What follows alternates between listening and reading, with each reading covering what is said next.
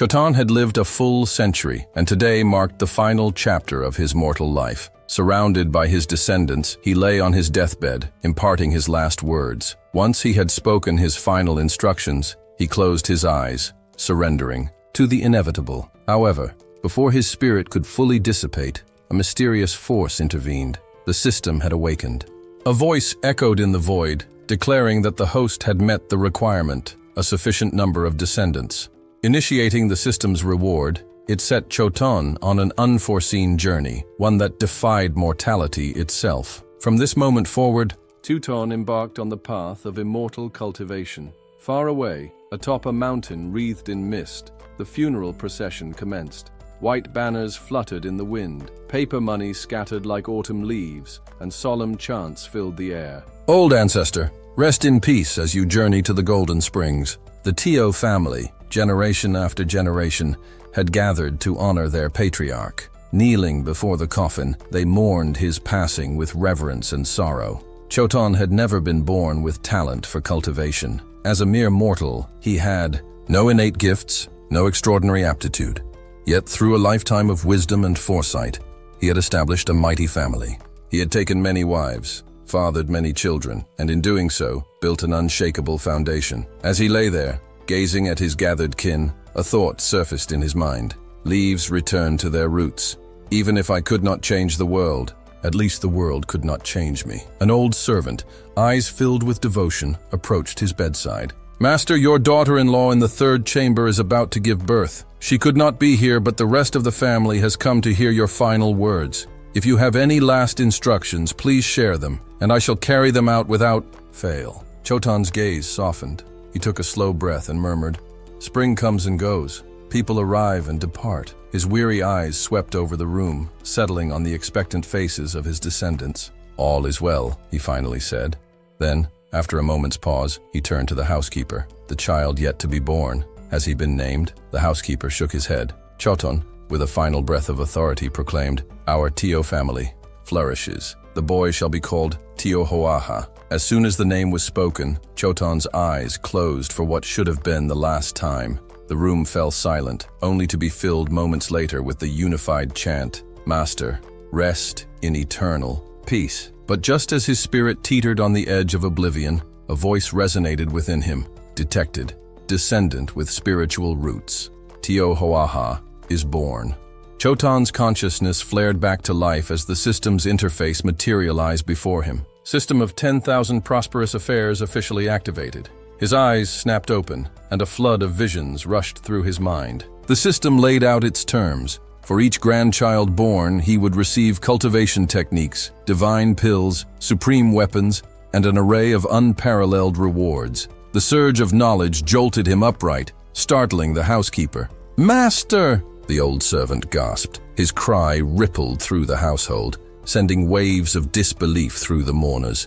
Gasps and shouts followed as family members, their faces streaked with tears, rushed forward. "Old ancestor! Old ancestor!" The housekeeper, in awe, yanked down the funeral banners. "This funeral is over," he declared. Outside, whispers of speculation spread. "Is the old ancestor truly alive?" one young man murmured. "Perhaps it's just his final burst of energy before departing," another suggested skeptically. Meanwhile, Chotan sat on his bed, staring at his aged hands in disbelief. What is this 10,000 prosperous affairs system? He thought, frustration bubbling within him. What kind of absurd system only activates when you're 100 years old? He grumbled aloud. Before he could complain further, a notification appeared. New player gift pack unlocked. Congratulations. 650 days of longevity added. Supreme Chaos Spiritual Root obtained. Supreme Immortal Cultivation Manual, The Great Dream. Purple Chess Scripture received. Cultivation levels granted. Begin consolidation immediately. A luminous book materialized before him, along with a brilliant red orb of spiritual energy that coalesced at his forehead. As the energy surged through him, his body underwent a stunning transformation. The wrinkles smoothed, his brittle frame strengthened, and his silvered hair darkened to jet black. He had become youthful once more. The sight left his housekeeper speechless. This is the supreme Tao meteor, the old man exclaimed. "I once encountered this phenomenon during my travels. It's an omen of heaven's favor. The old ancestor has truly stepped onto the path of cultivation. The heavens have blessed the Tio family." The system notifications continued to flood in. "Congratulations. Qi refining, first layer achieved. Congratulations. Qi refining, second layer achieved. Congratulations. Qi refining, third layer achieved." Within mere moments, he had ascended to the 9th layer. His body glowed with divine energy, and his very essence seemed reborn. Finally, the system delivered its final proclamation. "Congratulations! Host has broken through to Foundation establishment." Teuton opened his eyes, now gleaming like polished jade, and flexed his rejuvenated fingers in amazement. "Foundation establishment. So this is the power of true cultivation." A slow grin spread across his face as he clenched his fists. "To break through 9 levels in a single day, this system truly lives up to its name." His housekeeper, still bowing deeply, could only exclaim in reverence, "Congratulations, Master, for stepping onto the path of immortality." The gathered descendants, awestruck, followed suit, kneeling as they echoed, "Congratulations, old ancestor, for stepping onto the path of immortality." Teuton surveyed the scene, his heart swelling with satisfaction. He laughed heartily, looking at his children and grandchildren. "With every new life born into the clan, my power will only grow. Longevity, strength, endless opportunities, all tied to the prosperity of my family." His gaze turned thoughtful as he regarded his aged children. "Alas, at 70, my own sons have already passed their prime, but my grandsons, at 50, still have some potential." Then his eyes sparkled with realization. "And the great-grandsons? Ah, the great-grandsons. They are still young. They must work harder." His laughter rang through the hall as he turned to his housekeeper and clapped him on the shoulder. "Pass down my decree. The future of the Tio clan depends on diligent effort. The young must dedicate themselves to ensuring our family's prosperity." The housekeeper bowed deeply once more. "As you command, Master." And so, with a second life gifted to him and an immortal path unfolding before him, Teuton prepared to lead his family into an era of unprecedented greatness. A decade had passed in the Tio mansion, and time had transformed it into a place of unparalleled grandeur. The estate gleamed with luxury, its halls filled with opulent furnishings that radiated an air of power and prestige. Behind the mountain, seated with an air of quiet authority, was Tuo Tran, the family head, enjoying a cup of tea. Before him stood his eldest son, Tiol Lap, his posture respectful. "Father," Lap said, bowing, "following your directive, I have expanded our bloodline greatly. Weddings now take place every 3 days, with grand ceremonies held every 7. The Tio family name has spread far and wide, and within 15 units of Louis City, we are known as the most prosperous clan in terms of lineage." Beside him stood Tio Hu, a promising young descendant, listening intently. Tuo Tran's expression remained calm, his mind drifting towards something else. With a mere thought, he summoned his system, and before his eyes, a translucent screen manifested, initiating family harmony, all things prosper system. Host, Tuo Tran age, 110, 500 cultivation, golden core. Third layer number of descendants, 330 cultivation. Method, Great Dream, Purple Chief. Scripture proficiency, first-class superior sword techniques, Lu Res sword, spiritual root, supreme chaos, spiritual root elixirs, owned, youthful appearance pill, 4 stars, longevity pill, 5 stars, supreme quality foundation establishment pill, 1 star. Reviewing his progress over the last 15 years, a sense of satisfaction settled over him. He had remained secluded all this time, leading many in Luor City to assume he had perished. That misconception suited him just fine. He had lived cautiously before receiving the system at 100 years old. Why risk that longevity now? At that moment, the old housekeeper, Uncle Fu, entered hastily, kneeling with reverence. "Old ancestor," Uncle Fu announced, his voice solemn. "The Nalan family has arrived. They seek to break off the engagement." A flicker of displeasure crossed Tuo Tran's face. "Breaking off the engagement?" Tiop, another of his sons, stepped forward, his face filled with indignation. "Father, this is an outrage." Before Tuo Tran could respond, the system screen flashed again. New event triggered. Engagement broken. Choose your response. Accept the humiliation. Reward, 100,000 lower-grade spirit stones. Strike back and annul the engagement first. Reward, Yan Emperor's destiny. Tuotran's eyes narrowed. Interesting, he muttered. This system truly left nothing beyond his control. But what was the Yan Emperor's destiny? Yan Emperor's destiny, the ancient god Yan Emperor's divine essence, accumulated over eons, grants the ability to enhance spiritual root quality, can be gifted. A heavy silence filled the room.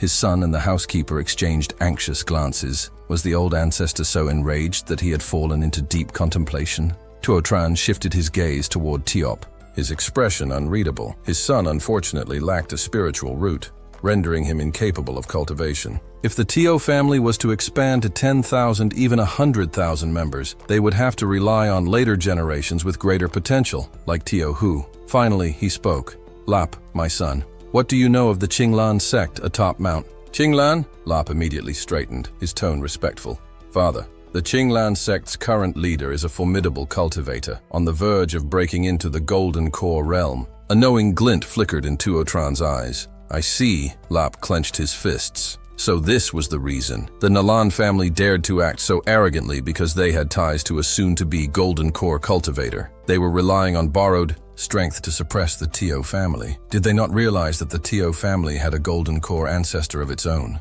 Straightening his posture, Lap looked toward his father with conviction. If father intends to intervene, I will personally see to it that this insult is repaid. Tuotran simply stepped forward, placing a reassuring hand on Tio Hu's shoulder. Do not worry, he said. This matter will be resolved. Tio Hu's heart swelled with emotion, bowing deeply. Thank you, old ancestor. At that moment, the course of fate shifted. In the grand hall of the Tio family estate, tension hung thick in the air. Seated arrogantly in the center, the Nalan family's clan leader, Hangu, drummed his fingers against the armrest of his chair, his patience wearing thin. His expression darkened as he snapped. What is the meaning of this? We've waited long enough, and yet the Tio family still dares to keep us waiting. Beside him, Nalan Yun, his family's pride and Tio Hu's betrothed, sat calmly. She barely spared a glance at the grand hall around her before remarking, "There's nothing left to discuss. I have been accepted as the final disciple of the Qinggan sect leader. As for Tilo," she paused, her tone dismissive. "He's nothing more than an ordinary mortal. Hardly a match for me." The servants standing behind them muttered in agreement, their disdain evident. "It's obvious now," one whispered. "They must be stalling behind the mountain trying to salvage this engagement." Another scoffed. "Ridiculous. Even if they consult their so-called old ancestor, what difference does it make? The Tio family's ancestor has been dead for a decade." At that moment, the eldest son of the Tio family, Tiap, entered the hall, leaning on a cane. By his side, Tio Hu supported him. Tiap chuckled, his voice steady but laced with sarcasm. "Brother Hangu, I trust you haven't been waiting too long?" Hangu's gaze flicked toward Hu before responding with an insincere smile. "Not at all. I must say Hu is well-mannered and possesses a refined demeanor, a suitable match in every way. But, unfortunately," he sighed dramatically, "the question remains whether your late ancestor would have approved of dissolving the engagement." With a deliberate gesture, he placed a small bottle on the table. "This," he declared, "is a supreme quality marrow pill, personally refined by Yun's master. A generous token of compensation from the Nalan family to yours." Tiap's expression darkened. Compensation? The Nan family was truly cunning, seeking to sever the engagement, yet still demanding the Tio family owe them a favor in return. Watching the Nalan entourage prepare to leave, he clenched his fists. Such meticulous calculations. Behind the mountain, Tio-chan observed everything through his divine sense. He smirked, swirling tea in his cup as he transmitted a message to his grandson. "Hu, it's time for you to act." Receiving the silent command, Hu stepped forward, his voice clear and resolute. "Clan leader Nalan, take this bottle back. Your daughter may need it more than we do. As for the engagement, our family does not consent to breaking it." The room fell silent. The Nalan clan leader's face twisted with anger. Gripping his cane tightly, he slammed it against the floor. "You insolent brat, how dare you speak out? Of turn? Know your place?" Yet Hu remained unfazed. He took another step forward, standing tall. "Miss Nalan Yun, tell me, was this decision yours, or merely your clan leader's will?" She met his gaze coldly. "Of course it was my choice. My master has no desire for me to marry a commoner. It would only hinder my cultivation." A trace of disdain flickered across her face. "Surely, even you can understand the difference between us." Behind the mountain, Tio-chan scoffed. Hu, undeterred, placed a hand on his chest. Miss Nalan Yun, as a daughter of a noble family, you should understand the weight of honor. To break an engagement so publicly, do you not see the disgrace this brings? His voice carried unwavering determination. If we allow this, what will become of the Tio family's standing in Louis City? How will we command respect on Qingyun Mountain? Nalan Yun's patience snapped. And what right do you have to lecture me? You are nothing more than an ordinary mortal. He was taller than her, and as he looked down at her, his gaze sharpened. You believe that just because I am not from an immortal sect, I am unworthy? His voice was steady, but a dangerous glint flashed in his eyes. Tell me then, aside from the Qingan sect's backing, what else do you have to rely on? Before she could respond, he took another step forward, his aura suddenly shifting. And how can you be so sure that I am merely an ordinary person? At that moment, a surge of energy burst from his body. A powerful wave of qi rippled through the hall, radiating from him with undeniable force. The onlookers gasped in shock. Refining stage 4, someone whispered in disbelief. The air grew heavy. Nalan Yun's eyes widened, her expression frozen in stunned silence. She had assumed him to be nothing more than a powerless mortal, yet he was only one level below the last disciple of the Qingan sect leader. The Nalan clan leader and Nalan Yun stared at him, utterly speechless. Hu stood tall, his presence luminous, his handsome features sharpened by newfound confidence. The tables had turned. Hall was silent as Nalan Yun, the intended fiancée, stood before Tio Hu. Her eyes flickered with disbelief before she crossed her arms defiantly. I won't end the engagement, but under one condition, she announced. Tio Hu, who had been prepared for the worst, narrowed his eyes. Speak. Postpone the engagement for 10 years. If you can come to Qinglan sect and defeat me in combat, by then, I will honor the marriage. If not, I will sever it myself, and it will no longer affect the Tio family's honor. Do you dare accept? The room tensed. Tuo Tran chuckled, setting his teacup down. Who do you understand the wisdom of the elders? 30 years east, 30 years west. Never look down on a poor youth, Tio Lap smirked. Well said, father. Nalan Yun scowled. A mere qi refining stage 4 cultivator like you thinks he can teach me a lesson? Laughable. Within 15 years, I will make you kneel and beg for mercy. Tio Hu's face remained impassive. Then, without a word, he reached into his robes, withdrew a parchment, and bit his finger. With a swift press of his bloody thumb, he marked the paper and held it up. You misunderstand. I do not need 10 years or 15. This is not an engagement severance letter. This is the Tio family's divorce letter to you. From this moment forth, there is no connection between Nalan Yun and myself. Gasps filled the hall. The gathered clansmen from both sides fell silent as the gravity of the moment settled in. Nalan Yun trembled. You dare divorce me? Across the hall, Tuo Tran lifted his cup once more, his expression unreadable. A system notification chimed. Second choice. Successful. Reward acquired. Yan Emperor's destiny. A radiant spirit stone materialized in his palm, pulsing with fiery energy. He examined it, nodding approvingly. Not bad. Tuo Tran waved a hand. Escort our guests out, and be sure to return their so-called priceless marrow cleansing pills. The Nalan family head scoffed, but turned on his heel, leading his humiliated daughter away. That evening, atop Wind Mountain, the cold wind howled as Tuo Tran stood beneath the stars, holding the glowing spirit stone. Hu, come forward. His grandson obeyed, bowing. Ancestor. This is a gift, Tuo Tran said, pressing the stone against Tio Hu's abdomen. System scan. Recipient, Tio Hu. Cultivation, Qi refining stage. For spiritual root, 2nd grade special condition, Yan Emperor's destiny, not yet activated, Tuo. Tran frowned. Not activated yet? His gaze softened as he patted Tio Hu's shoulder. This power is now within you, but you must cultivate diligently. Without effort, incidents like today will only continue. Do you understand? Tio Hu clenched his fists, determination burning in his eyes. I do, ancestor. Tuo Tran nodded in approval. Then go. Train hard. A year passed in the blink of an eye. Behind the mountain, Tuo Tran meditated in seclusion when a sudden tremor shook Qinglan Mountain. His eyes snapped open, and in an instant, he leapt to his feet. The system chimed once more. System alert. A rare treasure has been discovered. Please make a choice. His lips curled into a knowing smile. It seems the heavens favor the Tio family yet again.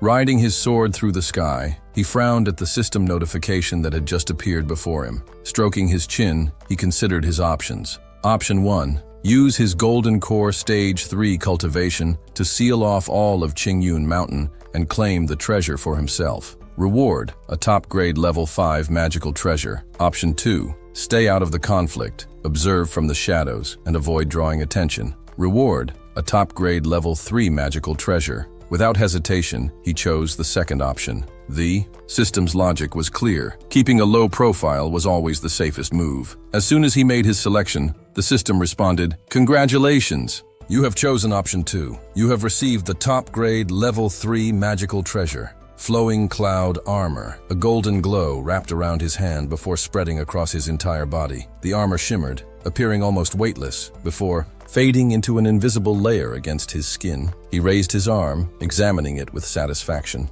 The flowing cloud armor would remain unseen under his robes, only activating in times of danger. Activating his sword flight, he turned toward home. The system clearly wanted to lure him into unnecessary risk, but he wasn't that foolish. Sealing off the entire mountain, that would be no different from inviting disaster. His plan was simple: cultivate in seclusion and let time work in his favor. With patience, power, and a long lineage, the future would be his. The next morning, a street in Louis City. "Did anyone see that blinding purple light last night?" a scholar asked excitedly. "Of course," another man chimed in. "I had an argument with my wife and stepped outside for some air. Then I saw it. That kind of light could only come from a treasure." A third voice added, "They say it descended on Qingyun Mountain. We should go treasure hunting. Who's with me?" "Count me in," another man exclaimed. "If we find it, our lives will change overnight." Similar discussions erupted all over the city. Families and factions were rallying their people, eager to stake their claim. "The Wang family is already on the move. We can't let them get ahead. The Hang family must have this treasure. If we seize it first, our power in Louis City will be unmatched." Within moments, the city was buzzing with preparations as groups formed, each determined to reach Qingyun Mountain first. Xiao family estate, backyard cultivation grounds. A horse-drawn carriage sped toward the estate, carrying Xiao Lian, the eldest son and current head of the Xiao family. As soon as they arrived, he urged the driver, "Faster!" Moments later, he stepped out, leaning on his cane, and made his way inside. Upon entering the cultivation grounds, he bowed deeply. "Father," he called out respectfully. His father, Xiao Chen, was seated at a wooden desk, writing calmly. Without looking up, he gestured toward a seat. "Lian, what brings you here in such a rush? Sit and speak." Xiao Lian hesitated. He was already past 80, yet his father, despite appearing far younger and stronger, still used spiritual energy to support him. Sitting down, he took a deep breath. "Father, last night, a mysterious purple light was seen over Mount Qingyun. The entire city is talking about it. Everyone believes a powerful treasure has appeared. All the major families have sent people to search for it. If we don't act, the Xiao family will be left behind." Xiao Chen calmly lifted his tea, taking a slow sip before responding. "And what did I teach you when you were young?" Xiao Lian straightened, immediately recalling his father's lessons. "You always told us to think before we act, to plan first, then move." His father nodded. "Exactly, which is why the Xiao family will not participate in this hunt." Xiao Lian's brows furrowed. "Father, with all due respect, this is a rare opportunity. If we don't act now, the other families will grow stronger while we remain in the shadows."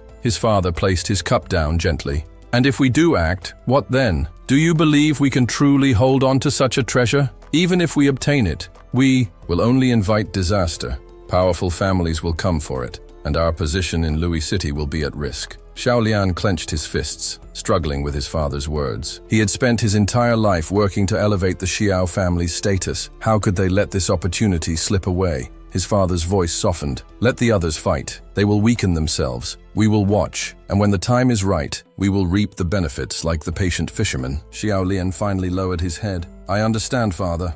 I will do as you say." Xiao Chen smiled. "Good. Now the most important matter for the Xiao family is not treasure, but ensuring we continue to grow. Go, focus on the future." Xiao Lian stood and bowed once more. "Yes, father." Despite his obedience, his heart remained restless. 3 days had passed since Xiao Chen had retreated to the secluded back mountain of the Xia family estate. He sat cross-legged outside his residence, deep in cultivation, his divine sense stretching outward like an invisible web. As he scanned, the surroundings, he detected movement, a presence approaching the mountain's edge. The intruder was none other than Sha Li, making his way up the path with the aid of his cane. A faint smile played on his lips as he raised a hand, releasing a stream of spiritual energy. The energy wrapped around his eldest son, drawing him forward in an instant. Sha Li blinked in surprise as he suddenly found himself standing before his father. "Father's mastery of divine sense is truly remarkable," he murmured in admiration before bowing respectfully. "The news has spread," he continued. "A treasure has been discovered on Mount Qinggan, and the Qinglam sect has taken action. They've sent 20 immortals to seal off the entire area. The descendants of various clans who sought the treasure were captured, tortured for information, and then silenced." Xiao Chen rose to his feet, his expression darkening. "The Qinglam sect parades itself as righteous, yet their actions are steeped in cruelty. All this bloodshed, simply to claim a treasure for themselves." His thoughts drifted back to Xia, whose engagement, which had been abruptly broken off due to their dealings with this so-called righteous sect. He placed a firm hand on his son's shoulder. "For now, our family must remain in the shadows, hiding our strength. The future of the Xia family depends on careful growth. Only when our numbers are strong will we have the foundation to thrive." Sha Li lowered his head in understanding. "Father's wisdom is boundless. I will remember this well."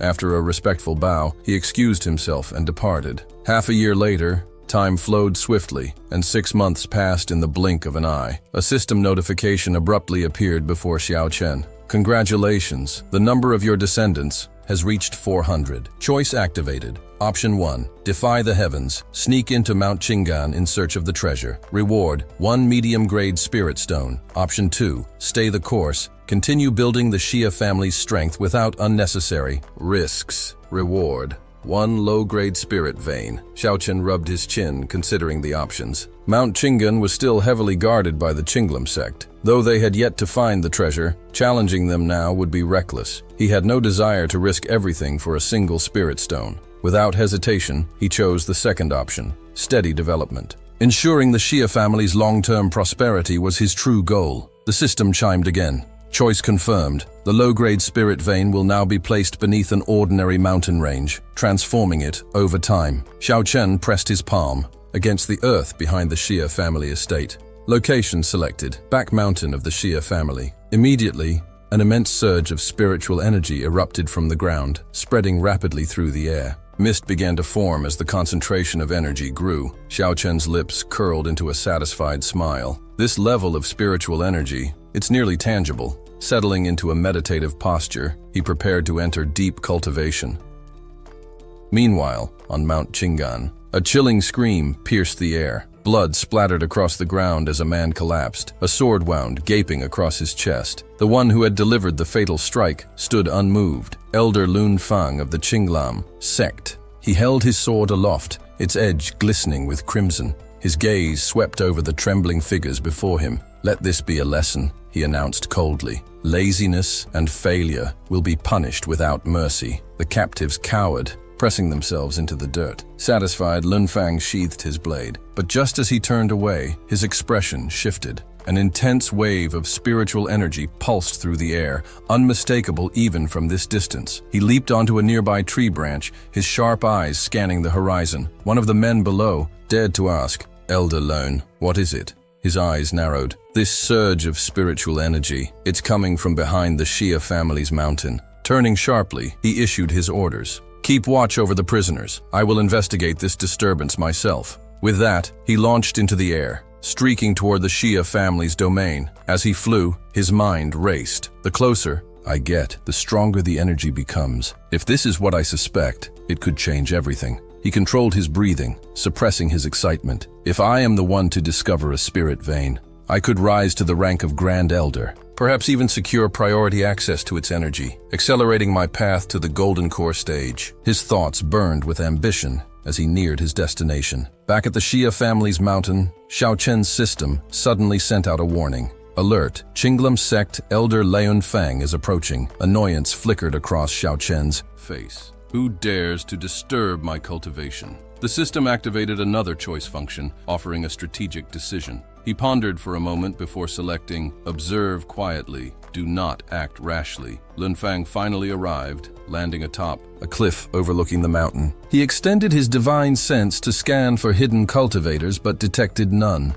Then his gaze fell upon the source of the disturbance. A low-grade spirit vein? His breath caught. If the sect leader learns of this, my path to power will be set in stone. Determined to secure his fortune, he prepared to return and report his findings, only to hear an unfamiliar voice echo through the mist. "Fellow Taoist, from where do you hail?" Lun Fang froze, his senses sharpening. Someone had managed to approach him undetected. Wariness crept into his heart. With forced calm, he clasped his hands in greeting. "I had no idea this land had an owner. My apologies for the intrusion. I am Lun Fang, an elder of the Qinglam sect. It appears we have met by chance." From within the swirling spiritual mist, a figure stepped forward. Xiaochen had deliberately altered his aura, adopting a new identity. "So it is Elder Lun. I am known as Xia Ha," he introduced himself smoothly. Inwardly, he smirked. Making up a name on the spot was nothing if it meant buying time. Lun Fang narrowed his eyes. Xia Ha. I have never heard of such a cultivator. His thoughts churned. If he truly possessed overwhelming strength, I would be dead already. His ability to avoid my detection proves he's powerful, but likely not invincible. And if he's an independent cultivator, then a calculating gleam entered his gaze as he contemplated his next move.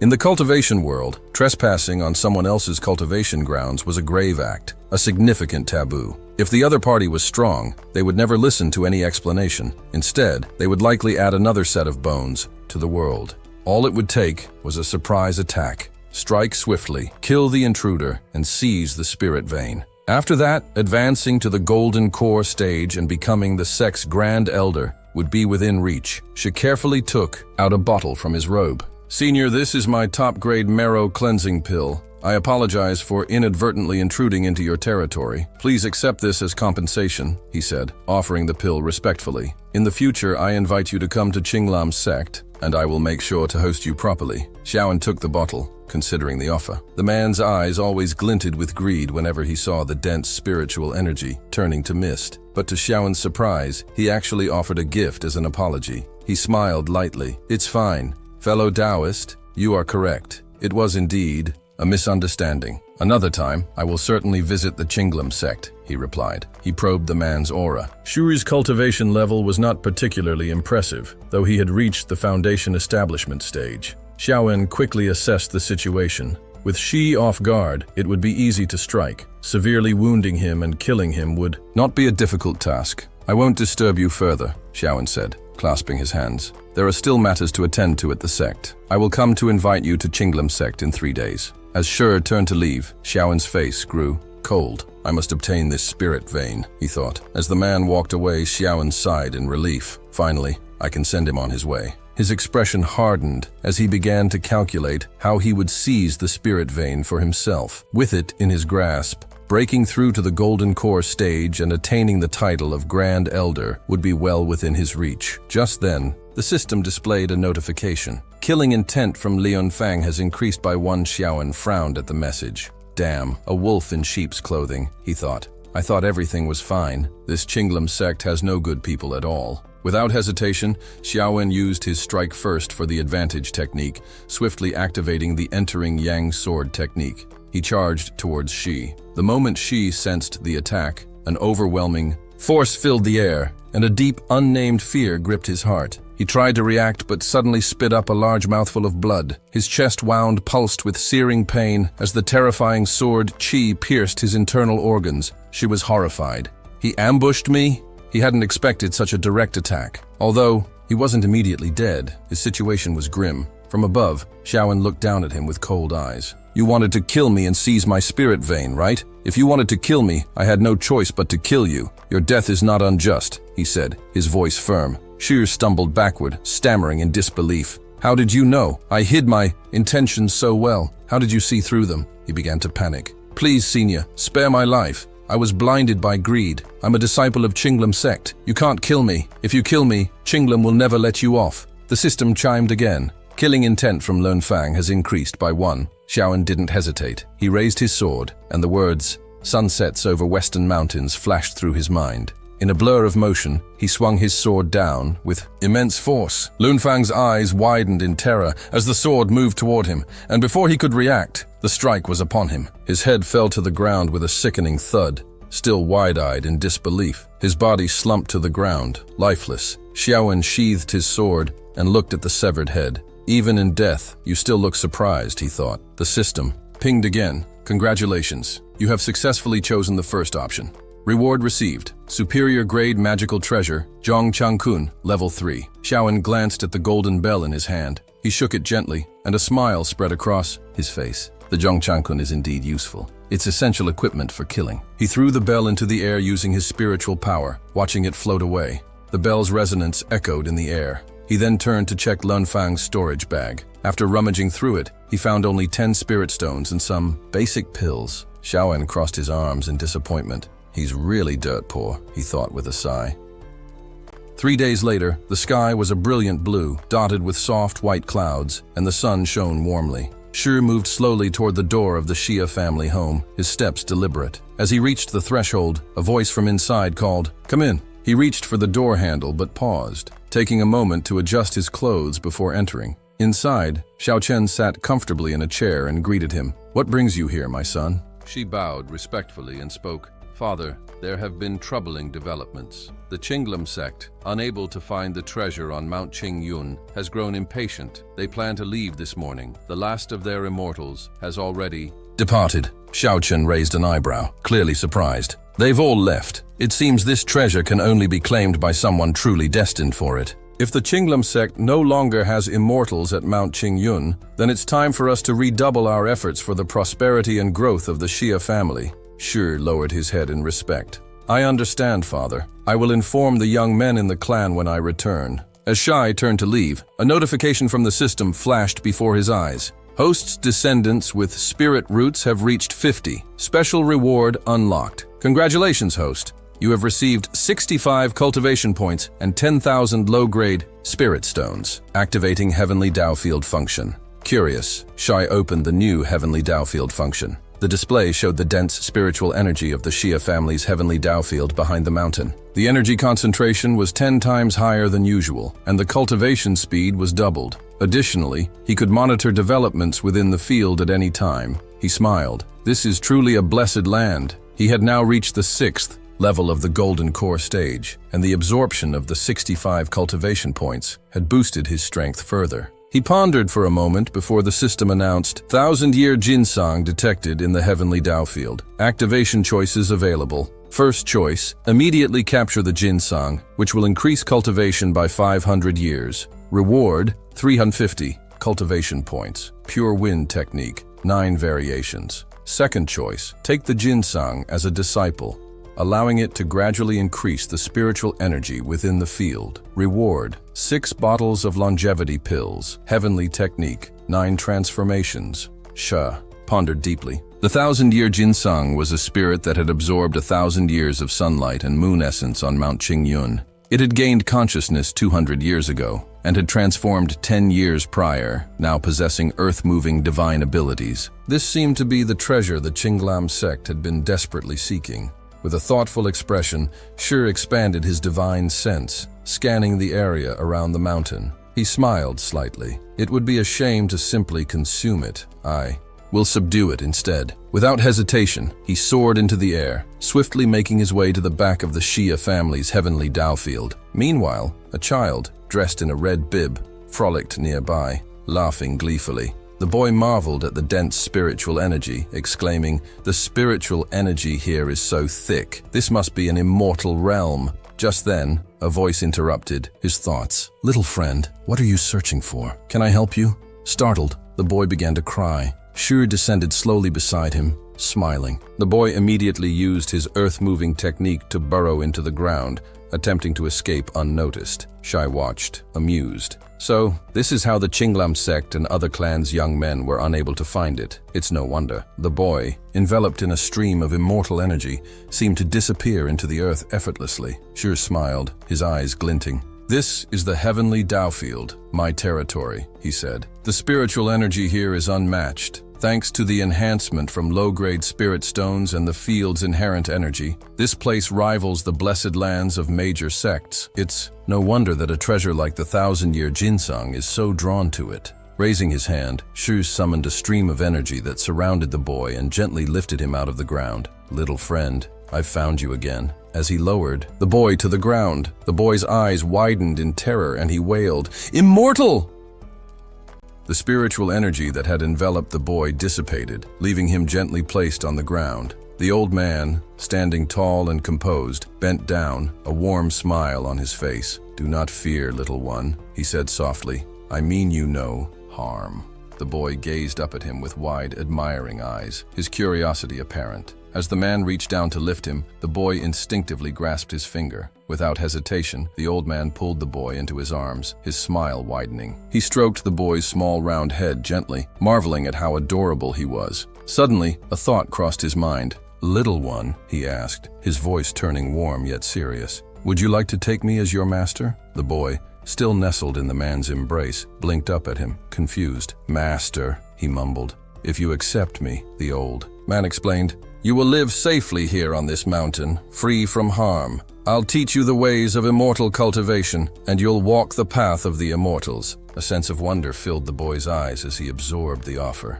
Without much thought, he bowed his head deeply, his voice trembling as he said, "Master." The moment the boy accepted, a system notification appeared before the old man's eyes. "Congratulations on successful choice. Subdued thousand-year ginseng. Rewards received: 6 bottles of longevity pills, heavenly technique, 9 transformations."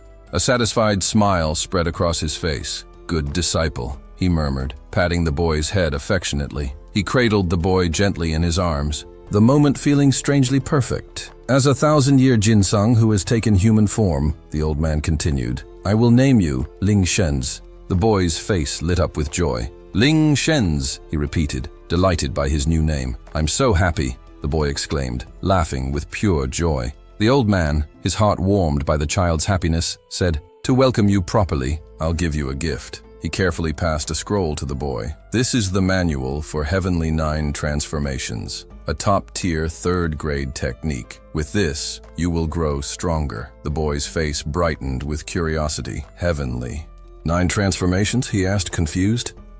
The old man placed his hand on the boy's forehead, transmitting the technique through his mind. "Focus and relax," he said softly. The boy's previously empty mind suddenly felt illuminated. The moment the technique settled in, the boy's eyes widened in amazement. "Wow!" he exclaimed, astounded by the new knowledge. "Do you feel it?" the old man asked gently. The boy nodded eagerly. "Yes, it's there." "Good," the old man praised. "Now you must continue to work hard and cultivate." As the days passed, the old man patiently taught the boy, guiding him through the basics and more. One day, while they were working on a character, a familiar voice broke the silence. "Who? Why have you come?" the old man called out, turning to see Xiao, his niece, stepping into the room. Her face was tinged with sadness, and there was a resolve in her eyes. "Patriarch," Xiao said, bowing her head respectfully, "I've come to say goodbye. I want to go on a journey, to seek opportunities of my own. Only by wandering can I truly find my path." The old man paused, surprised by her words. "You wish to leave?" he murmured, pondering her decision. Just then, a system notification appeared, detected that Xiao H has chosen to travel and experience the world. Initiating choice. The old man frowned, unsure of what to do next. He turned to the system, considering the 2 options presented. First choice, refuse and personally teach Xiao. Reward, top-tier 4th-grade magical treasure.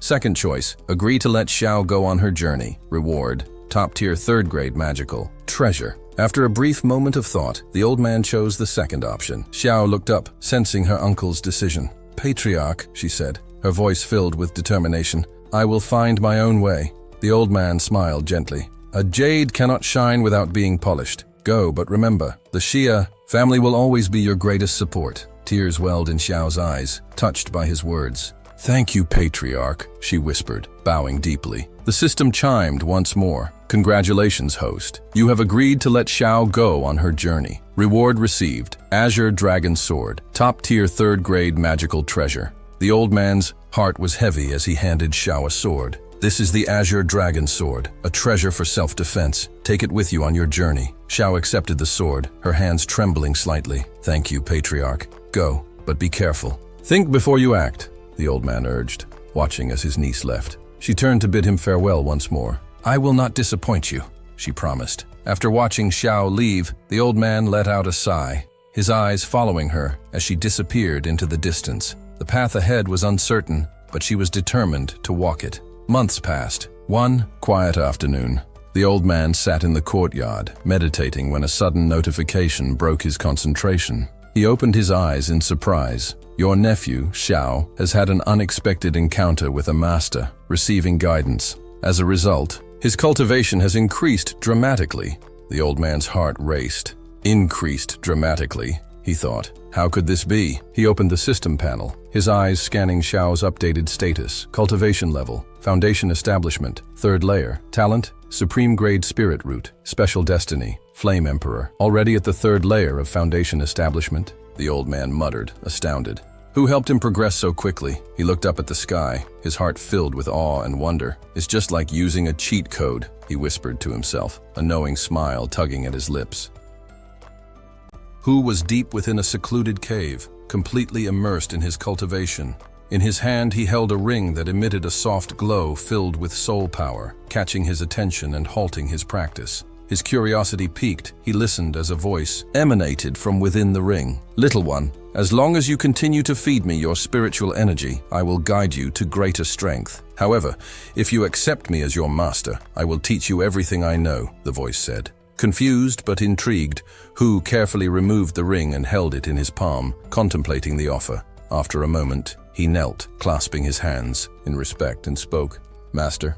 A hearty laugh resonated from the ring. Good, my obedient disciple, the voice responded. With the discipleship ceremony complete, Hu placed the ring back on his finger, and soon the memories of his master's cultivation techniques flooded his mind. Settling into a meditative stance, he resumed his cultivation, fully focused. The years passed swiftly, and in the blink of an eye, 5 years had gone by. Hu finally emerged from his seclusion, ready to continue his training. Meanwhile, on the other side, Xiaoyin's cultivation was advancing steadily, the system notifying him of his increasing strength. 5 years passed, and at the Qinggan sect on E. Mount Qinggan, a mysterious figure fully cloaked in robes was engaged in deep cultivation on a stone platform. This person was none other than Li Qingshan, the sect leader. His face twisted in concentration as powerful streams of spiritual energy began to swirl around the peak of the mountain. The energy converged and flowed directly into him, creating a surge that sent shockwaves throughout the sect. His disciples watched in awe as jade-green clouds began to gather, enveloping the entire mountain, signaling the arrival of a cloud tribulation. Li Qingshan was about to break through to the Golden Core stage. The disciples, filled with excitement and anticipation, quickly notified everyone to evacuate the area. As the tribulation continued, Li Qingshan hovered in the air, an expression of smug satisfaction on his face. He was about to ascend to a higher level of power. The sky darkened, and he floated gracefully, no longer needing the aid of flying swords as he had during his foundation establishment stage. Finally, I've reached the first level of Golden Core, Li Qingshan thought to himself, his breath quickening as the spiritual energy of heaven and earth poured into his body. With a triumphant grin, he descended slowly, now able to fly freely without assistance. He made his way to the training grounds, where the disciples eagerly awaited his arrival. They rushed forward to congratulate him, and Li Qingshan smiled, proud of his achievement. Congratulations, Master, his disciple Lanun said, stepping forward. Li Qingshan nodded. Yuner, I heard you recently went to the Xia family to break off the engagement, he remarked. The mention of this brought Yuner into a moment of deep reflection. She remembered Xiao, the handsome, refined young man who once seemed like a good match. But now, looking back, the gap between their worlds felt insurmountable. Master, you're right. I had an appointment with that mortal, Xiao, in 15 years, but he is far beneath us. I'll make him realize that a humble bird can never soar as high as the sky, Yuner responded, her tone firm with conviction. The sect leader nodded approvingly. Your character is admirable. Meanwhile, behind the Xia family mountain, Xia Chen was deep in meditation. The system alerted him of a new development. His descendants had reached a milestone of 1,000 people. A notification appeared, informing him that he had earned a reward, a Jinung seedling. Excited, Xia Chen called out to his disciple Ling Shenzi. "Come here quickly." Ling Shenzi appeared in an instant, eagerly entering the room. Xia Chen handed him the Jinang seedling and instructed, "Plant it in the courtyard." Ling Shenzi nodded, accepting the task. As he planted the seedling, Xiaoan observed his disciple's progress. "You've done well," Xiaoan thought, watching the young cultivator with pride. Afterward, Xiaoan sat down to meditate, lost in thought. He checked the status of the Xia family using the system interface, pleased by the prosperity of his lineage. However, a sudden realization struck him. He hadn't grown a beard in quite some time. Looking over, he saw that Ling Shenzi was finishing up with the seedling. Xiaoan smiled to himself, deciding it was time to return to his room and resume his own cultivation. As he settled into his room, the system chimed once again, informing him that the long-awaited 15-year appointment with Xiao had arrived. A selection prompt appeared, requiring him to make a decision. Xiaoan sat in silence for a moment, contemplating his options. The notification flashed before him, and Xiaoan paused, reflecting inwardly. Time had indeed flown by. 15 years had passed in the blink of an eye. Without the support of the system, he mused, he would probably be long gone. The vastness of the world and the mere gift of life, he couldn't help but appreciate it. With a deep sigh, the system presented him with two choices. The first option was to intervene decisively and assist Xia Huo in winning the battle, with the reward being the powerful 9 Transformations Fire Fist, a magical treasure of the highest caliber. The second was to trust in Xia Huo's growth, believing that his strength had surged enough to handle the situation on his own. By choosing the second option, Xiaoan would receive the sword summoning divine ability. After pondering for a moment, Xiaoan made his decision. He chose the second option. As the system confirmed his choice, he felt a sense of peace. Xia Huo had grown immensely, and now it was time to trust his progress. Meanwhile, in the vast training ground of the Qinggan sect, a crowd gathered to witness the duel. Xia Huo stood confidently to one side, while Nan Yun stood across from him on the elevated viewing platform. The atmosphere was tense as Nan Yun watched Xia Huo with disdain. With a sneer, Nan Yun finally spoke, her voice dripping with sarcasm. "Xia Huo, a weakling like you, with such a mediocre background, shouldn't even be standing here. How dare you dream of challenging us?" Drawing her sword with a swift motion, she assumed a battle stance. "Today, you will pay for your audacity with your life!" She lunged at him, her sword flashing with deadly intent. Xia Huo met her strike with ease, his sword raised in a calm and controlled manner.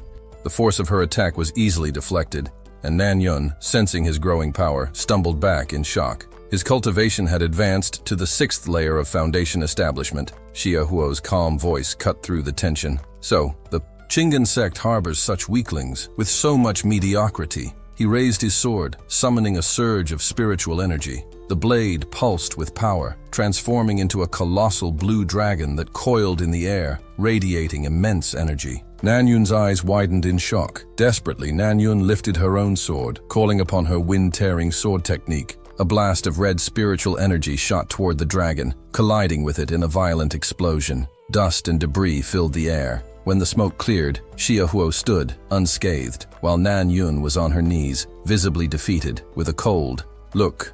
Xia Huo held out the retirement letter in his hand. "You've lost," he said, his voice laced with superiority. Nan Yun trembled, hugging herself in fear. "Please don't kill me," she pleaded, her heart racing. This was the first time she had ever felt such terror. Nan Yun staggered to her feet, tears welling up in her eyes. Watching Xia Huo turn and walk away, she couldn't help but wonder what kind of trials he had endured. It was clear that his journey had been far more difficult than hers as a junior sect leader. Her tears fell, though she wasn't sure if they were born from regret or humiliation. The elders of the Qinggan sect approached Xia Huo, their expressions hardening. One of them, an elder with a hidden weapon, stepped forward, speaking in anger. "Boy, you've humiliated our junior sect leader. You can't just leave like this," another elder chimed in. "If word gets out, the Qinggan sect will lose all face. We won't be able to stand in this world any longer." Xia Huo's expression remained calm as he looked at them, a smirk tugging at the corner of his lips. "Is that so? I had no intention of killing anyone, but it seems you're forcing my hand." His sword was already in motion, and he drew it with a decisive movement. The elders surrounding him tensed, preparing for a confrontation. The highest-ranking elder, a towering figure at the 9th layer of foundation establishment, was the first to react. The others, all at the 6th layer or higher, closed in on Xia.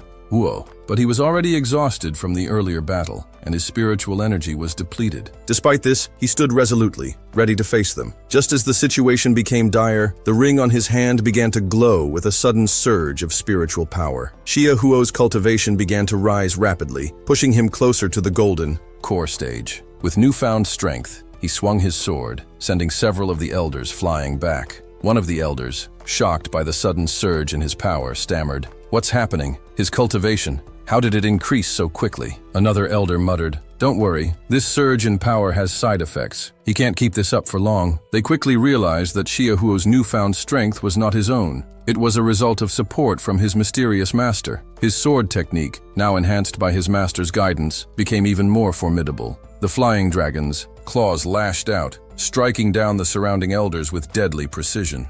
Yet, despite his strength, Xia Huo felt a deep weariness in his body. The strain from using the flying dragon 9 swords had drained his energy, leaving him physically exhausted. His dantian felt empty, and he knew he had to act quickly. He glanced around, sensing an opportunity to escape. But before he could make his move, an overwhelming pressure descended upon him. It was the presence of a golden core cultivator, someone of unimaginable power. Xia Huo felt his body seize under the weight of the pressure. Blood poured from his mouth as his spiritual energy was forcibly suppressed. The battle was far from over, and the true test of his strength had only just begun.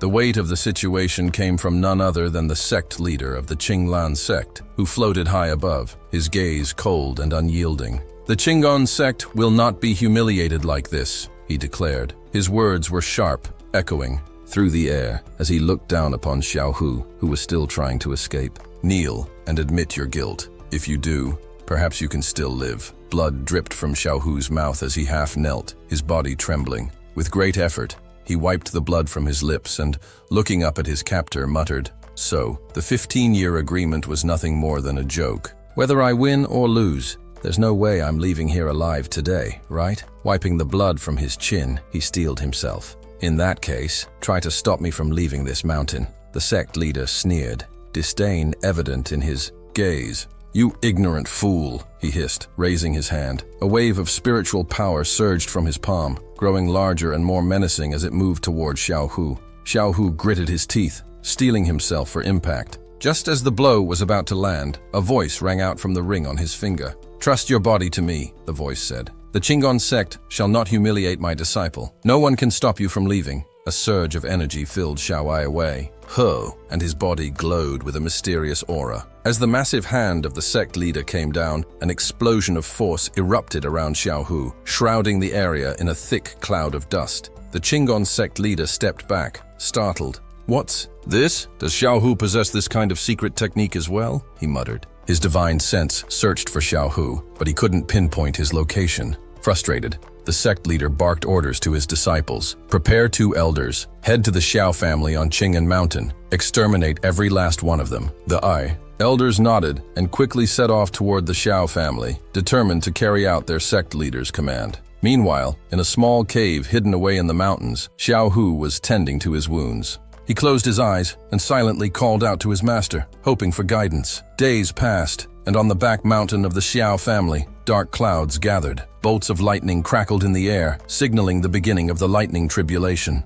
Xiao En, who had reached the 9th layer of the golden core stage, stood with a solemn expression. Today was the day he would ascend to the Nent Soul realm. With focused determination, he channeled his spiritual power, a surge of energy enveloping him as he prepared for the storm. The descendants of the Xiao family, watching from a distance, reminded each other to keep away from the back mountain. "Do not approach the area. Stay clear," they urged. Xiao En stood firm as the lightning struck again and again, each bolt seeming more powerful than the last. His body shimmered with energy, and his resolve never wavered. After what seemed like an eternity, Xiao En smiled, unshaken by the storm. Then, with a final deafening crash, the storm cleared. The sky was bright again, and the clouds dispersed. An elder, his hair white with age, observed the scene and commented, "It was just a powerful thunderstorm. Everyone can return now." The patriarch, still watching the sky, remained silent. Xiao En's body now glowed with a radiant light as he slowly descended, his feet touching the ground with grace. A small spirit floated before his chest, seated in meditation. Ling Enzi, his concerned disciple, approached cautiously. "Master, are you all right?" Xiaowen turned to him, a gentle smile playing on his lips. "It's fine. The Nent Soul tribulation isn't as terrifying as it seems." Ling and Z stepped closer, his eyes filled with admiration. "Congratulations, Master. You've entered the Nent Soul stage. Your martial path is flourishing, and the lightning tribulation has no effect on you now." Xiaowen nodded, his heart swelling with pride at his disciple's words. His journey to the Nent Soul realm had just begun, but he was ready for whatever came next. Both master and disciple returned to their room, focusing on cultivation. Xiaowen, seated in front of the system display, glanced over the information presented to him. Host, Qiao Chan, age 125, total cultivation. Progress, soul nurturing, first. Leia, number of descendants 178. Cultivation method, Hongmen Z scripture. Divine ability, sword technique, first class, upper grade. Sword technique, falling sun, third class, upper grade. Spirit root, supreme chaos, spirit root. Elixirs, 4-star longevity pill, 5-star longevity pill. Personal title, Master of Heaven and Earth. Xiaowen took in the information thoughtfully. As a mortal, he had once struggled with the burdens of birth, aging, sickness, and death. Now, with a lifespan of 1,000 years, his perspective had changed drastically. Suddenly, the system's interface flickered, showing new information. Qinggan sect disciples have entered the Xia family's territory. A decision is required. Xiaowen studied the images that appeared before him, considering the choices carefully. The system presented two options. Option 1, remove the earth above. Directly engage and eliminate them. Reward, 5th grade upper class magical treasure. Option 2, stand by and focus on self-development. Reward, 4th grade middle class magical treasure. Xiaowen's mind churned. He could choose peace and avoid confrontation. But if he allowed the Qinggan sect to destroy the Xia family, what meaning would life have? The Xia family's legacy could not be erased by outsiders. Without hesitation, Xiaowen made his choice. Option 1. As soon as he did, detailed information about the Qinggan sect's disciples appeared on the screen. Name, Danan Song. Race, human. Cultivation, foundation establishment, first layer. Role, disciple of Qinggan sect. Name, El Shan. Race, human. Cultivation, foundation establishment, 8th layer. Role, elder of Qinggan sect. There were a total of 10 people involved, but the Yara-Zebabish 2 elders were the most formidable, both at the 8th layer of foundation establishment. Xiaowen smiled lightly. These people were nothing more than pawns. With that, Xiaowen disappeared in an instant, leaving Ling Chen Zi standing in the room, marveling at his master's swift progress. It was evening by now, and the moon had risen. Meanwhile, the Qinggan sect disciples stood near the Xia family grounds. One of them spoke up with pride. The sect leader has ordered the complete destruction of the Xia family, young and old. This is to prevent any future threats once Xia Huan returns. We strike immediately upon getting within 100 meters. Behind them, a disciple praised the strategy. The 2 elders are brilliant. Their plan is flawless. The elders, listening to the praise, couldn't help but smirk. But their satisfaction was short-lived.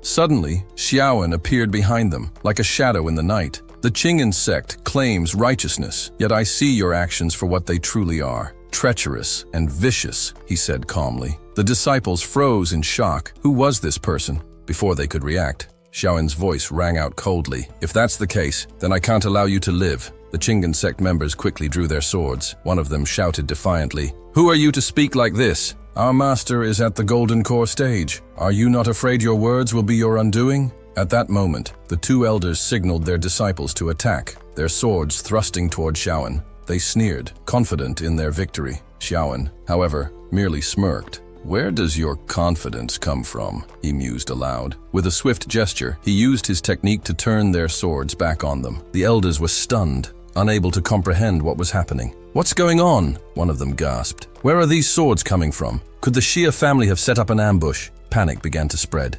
"Look above!" one of the disciples shouted. The elders looked up, and their faces drained of color. A circle of swords, glowing with spiritual energy, hung suspended in the air above them. Xiaowen remained composed. "The sword comes for you," he intoned. Realizing the danger, the 2 elders shouted in panic, "Run! We must report to the sect leader. Destroying the Xia family is impossible. This person is beyond our reach." As the disciples scattered in fear, Xiaowen raised his hand, sending a surge of power into the air. One by one, the swords descended, Upon the Chingan sect members, swiftly eliminating them, a notification from the system appeared. Congratulations, host. You have received a reward. Superior grade magical treasure, 5-element Chingan sword. A golden sword materialized before Xiaoan, who marveled at it. Not bad, he murmured. With this sword, I no longer need to rely on spirit swords. He then gathered his energy and, like a breeze, soared into the sky. Days passed, and on a dark night, the sect leader of the Chingan sect, Li Chingan, sat in the grand hall, fuming. "Who dares to kill the elders of our sect?" he roared, slamming his fist onto the chair. "The Xia family is no ordinary opponent. This person who wiped out my disciples, I must see them for myself." His voice rang out with anger, and the disciples around him remained silent, their faces pale with fear. Li Chingan's eyes narrowed as he plotted his next move. This mysterious individual must be dealt with. I will go to the Xia family myself and uncover who they truly are. In the Xia family estate, a faint stream of smoke drifted from an ornate incense burner at the center of the room. Seated in silent meditation was Xiao Chen, his mind immersed in cultivation. Thanks to the powerful effect of his current practice, his progress had accelerated dramatically. Hovering above him was a miniature projection of himself, encircled by rippling spiritual energy. With a thought, he summoned his system interface to inspect his personal stats. Host, Xiao Chen age, 125 out of 1500. Cultivation level, nascent soul, first layer descendants, 1278 cultivation. Method, Hong Zuchi Sutra divine ability, rare language, superior grade. Level 1, sword techniques, falling sun, superior grade, 3rd level. Sword coming, superior grade, 3rd level. Magical tools, 3-cornered Chanun pouch, superior grade. 5-element Chingan sword, superior grade. Spirit root, supreme chaos. Spirit root pills, Xian pill, 4 stars. Longevity pill, 5 stars. Supreme Judon, 1 star. Special ability, probing the personal information of all living things and heavenly bodies. Looking over the detailed report, Xiao Chen nodded, thoughtfully. With such an extensive lifespan and a flourishing bloodline, the Xia family would be able to thrive for generations. His mini projection floated out of the house, taking in scenes of daily life, weddings, newborns learning to walk, children growing up. He watched with quiet joy, content with the current prosperity of his family. But suddenly, an unfamiliar aura broke his peaceful thoughts. "A golden core cultivator has entered the area," he muttered. At once, the system scanned the surroundings and produced a detailed profile of the intruder. Name, Liqing Shan race. Human cultivation, golden core, 1st layer spirit root. Talent, 4th grade. Special status, sect leader of the Chingan sect. Xiao Chen narrowed his eyes. So it's Liqing Shan himself, a golden core cultivator appearing. Here uninvited is a serious threat. If he goes on a rampage, the Xia family could be devastated. His gaze sharpened. But I've already surpassed the golden core realm. I've stepped into nascent soul. A threat like him must be eliminated. Only the dead pose no danger. Elsewhere, along a dimly lit road where the lamps had just begun to glow, Liqing Shan was surveying his surroundings. This Xia family estate feels more like a fortified city than a clan house, he mused, impressed. Definitely not simple. Smiling faintly, he added, I'll need to dig a little deeper. The moon now hung high in the sky, stars scattered across its canvas. A voice, carried by spiritual energy, suddenly called out, "Fellow cultivator, how do you find the scenery here in the Xia family estate?" Startled, Liqing Shan halted mid-step. So they've already detected me. Impressive. Trying to stay composed, he clasped his hands and replied with courtesy, "Fellow Taoist, your words flatter me. The Xia estate is rich in spiritual energy, and its surroundings are indeed ideal for cultivation. I must admit I've arrived uninvited, but I hope you will permit me to make amends in person." From within the estate, Xiao Chen observed the man's image through the system. You think I'll fall for such a ploy? If you dare show your face, I'll end you." Still, with a composed expression, Xiao Chen raised a hand and released a pulse of spiritual power.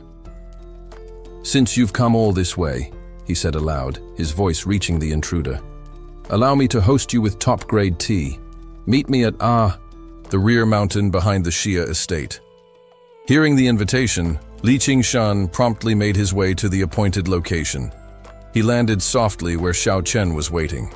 With a respectful bow, he said, "This one, Mu Yunzi, greets you." Xiao Chen, pouring tea calmly with one hand, answered, "I am Xiao Chen, patriarch of the Xia family. Please, sit." As the tea flowed into the cup, Xiao Chen's tone changed. "You don't need to keep pretending. You won't live long enough for it to matter." Li Qingshan's expression darkened. "So, it's true. It was your family responsible for the event 15 years ago, when my disciple was crippled." His eyes glinted with hatred. "Today, I've come to take your life, old man." The system immediately detected a spike in killing intent from Li Qingshan, but Xiao Chen remained unfazed. Suddenly, Li Qingshan changed his tone and posture, smiling disarmingly. "Brother Xiao, your achievements are truly remarkable. You've built a powerful legacy, a true hero of our time." Behind the facade, though, his unease grew. "I wonder," he continued, "where is your successor now?" As he spoke, the EE system recorded a surge in hostility from Li Qingshan. Xiao Chen chuckled lightly, raising his eyes. "You snake. When I kill you, I'll make sure they give you a performance award in the afterlife."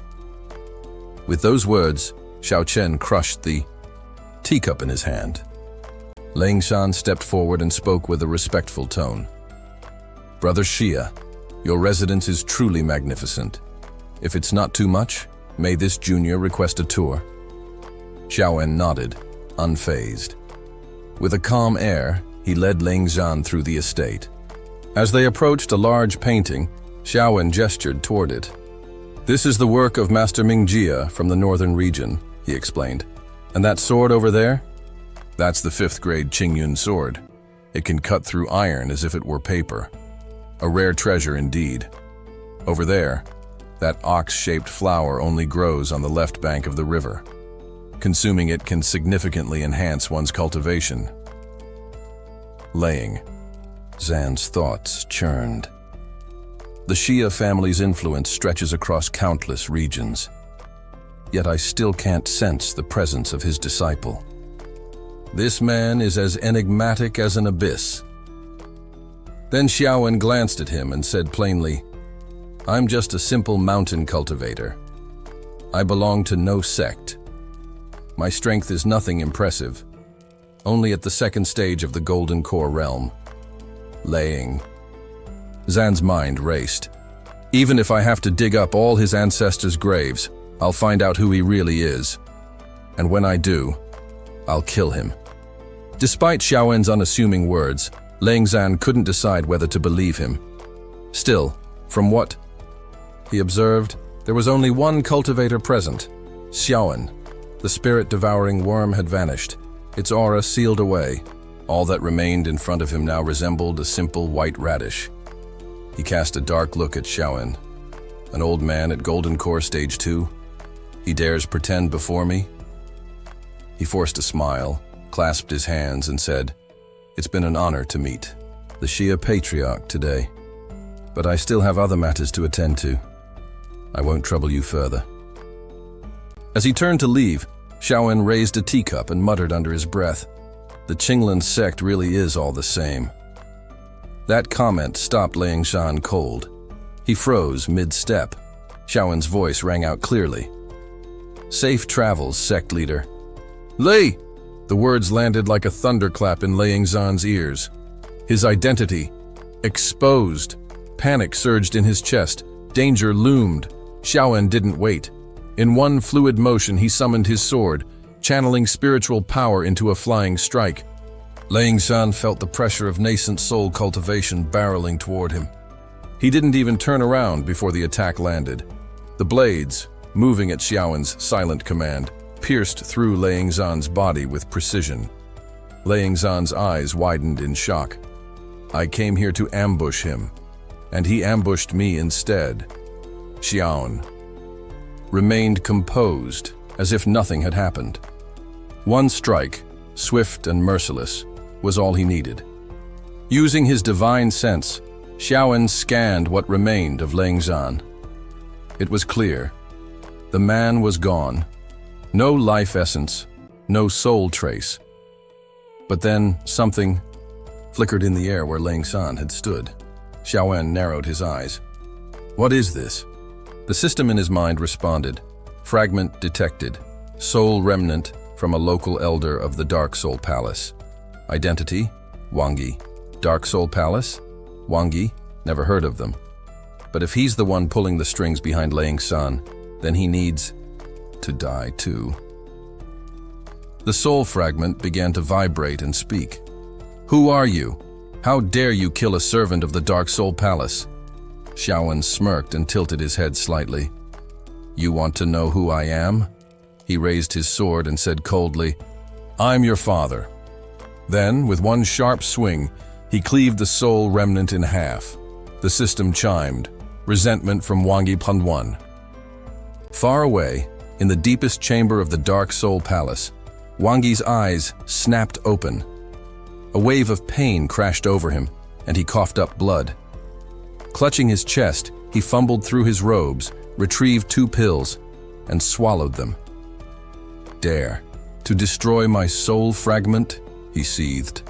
I'll skin you alive, rip out your bones, grind you into dust. I'll torment your soul in fire, day and night, until you scream for death that won't come. I'll make your entire bloodline suffer. But after a pause, he clenched his fists and muttered, No, not yet. The sect leader's grand plan is still in motion.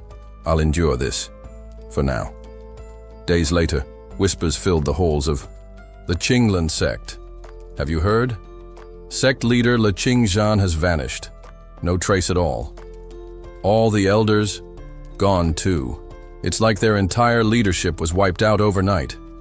The remaining disciples were gripped by fear and confusion. Only, Nalanyun sat quietly, sorrowful. She clutched a slip of paper in her hand, her heart aching. He went to the Xia family to confront Xia Hu.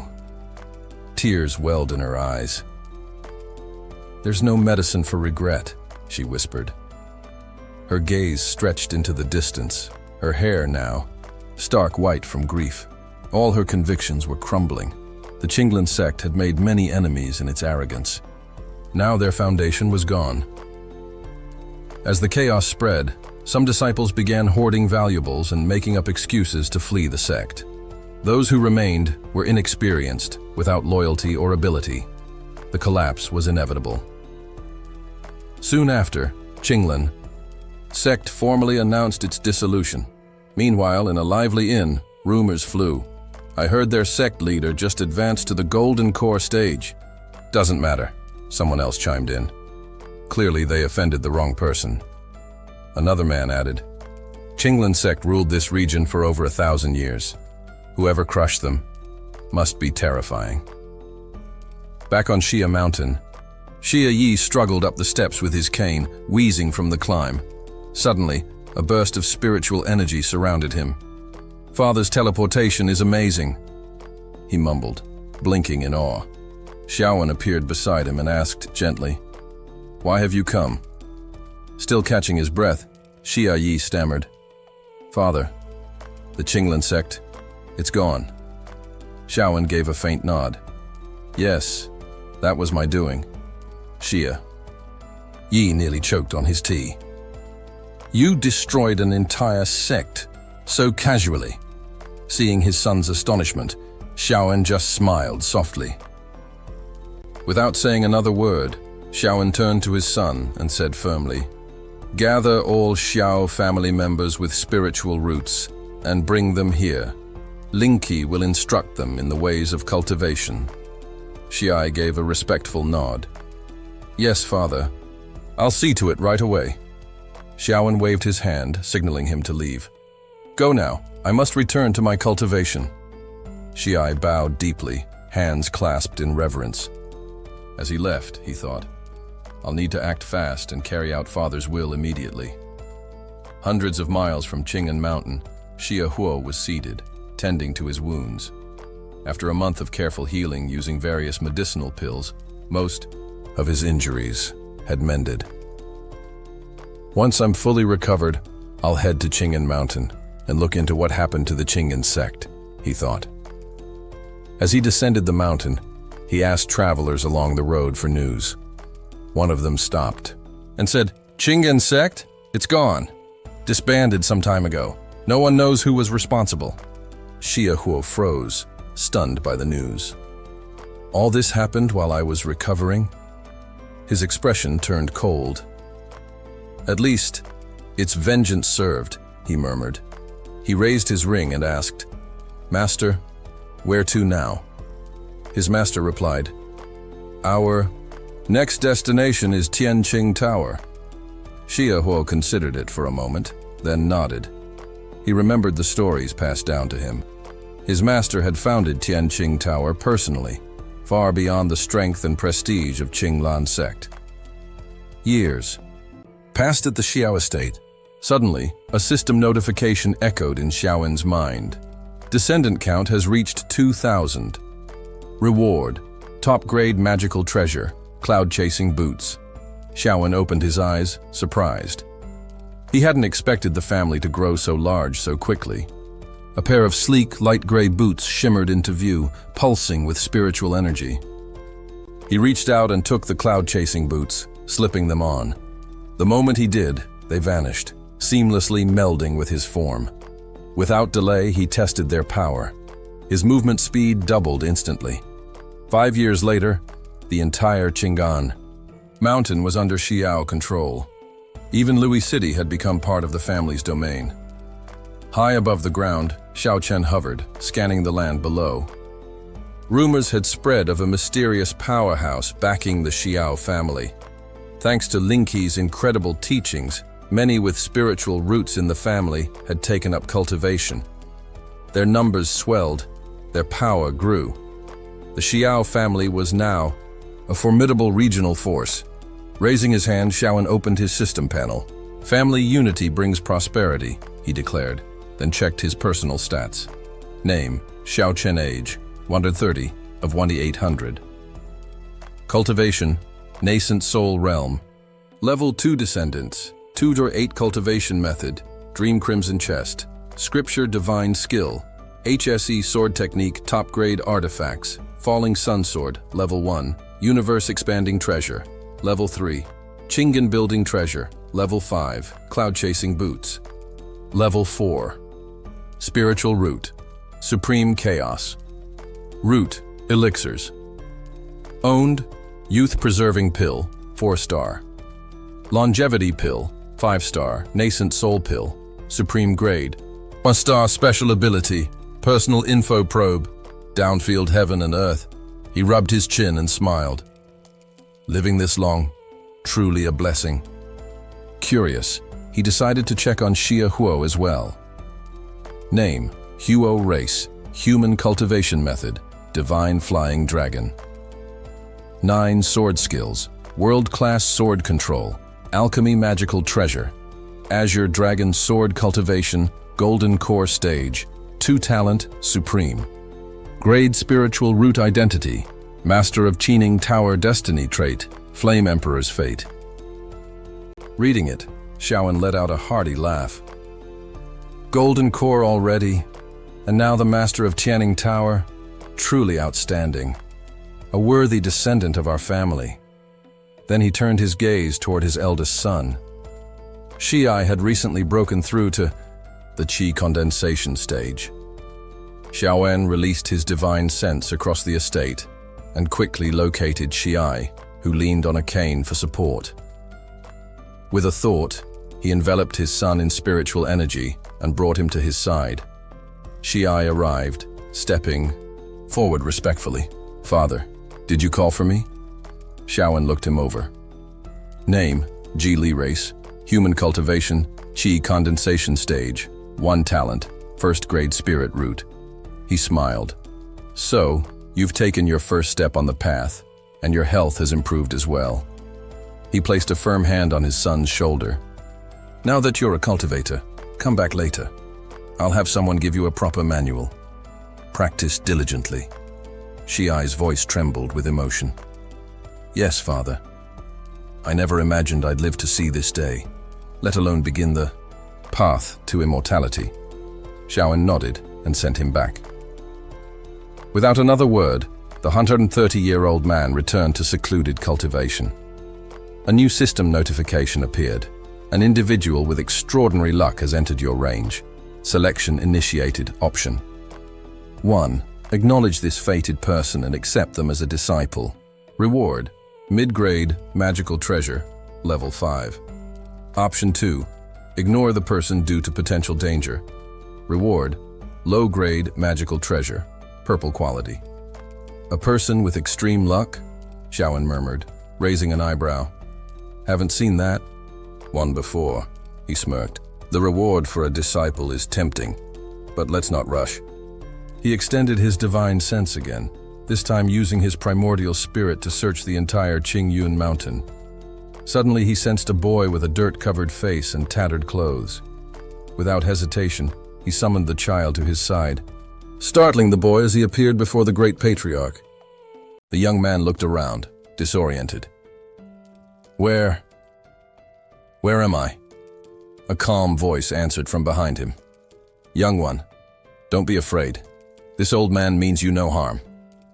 Startled, the young man turned around and asked, Who are you? The elder stepped forward and replied with a gentle smile, I am Xia'an, the ancestor of the Xian family. I've been observing you for a while. Your bone structure is exceptional, truly the physique of a cultivation prodigy.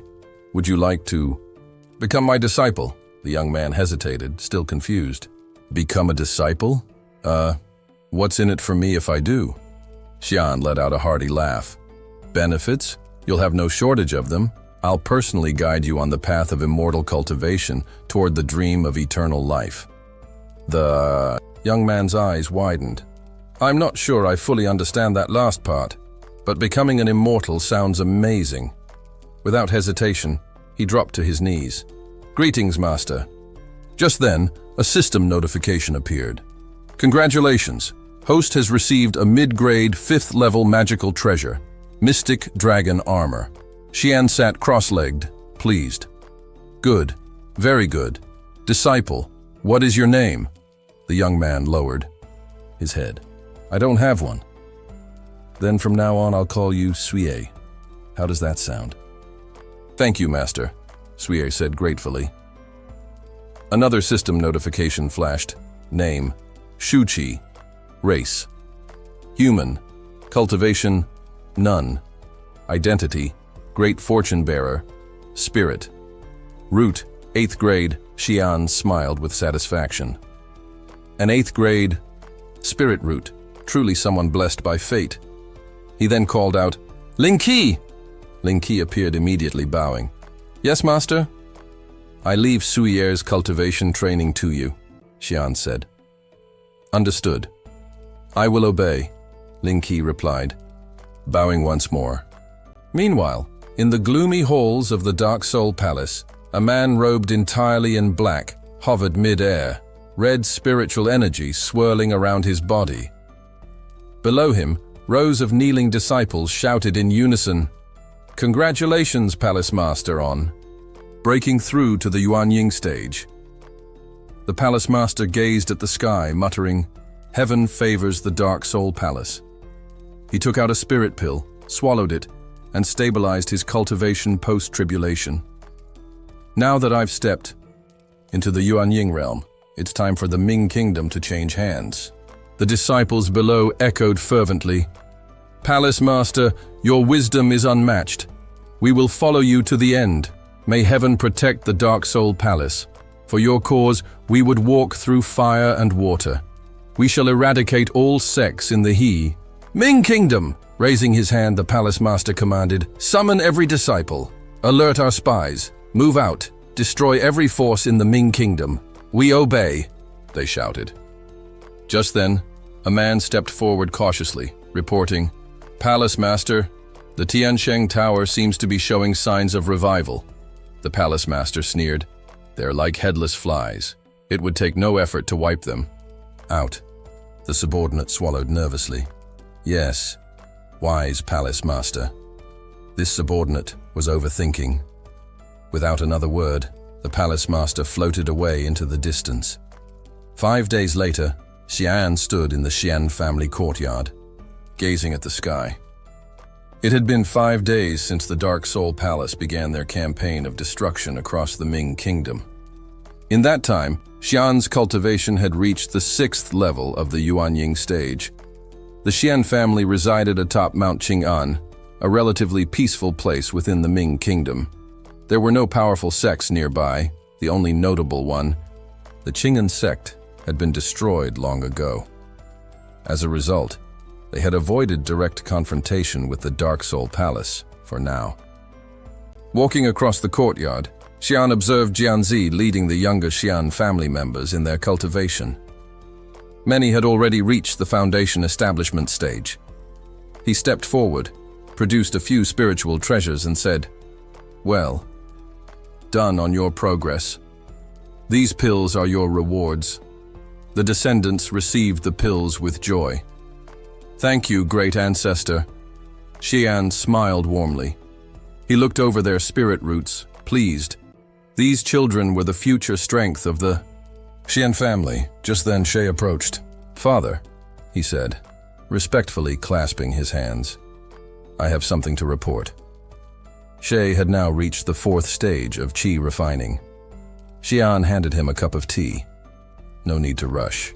Drink some hot tea first." Shay nodded, drank quickly, then continued. 5 days ago, the Dark Soul Palace began attacking. Over a dozen major and minor righteous sects in the Ming Kingdom have already been wiped out. The remaining righteous sects have united to stand against them. Xian looked down at his tea. The Dark Soul Palace again. Last time they targeted Licking and tried to kill Xiao. Now another wave of destruction against the righteous sects. These demonic cults never know when to stop. He frowned and instructed, "Shay, make sure the inner disciples don't get involved in any of this. They are not to leave Xian territory under any circumstances.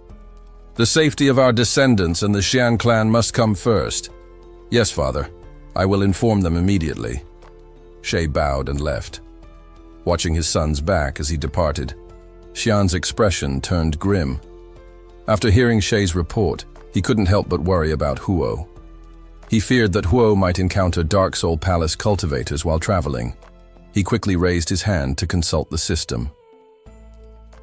"Grandson, Xiao has successfully broken through to Golden Core Stage 4. Xiaochen read the latest system notification and gave a satisfied nod. "Not bad at all. Reaching Golden Core Stage 4 in just 5 years. That kind of speed was rare. The stronger Hua became, the safer she would be outside." The system screen continued listing her profile. Name, Xiao Hua race, human techniques, flying dragon sword technique, sword control, peerless pill refinement, soul-destroying sword, Asura, dragon sword cultivation, Golden Core Stage 4 spirit root quality, grade.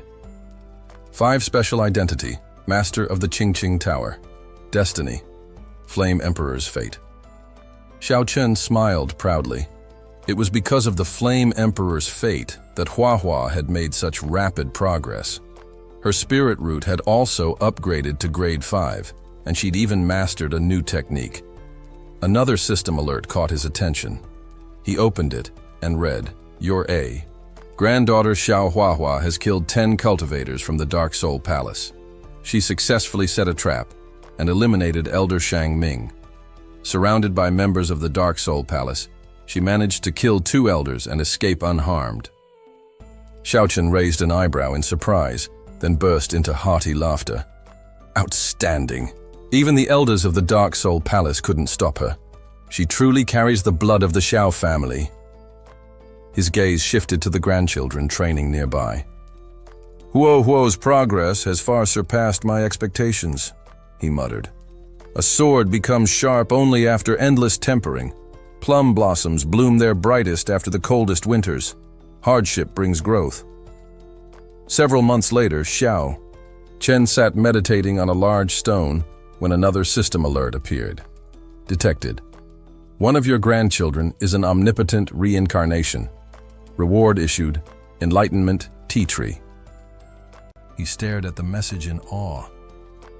A future descendant is an omnipotent reincarnation. He inspected the tree in his hands. It shimmered with spiritual essence. The system noted that it absorbed the energy of heavenly and earthly spirit roots, as well as the essence of the sun and moon. Its effects included calming the soul and boosting one's enlightenment over time. He smiled warmly. Just the name alone suggested it was on par with the ancient Jinang trees. The potential of this grandchild intrigued him even more. He scanned the system details. Name, Xiaomai race, human spirit root quality, grade 6 cultivation, nascent soul. Integration period special identity, omnipotent reincarnation. Xiaochen's eyes widened. Integration period? That's above nascent soul stage. Concerned, he asked the system, if Xiaomai regains memories from a previous life, will it threaten the Xiao family? The system responded, Dear host, all thoughts, emotions, and loyalties of Xiaomai are deeply tied to the Xiao family. Xiaochen exhaled in relief. That's all I needed to hear. Activating his divine sense, he summoned Chi-Chi. The loyal disciple appeared promptly, bowing. Disciple greets master. What can I help you with? Xiaochen handed him the tea tree. This is the Enlightenment Tea Tree, planted in the courtyard.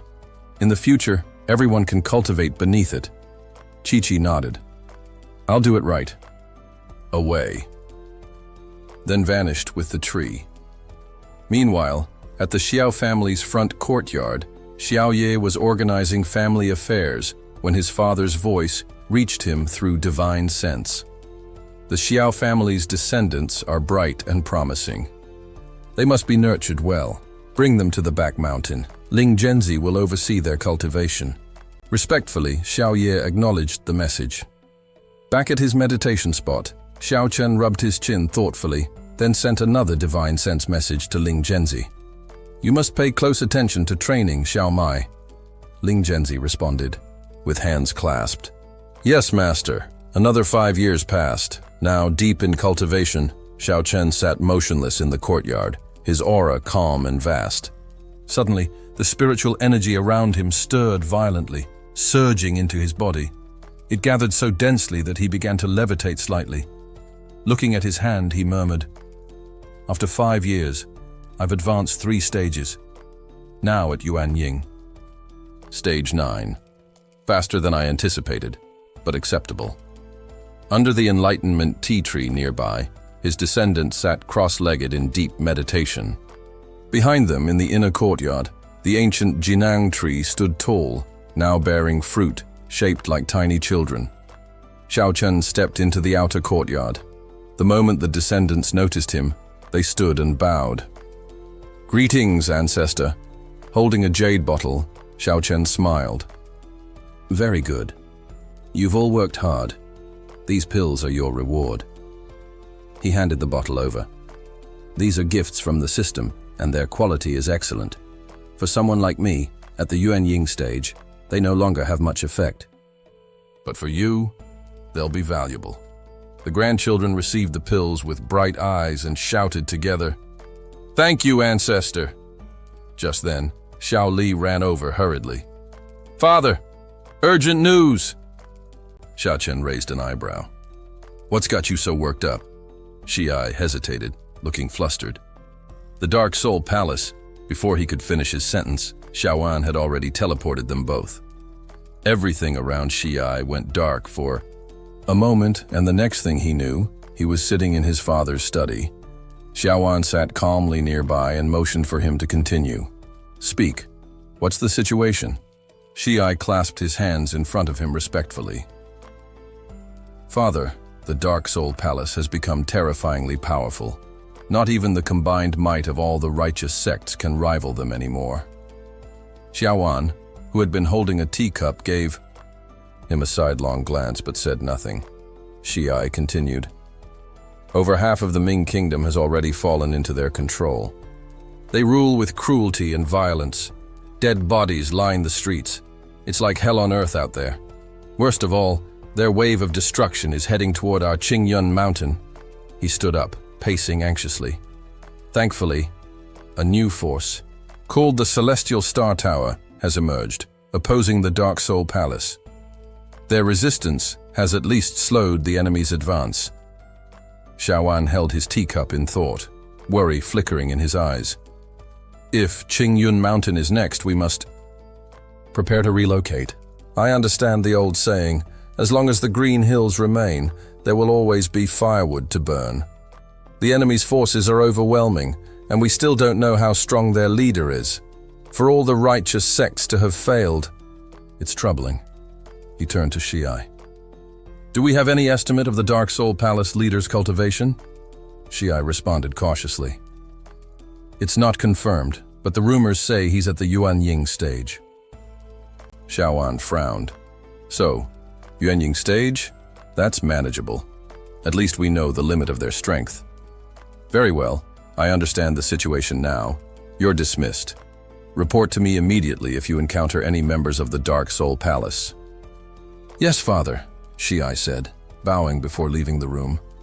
Watching his son go, Xiaowan thought to himself, isn't the master of the Celestial Star Tower actually Huo?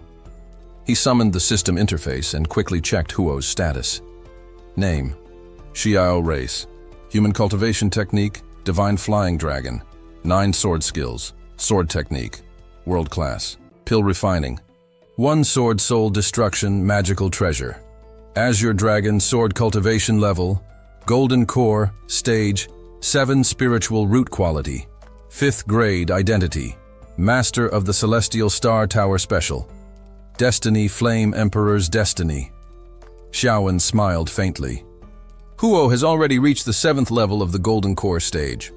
That puts me at ease. His eyes shifted to the system notifications. Your descendant Xia Huo has killed the 4th elder of the Dark Soul Palace, Li Fang. Your descendant Xiao has killed the 6th elder, Kugo. Your descendant Xia Huo has eliminated 36 Dark Soul Palace disciples. Reading the updates, Xiaowan nodded with deep satisfaction. Over the past few years, Huo's battles with the Dark Soul Palace have often made me fear for his safety. He's always one step away from disaster. But these hard-fought victories are worth more than any easy cultivation. They've forged him into steel. This is how a man of the Xia family should grow. He looked down at his own hands. But my cultivation has stagnated at the Yuanying stage. That's not enough anymore. It's time I make my own breakthrough to the Hen stage. With that, Xiaowan made his way to his secluded cultivation cave and called out, Lindsay. Yes, master? Lindsay replied immediately. I'm about to begin a secluded breakthrough to the Hen stage. Unless the Dark Soul Palace directly attacks Qingyun Mountain, do not disturb me. He took his place at the center of the array and began his cultivation, focusing on the Hongmang purple essence scripture. A violet light surrounded him, flowing into his body as spiritual energy surged inward. Eyes closed, he drew in deep breaths, gathering energy into a pale golden aura that swirled around him. He raised his hand and condensed the energy into a powerful sphere. Time passed quickly. Over a year went by. Then one day, dark clouds began to gather above Qingyun Mountain. Behind the peak, thunderclouds rolled in. Lindsay noticed and smiled. Brightly, Master is finally going to break through. He rushed to the disciples in cultivation. Activate the teleportation array. Move everyone at least 100 miles away. We can't risk anyone being hurt by the lightning. In the sky above, Xiaowan floated among the gathering storm clouds. Rain poured down as he looked up calmly. So this is the Hen lightning tribulation. A massive bolt of lightning shot toward him. Xiaowan didn't flinch. With a serious expression, he formed a giant hand of spiritual energy and met the strike head-on. Far off in the distance, his disciples and descendants watched the sky nervously. Lindsay murmured in awe, "Master is truly fearless, standing tall, before the power of a tribulation without even blinking." As the lightning cleared, Xuan looked to the sky once more. "That bolt didn't harm me in the slightest. I won't avoid the rest of this tribulation." He stretched out his arms wide. "From now on, I'll face the lightning directly. Let it temper my flesh and forge me stronger." Then, with a satisfied smile, he welcomed the next strike, his body ready for the storm. Far in the distance, Xia Sha and the others kept their eyes fixed on the lightning striking Xiaoan. He stood tall and unmoved, arms outstretched as if embracing the storm.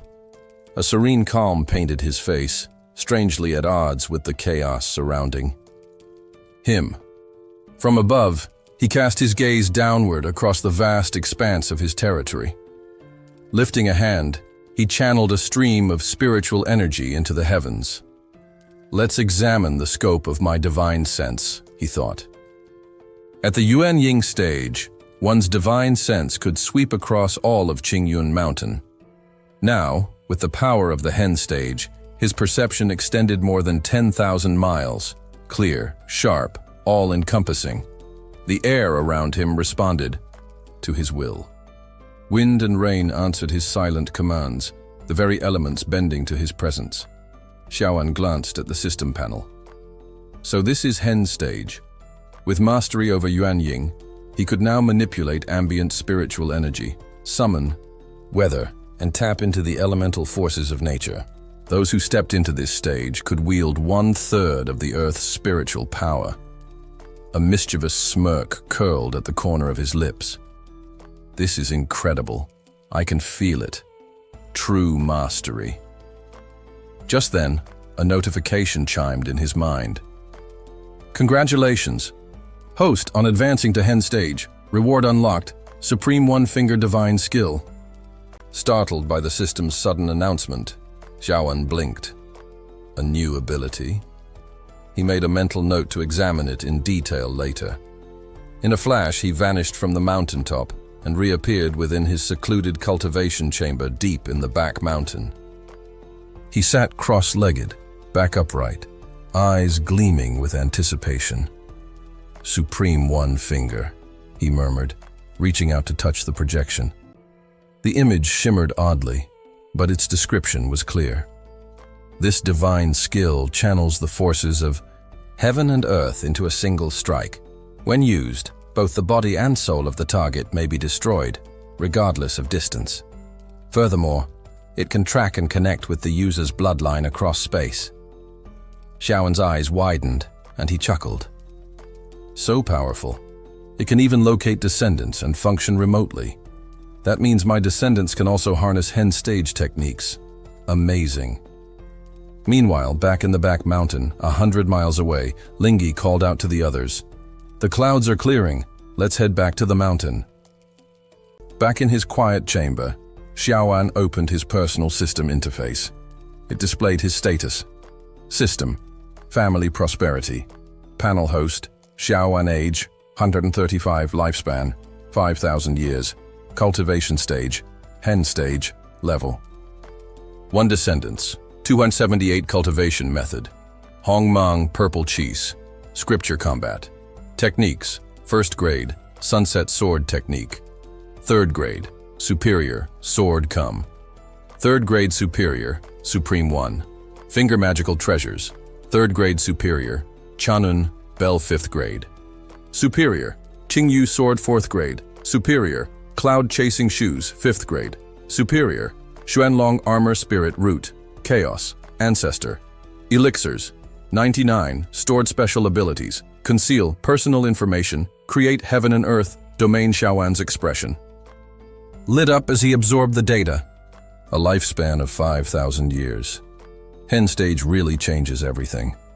I feel completely at ease now. He stood and turned toward the back of the cave. Time to resume closed-door cultivation. I need to solidify this realm. 3. Months passed, Deep in the same cave, Xiaoan sat silently, his brow slightly furrowed, a rare trace of worry in his features. With a long sigh, he cast his divine sense across Qingyun Mountain. The images flowed into his mind, descendants training diligently, mothers holding newborns gifted with spirit roots. A faint smile appeared on his lips. Excellent. More spirit root-bearing descendants have come into the world. But suddenly, his smile faded, his brow knit tightly. Something strange had caught his attention. In Xia City, something was amiss. Dark energy stirred the atmosphere as unfamiliar figures emerged, each cloaked in a sinister, demonic aura. Sensing the disturbance, Xiaoan's eyes narrowed sharply. He immediately accessed their details through his spiritual interface. The first intruder was identified. Name, Liui race, Demon Clan cultivation level, Foundation establishment, Stage 6 talent grade, 2nd tier spirit root affiliation, disciple of the Dark Soul Palace. Next came another with a sly, conniving face, MMO, also of demon lineage, Demon Clan cultivation level, Foundation establishment, Stage 4 talent grade, 1st tier spirit route affiliation, Dark Soul Palace. And then a third, his skin deathly pale, his presence cold. Name, Shui race, Demon Clan. Cultivation level, Foundation establishment, Stage 7 talent. Grade, 2nd tier spirit root affiliation, Dark Soul Palace. In total, over 20 disciples from the Dark Soul Palace had infiltrated. Xiaoan clenched his jaw, rage boiling in his veins. The Dark Soul Palace again, he growled. The moment his fury flared, a murderous aura exploded from him, shaking the entire back mountain. Far in the cultivation grounds, Lindsay trembled. Master's anger is terrifying. We could feel the killing intent from here, he said anxiously to the others, his voice barely steady. Now that Master has reached the hen stage, even a breath from him could shatter bones. Meanwhile, deep within a cave on the Xiao family's back mountain, Xiao Chen's eyes burned with fury. To think the Dark Soul Palace dares target our family, he muttered. The thought alone fueled a storm within him. His killing intent surged uncontrollably. With a swift gesture, he summoned vast spiritual power. Using the formidable divine sense of someone at the hen stage, he pinpointed every Dark Soul Palace disciple hiding in their city. In a blink, the demonic invaders stood before him, unwillingly dragged into his presence by sheer force. Xiaochen raised his hand. An enormous spiritual hand formed in the air, descending with terrifying pressure. "You wretches," he said coldly. "You dare defile our city." The spectral hand slammed down, flesh was torn apart, blood dyed the earth crimson. "Die," Xiaochen spat with deadly calm. Over 20 of the intruders were annihilated, their bodies reduced to mist, their souls obliterated without mercy. Yet his divine sense kept scanning. He searched every corner of their territory, ensuring not a single Dark Soul Palace member remained. Once he was certain, he extended his awareness again, this time to summon his eldest son, Shay. Shay arrived quickly, bowing in respect.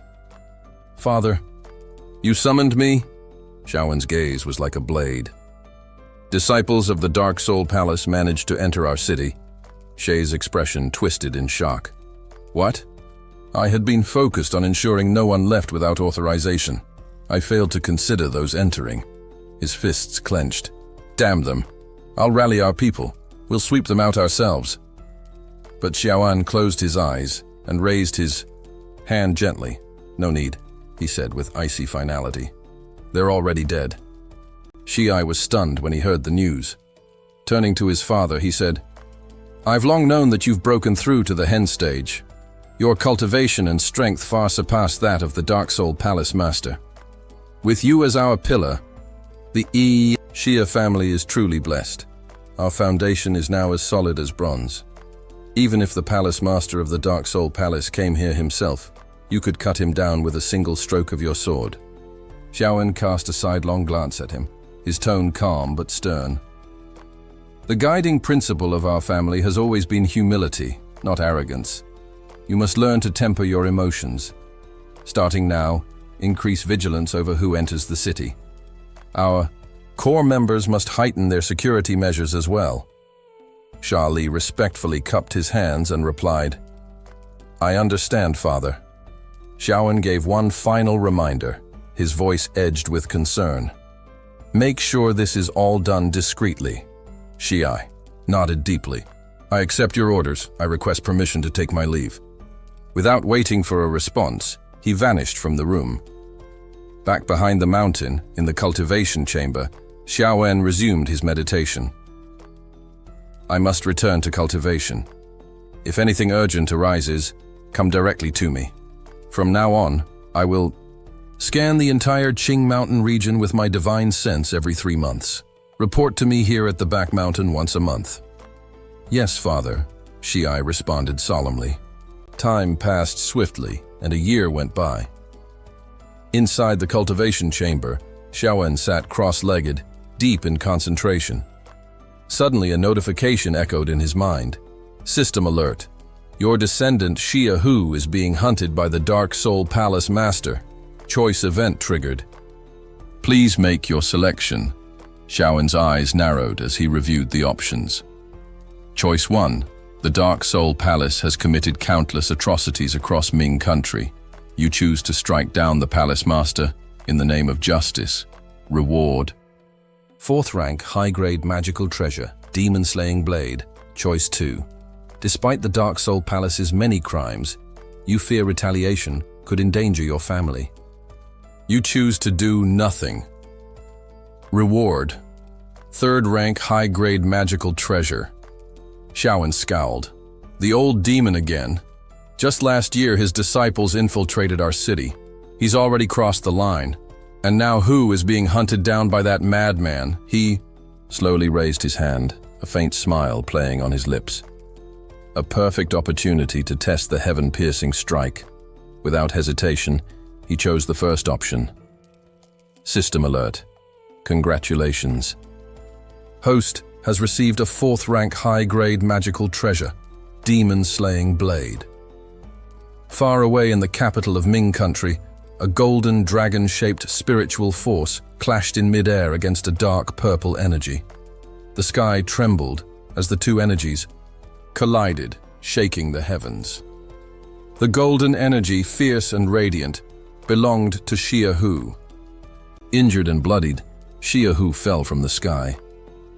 "Master, is there any way to remove this pursuit talisman?" he asked, his voice strained, teeth clenched against the pain. He recalled the rise of his celestial star tower, once the pinnacle of righteous sects in all of Ming country. He had planned to rally them all for a decisive strike against the Dark Soul Palace. But just as he was preparing to infiltrate their headquarters, an ominous force locked onto him, a terrifying divine presence. In that dreadful moment inside the palace, a sinister voice echoed. "Xia Hu, heaven has a door, yet you do not enter. Hell has no door, yet you insist on forcing your way in." A chilling wave of murderous intent surged through the air. Divine sense from the old demon palace master. His voice echoed in Xiao's mind like a curse. "I've placed a pursuit talisman on you. Even if you sprout wings, you won't escape me." Xiao's expression tightened as the ominous words struck him. This is bad, really bad. Without hesitation, he leapt into the sky, riding his sword's flight path to flee the looming threat. But from the ground below, tendrils of dark violet spiritual energy twisted upward, clawing at him with relentless force. They closed in, forcing him to weave through the air in a panic. "I've been keeping a safe distance so far," Xiao thought. "But this old demon's mastery over long-range techniques is monstrous. He's forcing me into a corner, again." Then, As if summoned by fate, the ring on Xiao's hand glowed faintly, and a calm voice sounded from within. Disciple, the pursuit talisman isn't permanent. It should dissipate in about an hour. Gritting his teeth, Xiao pressed forward, pushing his limits. All right, he told himself. Just survive. I just need to last an hour. No mistakes, no slips. The one chasing me is no ordinary foe. He's the Palace Master of the Dark Soul Palace. A single moment of carelessness, and I'll be dragged straight to the underworld. Behind him, that swirling purple energy grew heavier. It wasn't just spiritual pressure. It was a voice, calling his name, haunting and cold. Wang Qi, Xiao guessed, his mind flashing to the ruthless elder of the Dark Soul Palace. From the mist of purple energy, a figure in a crimson mask emerged. His voice cut through the air with icy malice. I once sent several of my disciples to Xiao City. They vanished without a trace. That alone proves someone powerful is hiding there. He stepped closer, spiritual power roiling around him like a storm. I've been watching, waiting for the right time. Today I'll seize you and settle every grudge, new and old. If there's one regret, it's that I won't get to feast on your flesh and drink your blood myself. With a feral scream, the red-masked figure lunged toward Xiao. Far away, within a dark and ornate hall, the Palace Master of the Dark Soul Palace gazed into a crystal ball.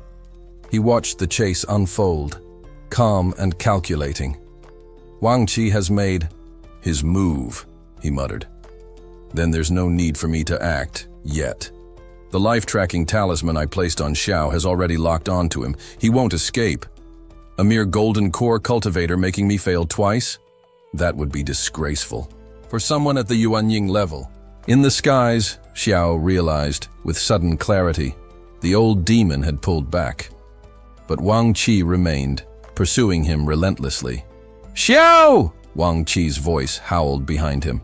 Once I catch you, I'll rip your tendons out, crush your bones, and burn your soul in spirit fire until you're dust.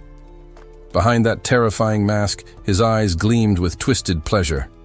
Your flesh will be refined into a corpse puppet, my loyal hound for eternity. Xiao, already drained from the earlier pursuit, felt his strength falter. His spirit dimmed. Wang Qi's presence grew stronger, his voice louder. You can't fight us. The Dark Soul Palace is beyond you. Right now, over 100 of our disciples are hidden within the Xiao family. With a single command from me, Xiao City will become a tomb. Hearing that, Xiao's heart sank. A trace of worry flickered in his eyes. Upon hearing Wang Yi's words, Xiao abruptly stopped in his tracks. He spun around, eyes blazing. What did you just say? He growled, his voice sharp with fury. You dare bring your filthy hands to Xia City, even if it means destroying my golden core. I'll erase this threat from existence. Without hesitation, Xiao unsheathed his sword and launched himself at Wang Yi. Wang Yi, unfazed, gave a cold order to his men. Everyone, move in, capture Xiao alive, and I'll reward you handsomely. Behind his mask, Wang Yi's thoughts churned. Truthfully, I'm afraid he'll really destroy his core.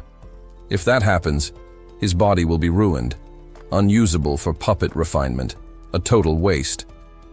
That's why he insisted on capturing Xiao alive. Besides, he had backup. The Palace Master is just behind me. At the Yuanying stage, he could crush a mere golden core cultivator like Xiao with ease.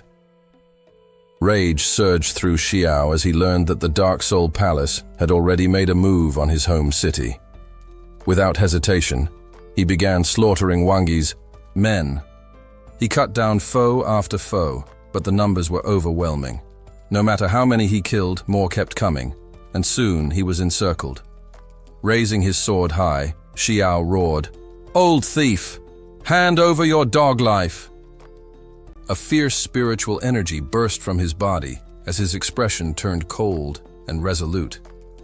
Concentrating his spiritual force, Xiao summoned a blue dragon that coiled around his sword before he slashed toward the oncoming horde. Wang Yi smirked, gripping his own blade. Perfect timing, he sneered. He responded with his own spiritual force, a grotesquely shaped purple dragon forming from his aura. The two dragons collided mid-air in a violent clash, tearing into one another. The energy surged through the field, sending shockwaves in every direction. As the dust settled, both sides were forced into close combat. Though Xiao's talent was undeniable, he was no match for the overwhelming force. He was thrown back, coughing up blood from the impact. Not bad, Wang Yi thought, wiping sweat from his brow. I had to sacrifice a mid-grade defensive treasure, a third-grade one no less, to stay on my feet.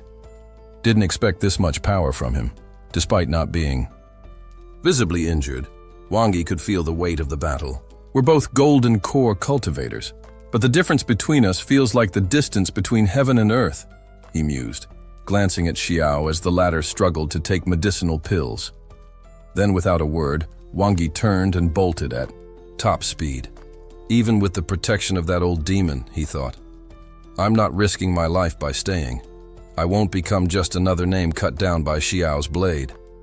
Spotting the retreat, Xiao's fury reignited. He grabbed his sword and gave chase. "Coward, you're not escaping me!" Wang Yi shouted to his men. "Block him, quickly!" His subordinates moved to intercept Xiao, buying their master precious time.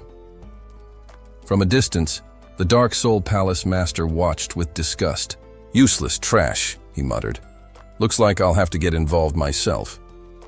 With a flick of his clawed hand, he summoned his spiritual energy and directed it toward Xiao's location. The air shifted violently as he activated a teleportation technique.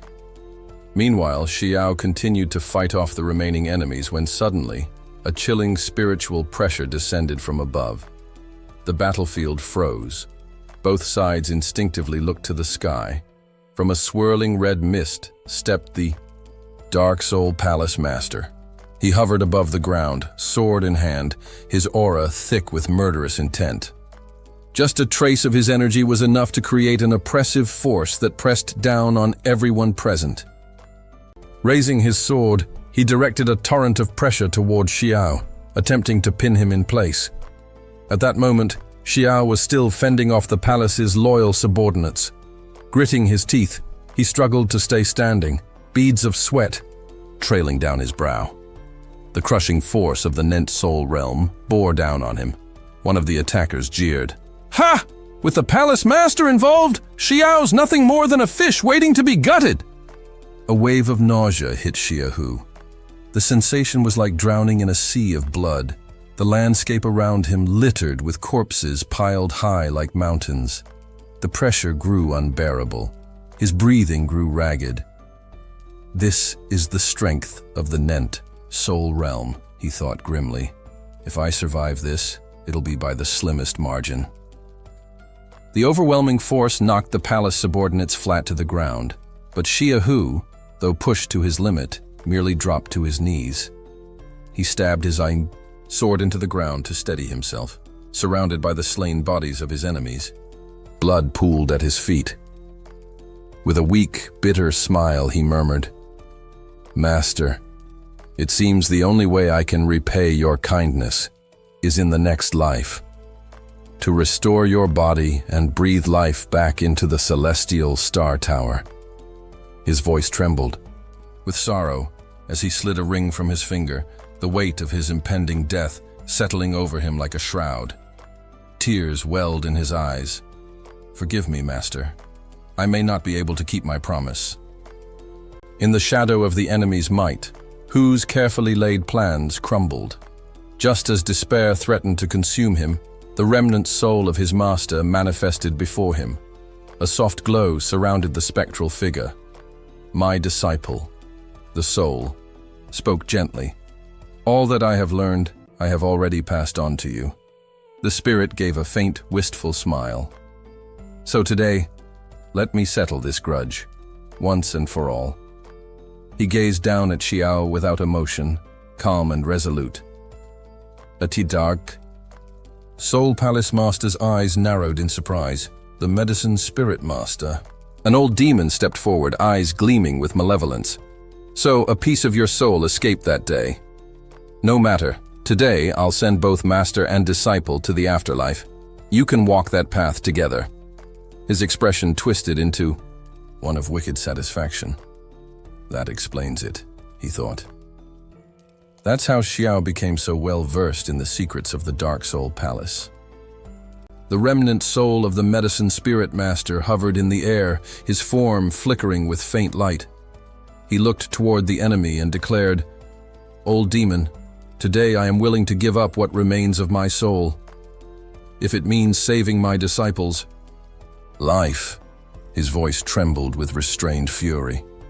"Otherwise, even if it means our destruction, we will drag you into seclusion for 100 years. Xia Huo clutched his chest, breathing heavily. "Master," he said, concern in his eyes. He turned to speak but stopped himself, seeing the determined expression on his teacher's face. Just then, a subordinate rushed in to report to the Dark Soul Palace Master. "We cannot, must not, let the tiger return to the forest. They remain the greatest threat to our palace." The palace master's expression darkened. With a flick of his brow, he infused his sword with spiritual energy, causing it to blaze like fire. He sneered, "Medicine spirit. You got lucky last time. But now, even if you had wings, you wouldn't escape." With that, he launched his attack. The oppressive force of a soul at the Nent realm descended like a storm. Xia Huo braced himself, trying to block the incoming strike, but the sheer power overwhelmed him. Blood spurted from his mouth, painting the ground red. His master turned sharply, concern etched in his face. "Disciple, I will use what remains of my soul to protect you. Run." But Xia fell to one knee, still resisting. "Master, I won't run. If we die today, we die together." Without hesitation, he summoned a surge of golden spiritual energy, which shimmered in his palm like a miniature sun. The Dark Soul Palace Master narrowed his eyes. "You still want to resist? Then I'll grant your wish." He hurled another attack at them. Xia stood firm behind his master. As the energy beam surged toward them, he planted his sword deep into the earth. A spiritual domain erupted around him, light bursting from the ground and splitting the very soil beneath their feet. His eyes gleamed with unshakable resolve. He pointed his sword toward the sky and roared, "Then let this be our final stand, soul-destroying sword." The energy beam he unleashed clashed violently with the enemy's spiritual force. The Palace Master's attack was driven back, and even he let out a shocked gasp. A massive column of light exploded upward. As it struck, the swirling mists surrounding them began to thin. Xia staggered and coughed out a mouthful of blood.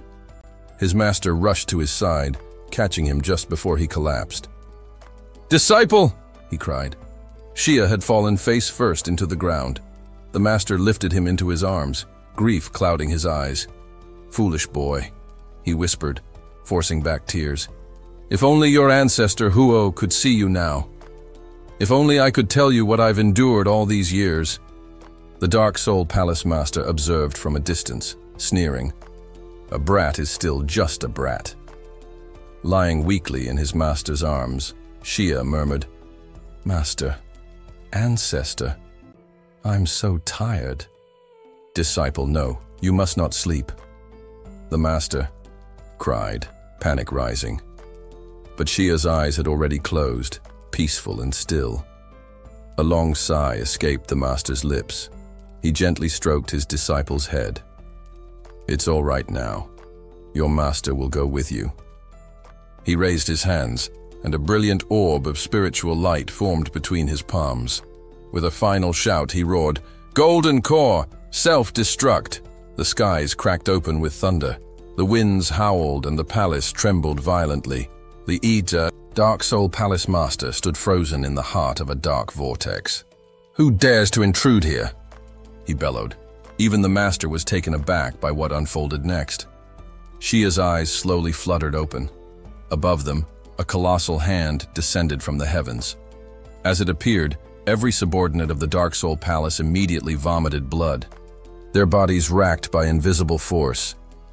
The master and disciple stared in shock. Even the Dark Soul Palace master couldn't avoid the blast.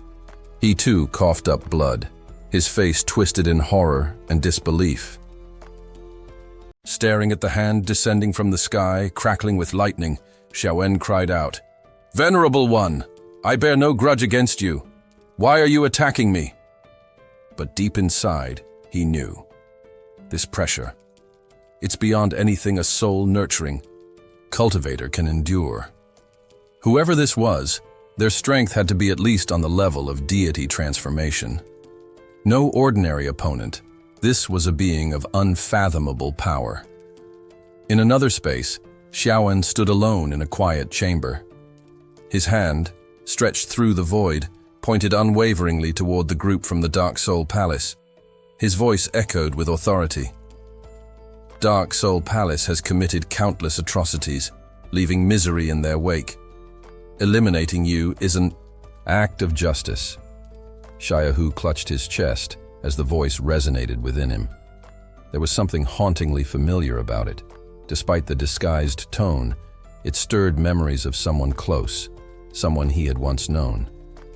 It reminded him of the ancestor's voice. The Dark Soul Palace master, trembling, dropped to his knees. "Venerable One, such cruelty is beneath your stature. Spare my life, and I shall surrender the Dark Soul Palace to you. I will serve under your banner, conquering lands in your name." Xiaowen's expression remained unreadable. Still pointing, he responded coldly, "Do you think such a bargain would tempt me? Die." Though Xiaowen's hand appeared modest from his location, once it reached the Dark Soul Palace, it expanded enormously. The force of it pinned the palace master to the earth. A flash of violet energy burst from that spot, an attempt at escape. It was the nascent soul of the old evil cultivator, fleeing his body at the last second in hopes of survival. Xiaowen sneered, "Coward, abandoning your flesh to cling to a sliver of life. You underestimate who you're facing." Still clutching the beam of divine light in his palm, he directed a final strike at the escaping soul. "Huo!" he called. Huo rushed in instantly, sword drawn. The blade pierced through the old cultivator's soul before it could react. The blow was precise, devastating. The old villain gasped in disbelief. "You can't kill me!" he shrieked. "If I die, no one will be left to deliver the tributes. The Ming Kingdom will fall. It'll be obliterated." That caught Xiaowen's attention. "Tributes," he wondered. "What tributes?" His voice was sharp. "Explain yourself!" The old cultivator's face twisted with fear and defeat. "There are over 100 nations on this continent besides Ming. They're all farms. When the time comes, collectors will come for their due. If I die, they'll know something is wrong. This is the final secret I carry." Standing behind him, Xiao felt a chill run through him. His master's gaze bore into the old cultivator. Xiaowen's heart stirred uneasily. "What do you mean?" "Farms," Xiaowen demanded. "And what exactly are these tributes?" The dying man's voice trembled. "Those born with rare spiritual roots, high-potential cultivators. They're not nurtured, they're harvested. From the very beginning, my Dark Soul Palace has ferried them in secret, in return for power and protection. If I perish, those forces will come to Ming themselves." He paused, coughing violently, blood flecking his lips. "When they arrive, they'll turn the land into a slaughterhouse. Death everywhere. Corpses like ants. Do you dare bear that burden? Tributes." Xiaowen thought, all those gifted souls. Could this explain the growing concentration of talent in the Ming Kingdom recently? Suddenly, a glowing interface appeared before him. System notification, unexpected event detected. Initiating choice. Please select Choice 1. Accept the old cultivator's offer. Turn him into a puppet and seize control of the Dark Soul Palace. To dig deeper into the mystery. Reward. A top grade, level 3 magical treasure. Choice 2. Rejection. She chose to reject the proposal of the sinister old cultivator. It was a dangerous choice, but one that came with its own reward. A top grade level 2 magical treasure. Congratulations, the message rang in his mind. You've obtained the map of the nation's landscape. But treasures aside, Shah's resolve hardened. The old evil cultivator must die. There was no room for doubt. Sparing his life might only invite greater disaster. If the old man reached out to the tribute collectors, it would place Shah in even graver peril. Even if the Ming kingdom had already been marked, sparing or killing the old cultivator would change little. Danger would come either way. Shah crossed his legs, eyes closed in solemn thought. If destruction is inevitable, then let me face it without fear, he whispered. Let the people of the Ming kingdom rise together in resistance. Upon hearing this, the old cultivator fell into despair. In a flash, Shao leapt toward the old man. Moments ago, he'd still hesitated. Now there was no doubt. He would end him without mercy. Standing behind the fallen cultivator, Sha Wu bowed, deeply. Venerable one, thank you for your guidance. I don't yet know how to repay such a debt. Watching him, Xian An, Sha Wu's uncle, nodded approvingly.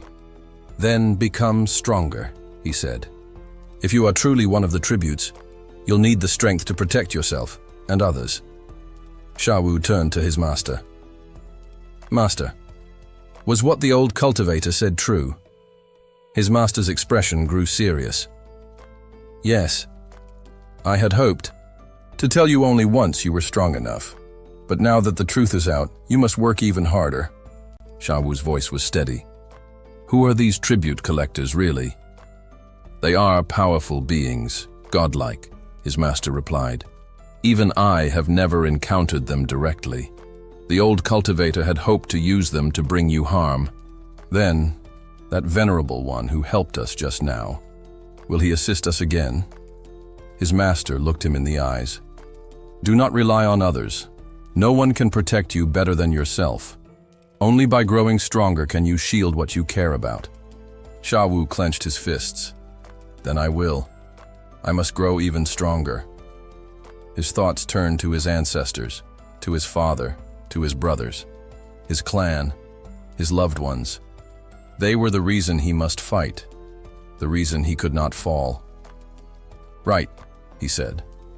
And I must also write to inform the grandmothers. They need to be warned. At that moment, Xiaoan stood on a high cliff, his gaze sweeping across the horizon. The lands beyond the Ming kingdom were terrifying indeed. I once sealed my identity and eliminated that old evil cultivator to avoid exposure.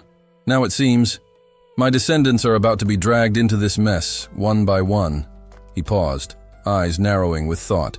Should I help them rise to strength, or let them live hidden, as I did? His answer came quickly. I became strong through cultivation. How can I let them be taken? The Xia family was never meant to cower. We rise, we fight. He raised his hand and summoned Uncle Fu. Announce this to the clan, Xiaoan ordered. Any daughter-in-law of the Xia family who bears a son shall receive a top-grade elixir. If the child is born with spiritual roots, gift them a high-level cultivation manual. All men and youths must begin nightly cultivation. Those who slack off will face punishment according to family law. Uncle Fu bowed. This servant will deliver the message. But in his heart, he couldn't help wondering, what's really going on? That night, joy spread through the Xia family like wildfire. Hope bloomed, loud and bright. Far away, 100 miles from Xia Pass, travelers were speechless. Something tremendous had occurred. At dawn, a young disciple stepped outside, yawning. He glanced toward the mountain behind the compound and froze. His jaw dropped. The mountain, he stammered. It's been split in two. Again. A year had passed. Xiaochen sat quietly in the courtyard, surrounded by the calm rustle of leaves. He exhaled slowly, his breath steady. eyes gently opening. Wasin stage 2, he muttered to himself. Took a whole year, still not fast. Enough. Despite the breakthrough, he wasn't satisfied. For a cultivator, this pace was sluggish, at least by his own standards. He needed the Xiao clan to grow stronger, faster, more concubines, more children, more heirs. As he meditated, beneath the falling petals, his thoughts drifted to the future. I truly hope my young descendants mature quickly.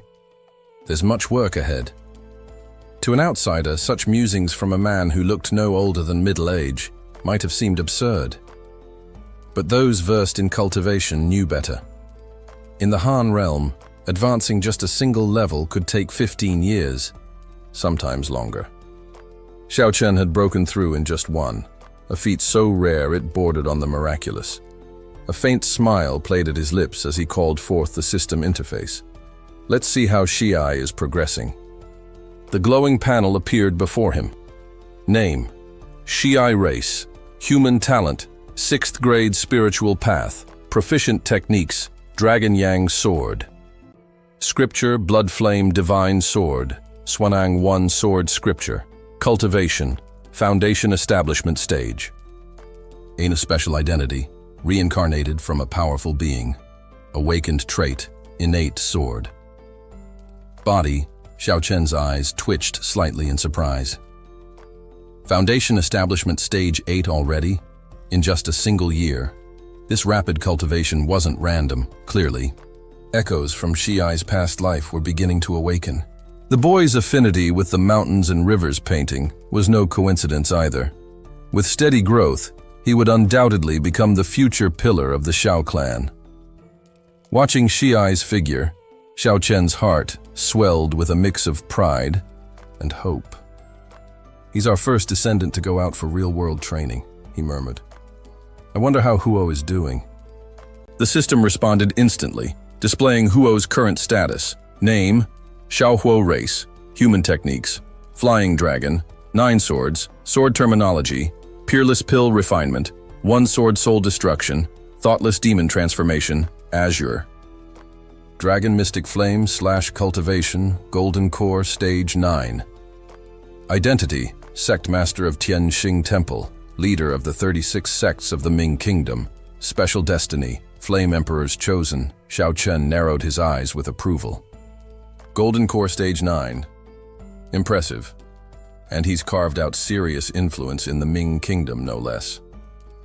Just then, Xi stepped into the courtyard and gave a slight bow. Father, there's a guest waiting. Xiao Chen didn't even turn. A guest? You can't handle it yourself?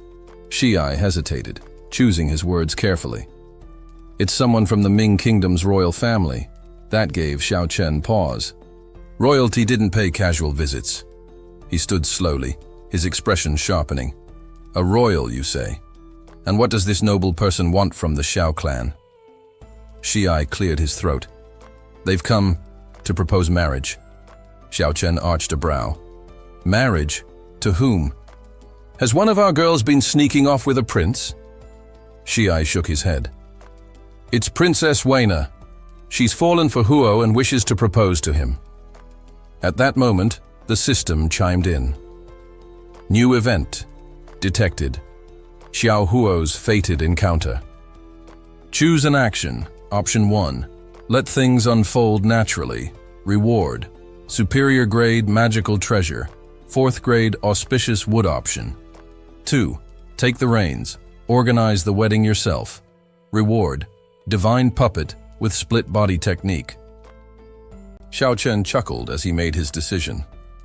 Option 2. The system flashed again. Congratulations. Divine puppet with split body technique acquired. Still amused, Xiao Chen turned back to Xi. Well, well. Looks like our Huo has caught the eye of royalty. Not bad. Not bad at all. Xi smiled nervously. So, you approve? Xiao Chen raised his hand and nodded. The young men of our family are all busy increasing our numbers. Huo's off. Training, and this is a major event. It might be worth calling him back. Let's see where this leads. Meanwhile, in the guest hall, a young woman waited with graceful composure. Her beauty was subtle yet striking, an elegance that spoke of quiet strength. This was Princess Weiner, and her gaze was calm, unwavering. She had made her choice. And so the wheels of destiny began to turn once more. Xiao Chen and Xia Li finally arrived at the guest quarters. A young woman was already waiting there. As soon as she saw them, she stood and bowed with grace and respect. "Patriarch," she greeted warmly. Xiao Chen offered a smile, raising his hand to halt her formality. "There's no need for such ceremony, Princess Weiner. You're still part of the royal family, and you haven't married into the Xia clan yet. Titles and courtesies between us are unnecessary." Yet deep down, Xiao Chen was impressed. She carries herself with such humility, a rare quality in someone of royal blood. "I'm beginning to truly like this girl." Weiner's voice was filled with quiet determination as she stepped forward. "Patriarch, I speak from the heart. My affection for Xia Huo is true. If I cannot marry him, I will marry no one. In my heart, I've already become part of your family." Her words struck a chord in Xiao Chen. He chuckled softly, pleased. What an earnest child. She would be an excellent match for Xia Huo. A daughter-in-law any family would welcome. Meanwhile, Xia Huo stood before his assembled subordinates, a hardened edge in his expression. Ever since the fall of the old demon lord, he had taken it upon himself to deal with the lingering forces of the Dark Soul Palace. Uniting smaller sects and allies under his command, he had forged a powerful coalition. Within a year, he had risen to lead 36 sects, each one loyal and battle-hardened. Back in the guest hall, Princess Weiner continued her story, her chest puffed slightly with pride.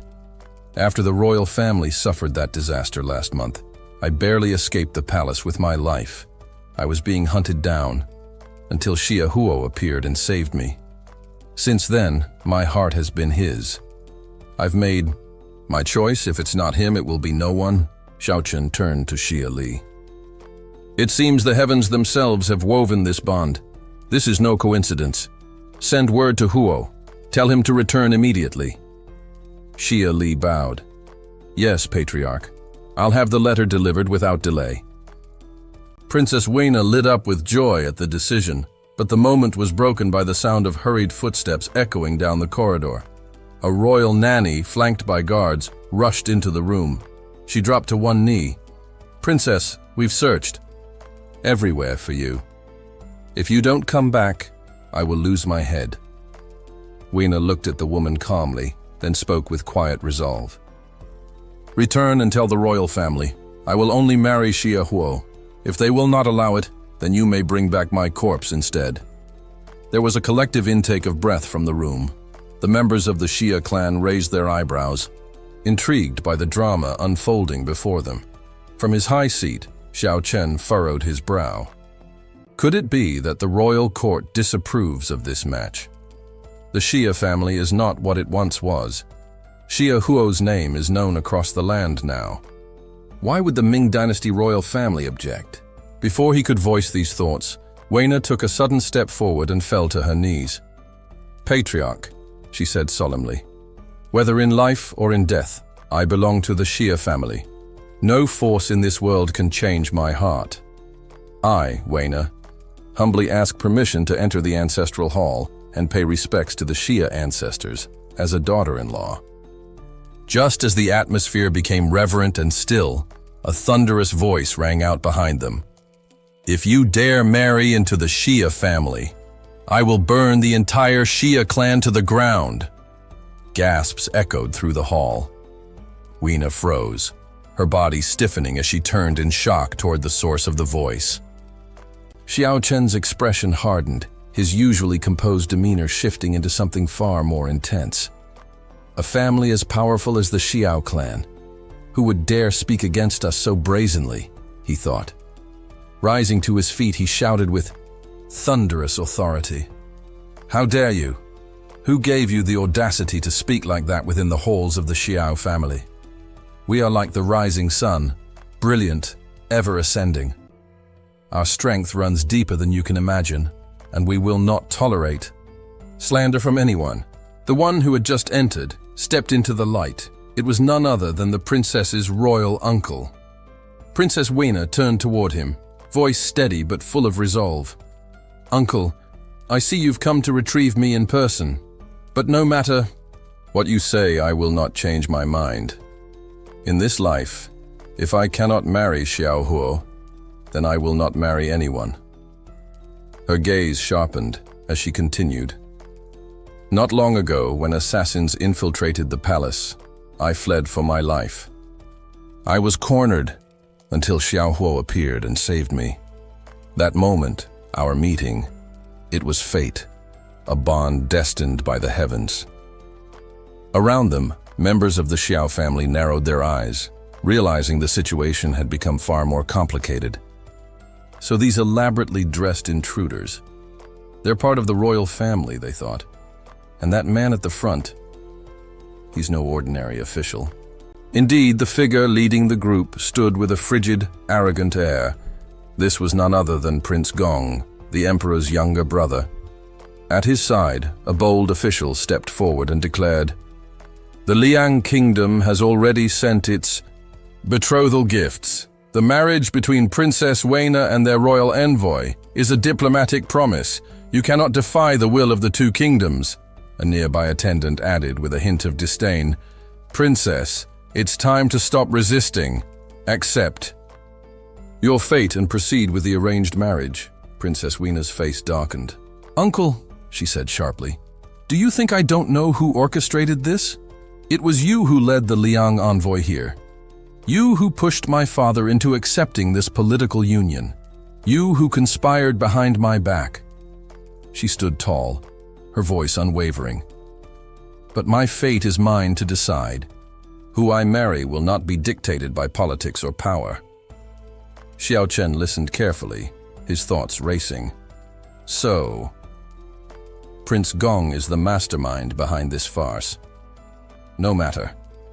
If fate has brought Weina and Huo together, then as the head of the Xiu clan, I must see it through." He stepped forward, locking eyes with Prince Gong. "There will be no political marriage, not today, not ever.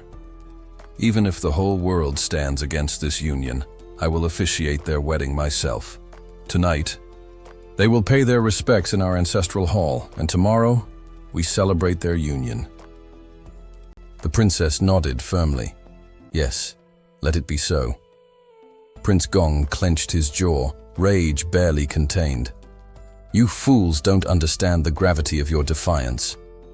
He watched the two walk away, his voice low with menace. "The Xiao family dares defy imperial authority." Inside the ancestral hall, preparations were already underway. Incense burned as the family welcomed Princess Weina with full honors. Meanwhile, Xiaowen approached Prince Gong, expression cold. "Leave of your own accord, or shall we escort you out?" Prince Gong's fury erupted. "So arrogant! Have you forgotten who rules the Ming Kingdom?" "You're all courting death," Xiaowen fired back, calm and cutting.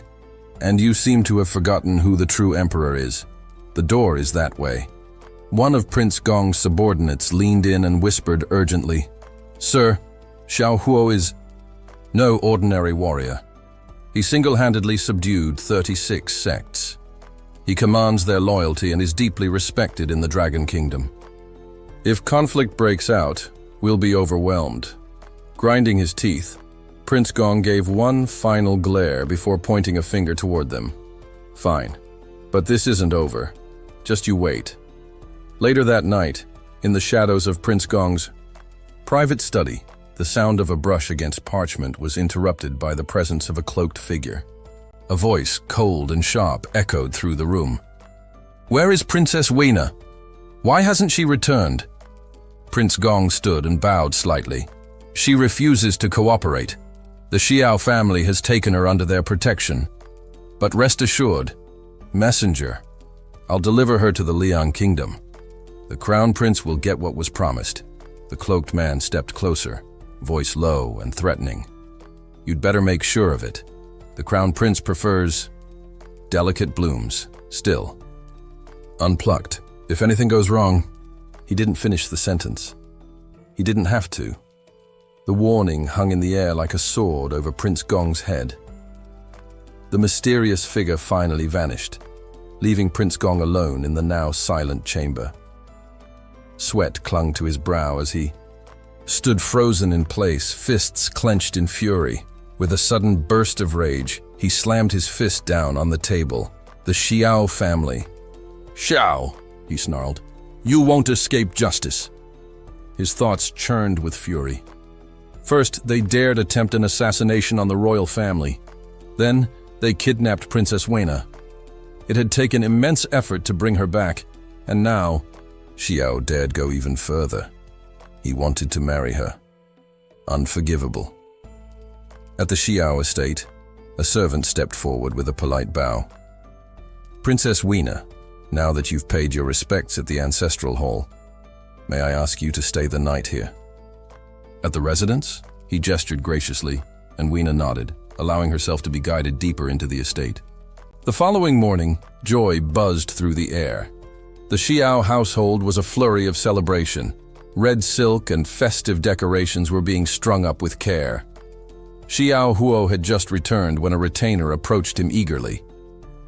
"Young master, come, it's time to meet your bride." When Huo entered the room, his eyes widened. The person waiting inside was none other than Princess Weina. It's you?" he said, startled. The servant laughed warmly as he exited. "I'll leave you two to talk. Seems fate's already tied your hearts together." Their eyes met, shyly. Neither spoke of it, but the spark between them from their earlier encounters was unmistakable. Meanwhile, on Mount Qingyun, Xiaoan sat cross-legged at the summit, deep in cultivation. With calm focus, he raised both hands and activated a secret technique. In a flash, a perfect double of himself appeared before him. Identical. In every way, a faint smile touched his lips. "Not bad. It even shares my consciousness," he murmured. "I can guide it with precision and with spiritual energy infused. It can think on its own." He gave the puppet a subtle wave. "With this clone watching over things, I'll be far safer now." Back at the Xiao estate, the joyous wedding ceremony was in full swing. On the courtyard grounds, guests gathered as Xiao Huo and Princess Weina each held a length of red silk between them, bound together in ritual.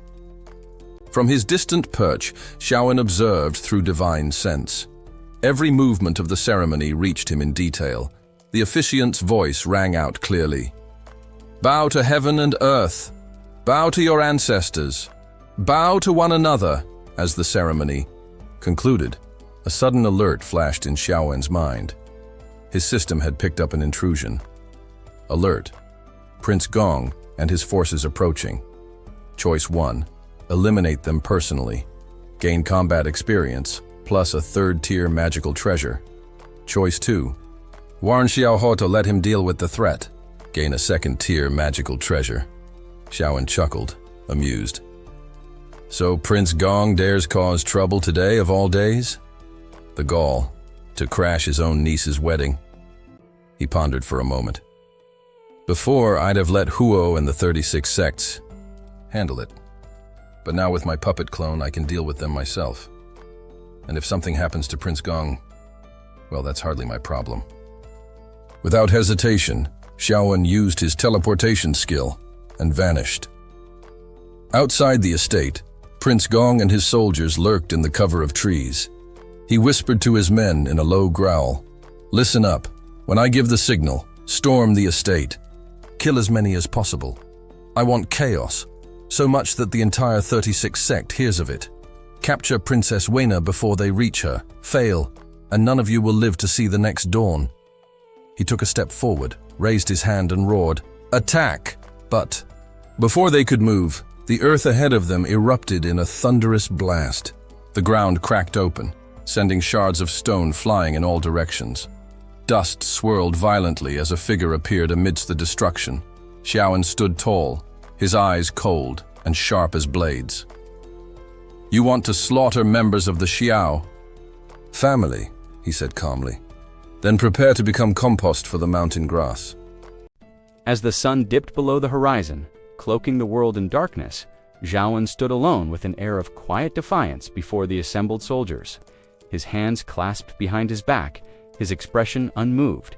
He cast a cold gaze toward them. "Prince." Gong's voice rang out, sharp with fury. "So it is you." Xiaoan stepped forward without hesitation. "Today marks the grand wedding of the Xia family. As long as I stand here, no one will dare stir up trouble." Prince Gong and his followers sneered in unison. "You think you alone can stop us?" he barked. Then, chuckling menacingly, he added, "Every man here is a master, handpicked from the top sects of Ming. Each one is at least at Golden Core stage. Some have even touched the threshold of nascent soul, pointing toward the Xia estate." Prince Gong scoffed that Xiaohu, at best, has reached Golden Core stage 9. Even he wouldn't stand a chance. "And you, what gives you the right to speak so boldly?" Though his voice was forceful, his heart was rattled. He had risked everything to seize Princess Wenna. Failure now would mean he couldn't deliver her to the Prince of Lion Kingdom, and that meant death was certain. Xiaoan's mouth curled into a mocking smile. "So, the strongest among you is merely semi-nascent soul? Is that what you're saying?" The expressions of Prince Gong's followers darkened. One of them barked. "The Xia family is a withering flame. This is the final flicker of their joy. Who do you think you are to act so arrogant?" "He's stalling for time," another snapped, "trying to delay until reinforcements arrive." Prince Gong nodded. "Then take care of him now." Elder Jingu stepped forward, his aura flaring with spiritual force. "You've chosen death," he said coldly. "The Xia family will soon join you in the afterlife." But Xiaoan looked utterly disinterested. He lifted one finger bare. In that instant, Jingu froze mid-step. Confusion plastered across his face. "What's wrong with him?" murmured someone from the back. Xiaoan walked up calmly, extended a single finger, and pressed it gently to Jingu's forehead. The elder collapsed, his eyes rolling back lifelessly. A wave of stunned silence swept through the ranks. Prince Gong's face twisted with disbelief. "How?" Xiaoan sighed, visibly irritated. "Enough! Stop wasting my time! Come at me all at once!" One of the soldiers murmured nervously. "He must be a high-level Golden Core, Cultivator. No, perhaps even beyond that. We'll need a nascent soul expert to face him." Prince Gong turned to the man behind him. "Master Zheng, it's your turn." Master Zheng, who had reached the semi-nascent soul level, stepped forward, his spiritual energy rising like a tide. "Your arrogance will be your downfall," he shouted. "The Xia family ends today." Xiaoan remained still. Then he softly whispered, "Collect." With that word, the massive energy wave Zhang had released was instantly sucked into Xiaoan's, palm-like dust into a vacuum. Zhang's face paled. Where's my power?" he gasped, spinning around in panic. "It's gone. My spiritual force is—" He locked eyes with Xiaoan, horror dawning on his face. "You're die," Xiaoan said simply. Xiaoan coughed blood and dropped to the ground without another word. The soldiers stared, frozen in place. Their courage dissolved. Prince Gong screamed, "What are you all waiting for? He can't possibly be stronger than all of us. It's some kind of Xia family trick. Kill him now!" Fearful but bound by duty, the soldiers gritted their teeth, unsheathed their blades, and charged, cut him down. Xiaoan raised his hand with dispassionate grace, and a sweeping force crushed them. One after another, they crumpled to the ground, groaning in agony. Prince Gong's confidence cracked, his lips trembled. How can you be this strong?" Xiaoan, still toying with spiritual energy in his palm, answered calmly, "There is no can or cannot. You simply lack the power to stop me. And now it's your turn." Sweat poured down Prince Gong's face. "You dare! I'm of royal blood. If you kill me, my entire clan will demand vengeance. It will mean the execution of 9 clans. Xiaoan chuckled softly. "Execution of 9 clans, then yours will fall right alongside them. After all, The Shia family's daughter-in-law is Princess Wenna. Lay a hand on her, and you doom yourselves." Panicking, Prince Gong pleaded, "No. Without me, Princess Wenna would never have made it to Lion Kingdom. The crown prince there, he won't forgive you. You'll bring ruin to Ming." But Xiaowen's voice remained level. "I care nothing for your royal politics. Anyone who dares take the Xia family's daughter-in-law will answer to me." As he raised his hand to strike, Prince Gong cried out, in desperation, "Wait, you don't understand. The Crown Prince of Lion, he's not who you think he is. He hides a secret Han identity that you must not defy." Xiaowen's eyes were cold and unyielding as his blow fell, silencing the old prince's final warning. Xiaowen's curiosity deepened. What other identity could he possibly have? He asked, eyes narrowing. Prince Gong, still trembling on the ground, forced himself to answer. "The Crown Prince of the Lion Kingdom. His master is a cultivator, who's reached the deity transformation realm." Xiaowen's expression didn't change. He shut his eyes for a moment and let out a faint, almost disappointed sigh. "Is that it?" he said calmly. "I thought you were going to tell me something terrifying, something earth-shattering." But that, with a casual wave of his hand, a burst of energy pressed Prince Gong even further into the ground. "The words you speak, utterly meaningless." Prince Gong began to panic. "Wait, something's wrong with your head. That's a deity transformation. Cultivator, aren't you even the slightest bit afraid?" he stammered, as he added, not only that he's also an elder of the Jinghong Palace, that caught Xiaowen's attention. He paused. Jinghong Palace again. Prince Gong quickly continued, grasping for a lifeline. "Yes, the Ming and Lion kingdoms are both under the southern domain. And in the entire southern region, Jinghong Palace is the most powerful sect. If you provoke them, forget the Ming. Kingdom Evan Leon could be wiped off the map overnight. I beg you, be cautious. People like that. Their will is absolute." Xiaowen didn't flinch. He looked at Prince Gong with indifference. "Is that all?"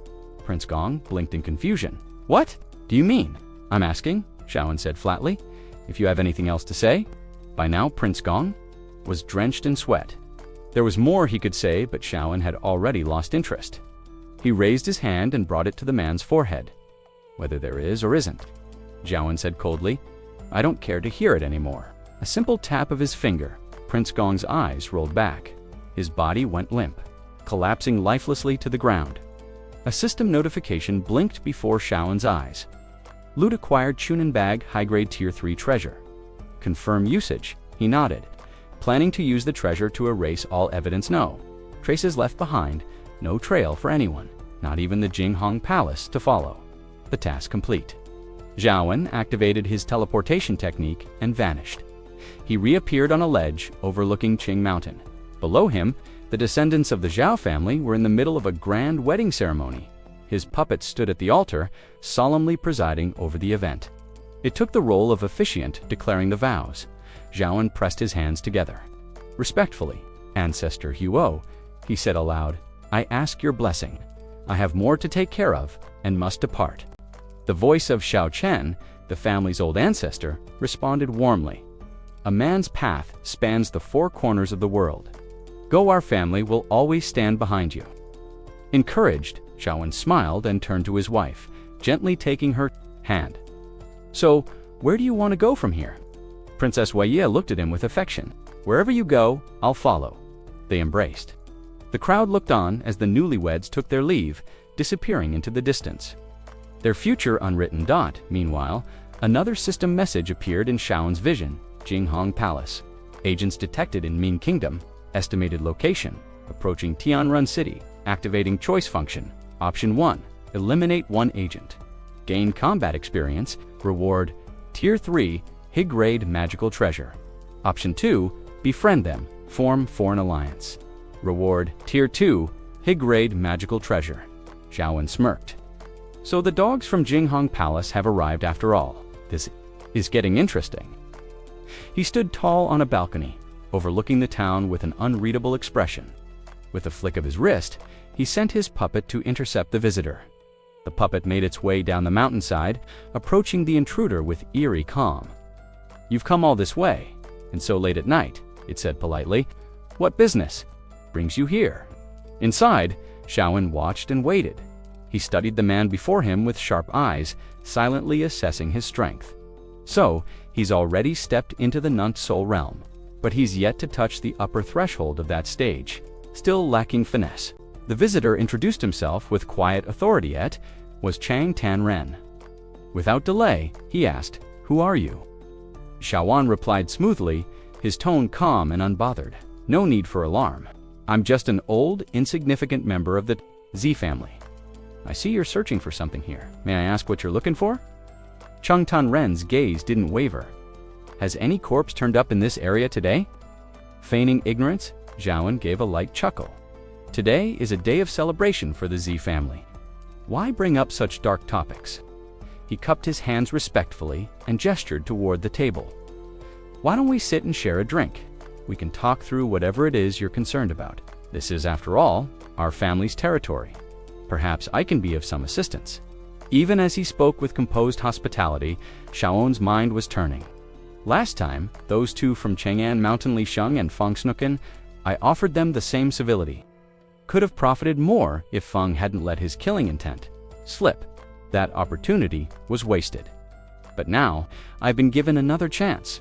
He sat down first and opened a flask of aged wine. Pouring generously into 2 cups, he offered one to his guest. Chang Tan-ren gave a curt nod and lifted the cup. "Very well, let's drink." "I'll take the first sips as guard," he thought, as the liquid touched his lips. Setting the cup down, he continued, "I'm searching for someone who disappeared in this area. He bore a tracking mark. The moment he died, our sect detected it. I came here to recover his body and uncover who was responsible." After finishing his drink, he raised the cup again, nodding in appreciation. "Fine wine, sweet, refreshing, and saturated with spiritual essence. Truly rare." Xiaowen refilled both cups, replying evenly, "A tracking mark, you say? So then, your sect can identify the killer through the corpse." Chang Tan-ren offered a thin smile. "Jinghong Palace has its methods. Once we recover the body, the secrets it holds won't stay hidden for long." He raised his cup again, but before the wine touched his lips, Xiaowen's expression briefly darkened. "Good thing I destroyed the corpse immediately," he thought. "Had I hesitated, things would have turned dire." Trying to maintain the casual air, he asked, "Jinghong Palace? I've heard of it. Isn't that a sect from the Lian Kingdom? What brings you this far into Ming Kingdom territory?" The man's face turned grim, as if amused by Xiaowen's limited understanding. "You may be a cultivator, but your perspective is provincial. The world isn't bound by borders. Where you see kingdoms, we see sectors of influence. For control, the labels Lian, Ming, Southern Continent are tools to corral talent." Xiaowen's interest seemed genuine now. "So all this, it's just a method of selection?" Chang Tan-ren narrowed his eyes at the persistent questioning, then finally responded, "When you plant a great tree, tell me, do you not hope for it to bloom, to bear fruit?" Xiaowen offered a faint smile, his tone light but laced with irony. "Your explanation is intricate and philosophical. I confess, I don't quite grasp it." Chen Anren's brow twitched in irritation. This man doesn't look like a simple villager. How can he not understand something so obvious? Still, the wine before him was exquisite, and his irritation quickly gave way to reluctant appreciation. "Well," Chen Anren muttered as he rose to his feet, "if there are no leads, here I won't waste more time." He cast one last wistful glance at the wine. "What a pity I can't linger and enjoy this properly. If one drank this caliber of wine regularly, their cultivation would surely improve. But how on earth did a backwoods nobody like him acquire it?" A new thought struck him.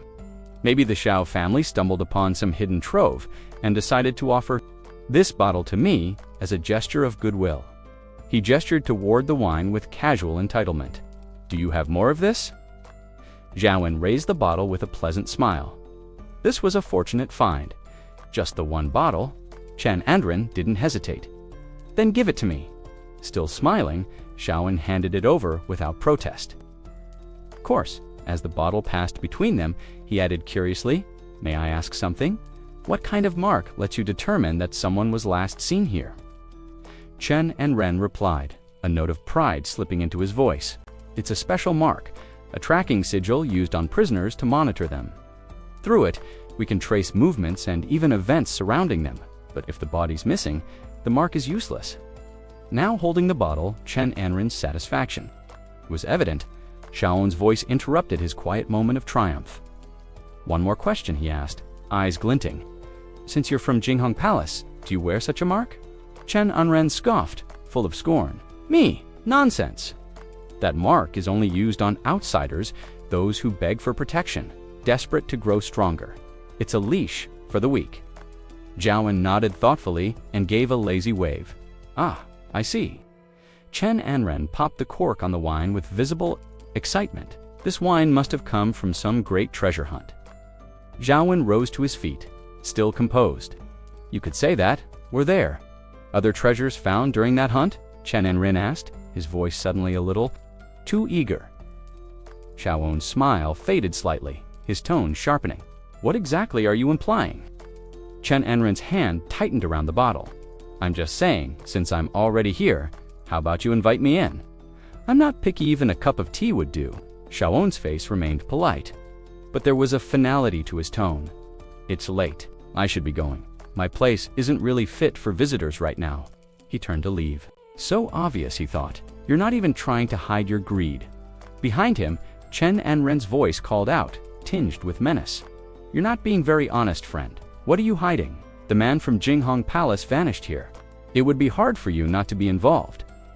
Xiaowen stopped, his brows drawing together. "I was trying to be civil," he said quietly, "but clearly, you don't understand the language of kindness." Chen Anren froze. "What did you just say?" Xiaowen turned slowly and smiled faintly. "Oh, nothing. But since you said you don't wear a mark, then if you die here, no one would ever know, right?" Chen Anren's sneer returned. "So you do want to kill me?" He called forth his spiritual energy, a shimmering aura rising around him. "Let's see if you even have the strength to try. Hand over all your treasures, now or I'll make the entire Shao clan drown in blood." Xiaowen clasped his hands behind his back, his expression unreadable. "You think you have that kind of power?" Chen Anren laughed uproariously. "You really don't get it. Who are you to talk back to me? The Zhao clan. Ha! Worthless. Don't think that Zhao, what's his name, can protect you. He's just trash. Jinghong Palace could crush 10 of him without blinking." But then mid-laughter, something changed. Chen Anren's expression shifted, his body trembled, panic flickered in his eyes. What's happening?" he stammered. The spiritual energy around him had vanished. The presence of heaven and earth itself was gone. Xiaowen stood silently, gazing down at the trembling man before him. The tension in the air was suffocating. "Why did you stop?" Xiaowen asked, voice calm but laced with something chilling. The man was drenched in sweat, his fear so intense it felt like it was radiating off him. He struggled to speak, his voice quivering. I've never been this terrified in my life." Desperation crept into his eyes as he stared at Xiaowen. Who are you?" Instead, he lifted a hand, spiritual energy coiling around his fingers like a living flame. The pressure was immediate and overwhelming. The man dropped to his knees, his palms slamming against the dirt in a futile attempt to hold himself up. His bones felt as if they were splintering from the inside. The pain was beyond comprehension, but he still managed to choke out a question. "You? Have you reached the deity transformation realm?" Only someone at that level could manipulate the raw spiritual force of heaven and earth so effortlessly. It was terrifying, absolutely terrifying. Xiaowen tilted his head slightly. "You're not wrong," he said calmly. "If you had just taken the wine and left, I might have let you live. But you tried to harm someone from the Shao clan." His eyes darkened. "For that, you don't deserve to live." Power surged forward like a tidal wave. The man could feel death closing in around him. He collapsed fully, groveling. Please, I was blind. I didn't see the mountain. Standing right in front of me. Don't kill me. I swear I won't speak of this to anyone. I'll leave and never come near the Shao clan again." "I beg you," but Xiaowen remained unmoved, his gaze as cold as stone. "If you have nothing useful to offer me," he said softly, "then you're already dead." The man's heart pounded in panic. Was there something he could say? Anything? He racked his brain, but couldn't understand what Xiaowen was waiting to hear. Still unwilling to give up, he screamed in desperation, "You can't kill me! If you do, the people from Jinghong Palace will come, they'll hunt you down. Wipe out the Shao clan." Zhaowen actually laughed at that, a rich, mocking sound. "Didn't you just claim no mark was placed on you? If you die here, no one will know, right?" Spiritual energy gathered again in his palm, more intense than before. Elsewhere, atop Mount Qinggan, the true form of Shao Chen remained seated in serene concentration, manipulating a puppet from afar. With a flicker of finality, he ended the life of Chang Tianyu. The system responded promptly, "Congratulations, you have obtained a top-grade third-tier magical treasure, the Shanyin flag." Surveying the aftermath, Shao Chen felt no remorse. Everything had been handled cleanly. No evidence remained. It was only a minor disappointment he hadn't been able to seize the coveted two-stage magical artifact. Still, what he did obtain was no small prize. As the Shanyin flag materialized in his grasp, his lips curled into a satisfied smile. "This," he whispered, "is a worthy weapon. It can suppress souls, even wound divine spirits. A fine addition to my arsenal." Then, unable to hold back, he burst into laughter-rich, full, and unrestrained. "Looks like I'll have to remind the younger generations," he chuckled to himself. "Keep reproducing. I'm going to need more talent. Like this." In the depths of the royal palace of the Lion Kingdom, behind a concealed wall and through a labyrinth of silent corridors, within it, Crown Prince Yan Zhengqing knelt in solemn reverence before a warped, arcane mirror. Its surface shimmered unnaturally live with otherworldly energy. A chilling voice echoed from within the mirror. "My followers across the lands have already paid their tributes. Where is yours?" Yan bowed deeper, cold sweat forming on his brow. "Master, I am working to fulfill your will. Within days, Princess Wenna of the Ming Kingdom will be in my hands," the voice hissed impatiently. "Make haste," said immediately, not daring to question. His eyes glinted with malicious resolve. "Wenna, just wait. I'll reduce Ming Kingdom to ashes if I must." Despite the opulent gifts he had sent, there had been no progress on the marriage. Irritation simmered within him. He commanded, "Find out what that useless Prince Gong of Ming is doing. I want answers now." A servant behind him bowed. "Yes, Your Highness." Yan clenched his fists. "Is it possible he doesn't fear me? Or perhaps he doesn't fear my master?" The servant hesitated. "Your Highness, we've lost all contact with Prince Gong. He has vanished." Yan's face hardened. "What did you say?" he roared. "Gather the entourage. We're going to the Ming Kingdom now." Soon after, at the gates of the Honglu Temple in the Ming Kingdom, Junior Minister of Foreign Affairs stepped forward and bowed. "May I ask the purpose of Crown Prince Yan's visit?" With barely restrained fury, Yan Zhengqing replied, "I've sent many gifts to your kingdom. I've come to take Princess Wenna as my wife. When is the wedding to be held?" His directness stunned the officials, who exchanged nervous glances. Their silence only deepened his irritation. "Did you not hear? Me," Yan snapped. "Bring me Princess Wenna. I will speak with her myself." One of the officials stepped forward and bowed low. "Your Highness, please forgive us. We meant no offense. The truth is Princess Wenna has already married." The word struck him like a thunderclap. Veins bulged in his forehead. "Married? What did you just say?" "Yes," the official stammered. The royal family learned of it only the following day. We were caught by surprise as well. Yan's voice thundered across the courtyard. "I am the Crown Prince of Leon. I sent tribute, a formal proposal, and you tell me now that she's married to someone else." The ministers could only bow lower, hoping to escape his wrath. We only learned of it after the fact. It happened very quickly. His fury mounting, Yan bellowed, "I demand an audience with your emperor. This disgrace must be addressed." Inside the imperial palace of the Ming Kingdom, Yan stood before the emperor, seething. "I sent you gifts and a proposal, and this is how I'm repaid. What is the meaning of this betrayal?"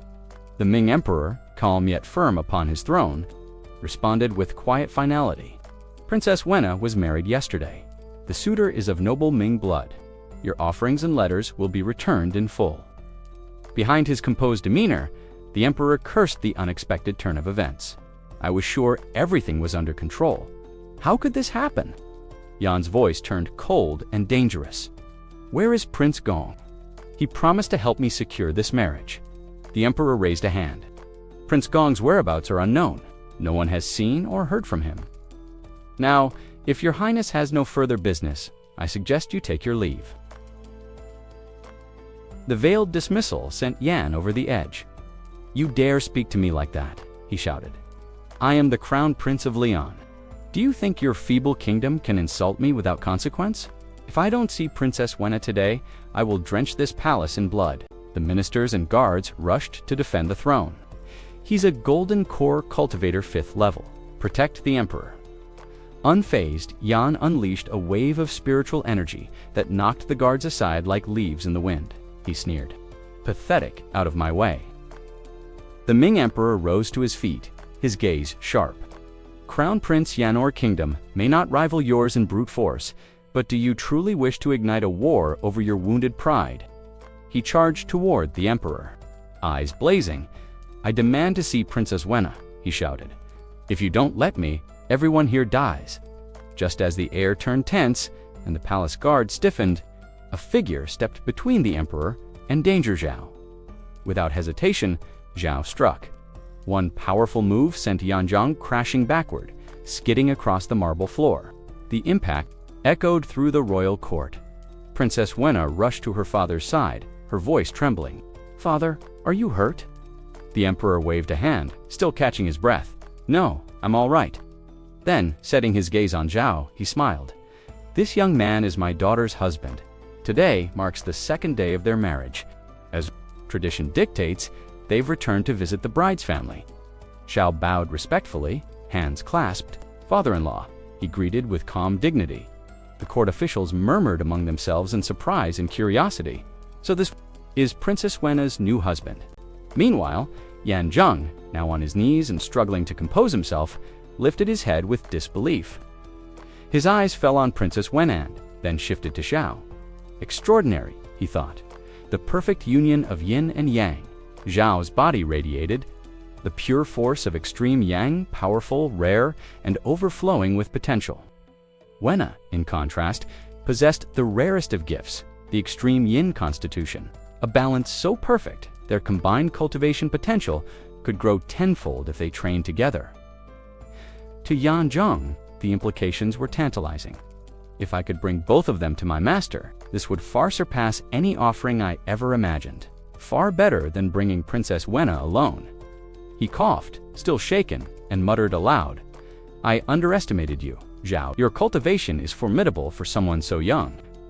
Then, turning back toward the emperor, he sneered, pointing at Zhao. "Well done, Ming Kingdom.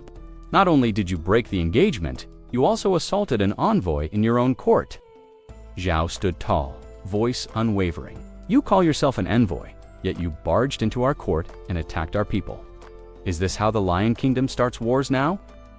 Yanjiang's expression darkened. "This won't be forgotten. The Ming Kingdom has crossed the line. Just you wait." With those parting words, he turned and stormed out of the palace.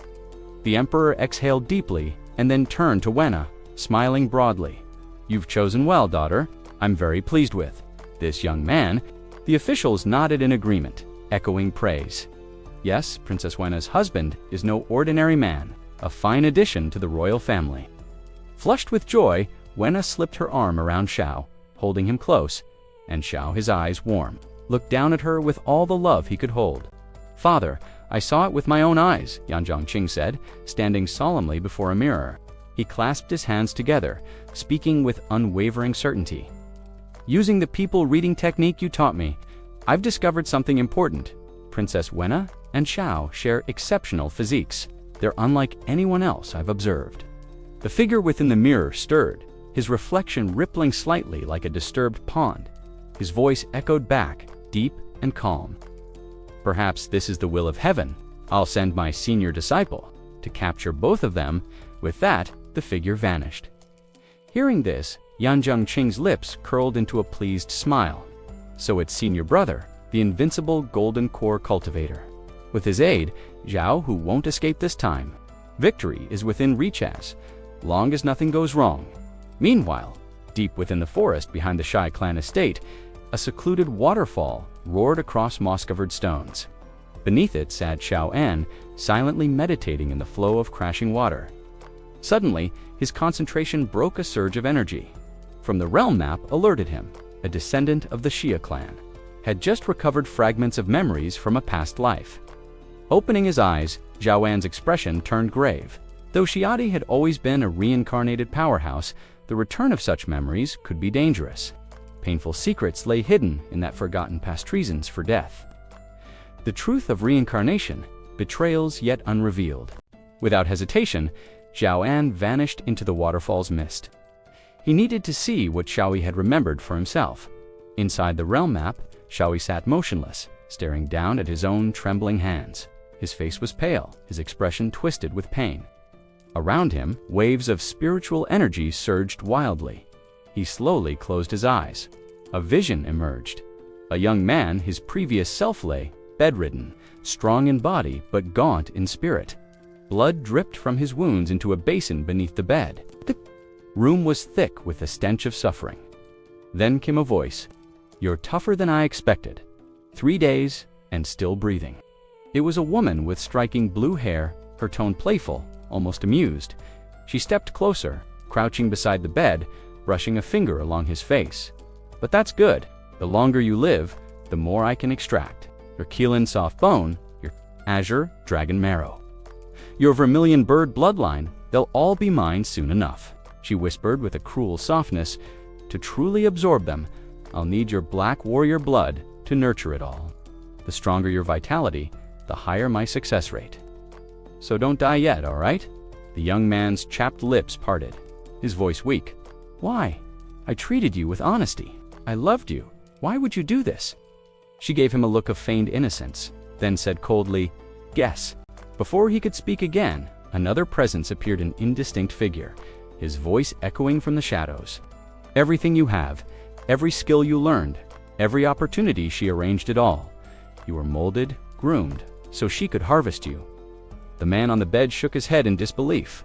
Arranged, this life, this path, was all planned. He turned back to her, eyes glassy with heartbreak. "I truly loved you." She gave him a dismissive glance. "Don't say such disgusting things. If I hadn't seen value in your talent and bloodline, do you think I would have wasted even a second raising you up?" Tears finally slid down the young man's cheeks. So it was all a lie. Every moment. All fake. His eyes dimmed as he whispered, "I'll never forgive you." He closed his eyes. Then suddenly, the room blazed with light. "Danger," a voice warned. "A manifestation of the great Tao will." Shock filled the space. He actually awakened. The great Tao will. This could change everything. If we could capture Ituar, cultivation would rise exponentially. But it's bound to his soul. If he dies, it vanishes with him. Back in the realm map, Xiai snapped his eyes open, drenched. In sweat, his breathing was ragged. He clutched his head as memories surged, visions of betrayal, of love, turned poison. "I loved her," he muttered, shaking. The realization crushed him. His spiritual energy flared violently. He gasped, staggered, and then collapsed into the water unconscious. Xiao-an, who had been watching silently from the shadows, finally opened his eyes. His gaze was cold, thoughtful. "That woman, she treated him like a resource, not a person," he murmured. From seed to fruit, he was nothing more than a cultivation vessel for her. His mind churned with unease. To have devoured the achievements of a cultivator at the integration stage. What level did they reach afterward? And that other man, he lingered in memory, hidden in strength. At least integration stage, if not higher. Xiaoan's brows furrowed. "My power is still too weak. If I don't grow stronger quickly, then the descendants of the Xia clan will have their fates stolen, just like Xiai's once was." Xiai stood alone, his expression dark, his thoughts even darker. "In my past life, I lost everything I cherished. My love perished, and only hatred remains. You robbed me of it all.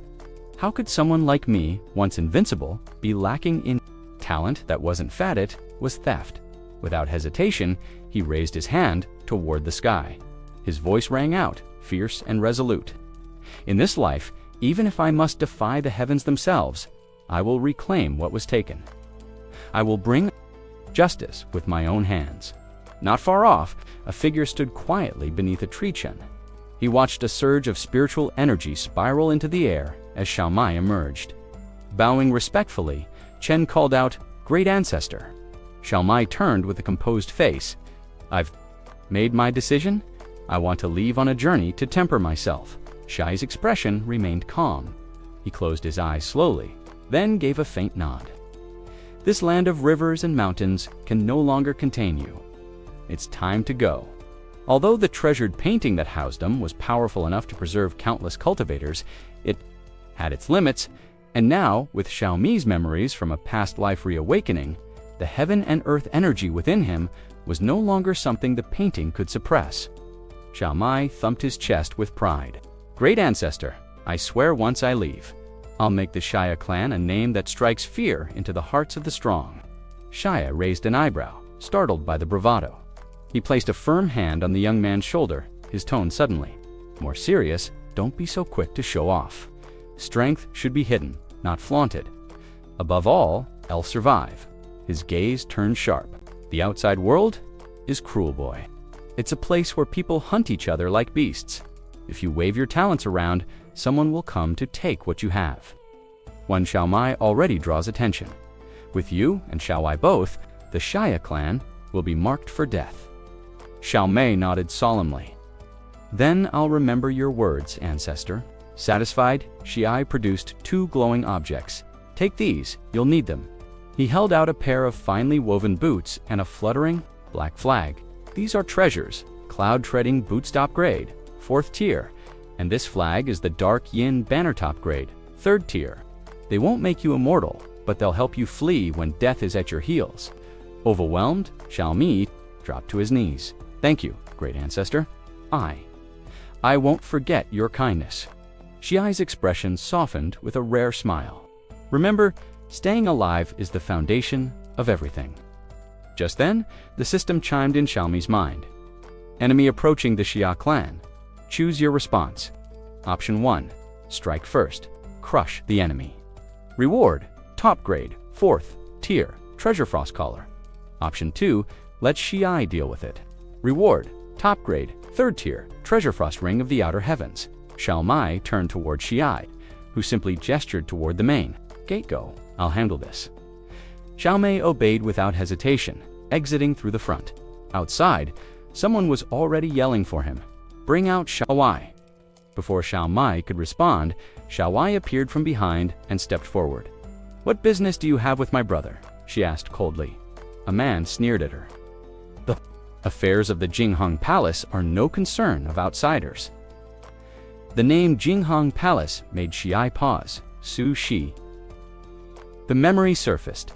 Jinghong Palisa, prestigious sect known for raising prodigies, and Sushi had been its founder.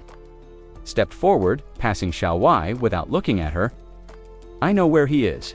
Follow me." He led the man Chenwen down a winding path behind the mountain until they reached a place that seemed long forgotten. Chenwen eyed the area with irritation. "What is this place supposed to be?" Xiai's voice turned quiet, almost distant. "This is where I died." They stood atop a jagged rock, overlooking a deep pit scarred into the earth. Xiai looked down at it, a haunted glint in his eyes. "I was dragged here, bound, broken. They hollowed out my bones, drained my marrow, tore my tendons, bled me dry. And to cover their crimes, they razed the entire mountain." Chenwen took a step back, unnerved by the eerie calm in Xiai's voice. He shook his head and turned to leave. He's insane, Chenwen thought. Absolutely mad. Xiai broke the silence with a calm but pointed question. "Is Sushi still being held at Jinghong?" Palace Chenwan stiffened, the blood draining from his face.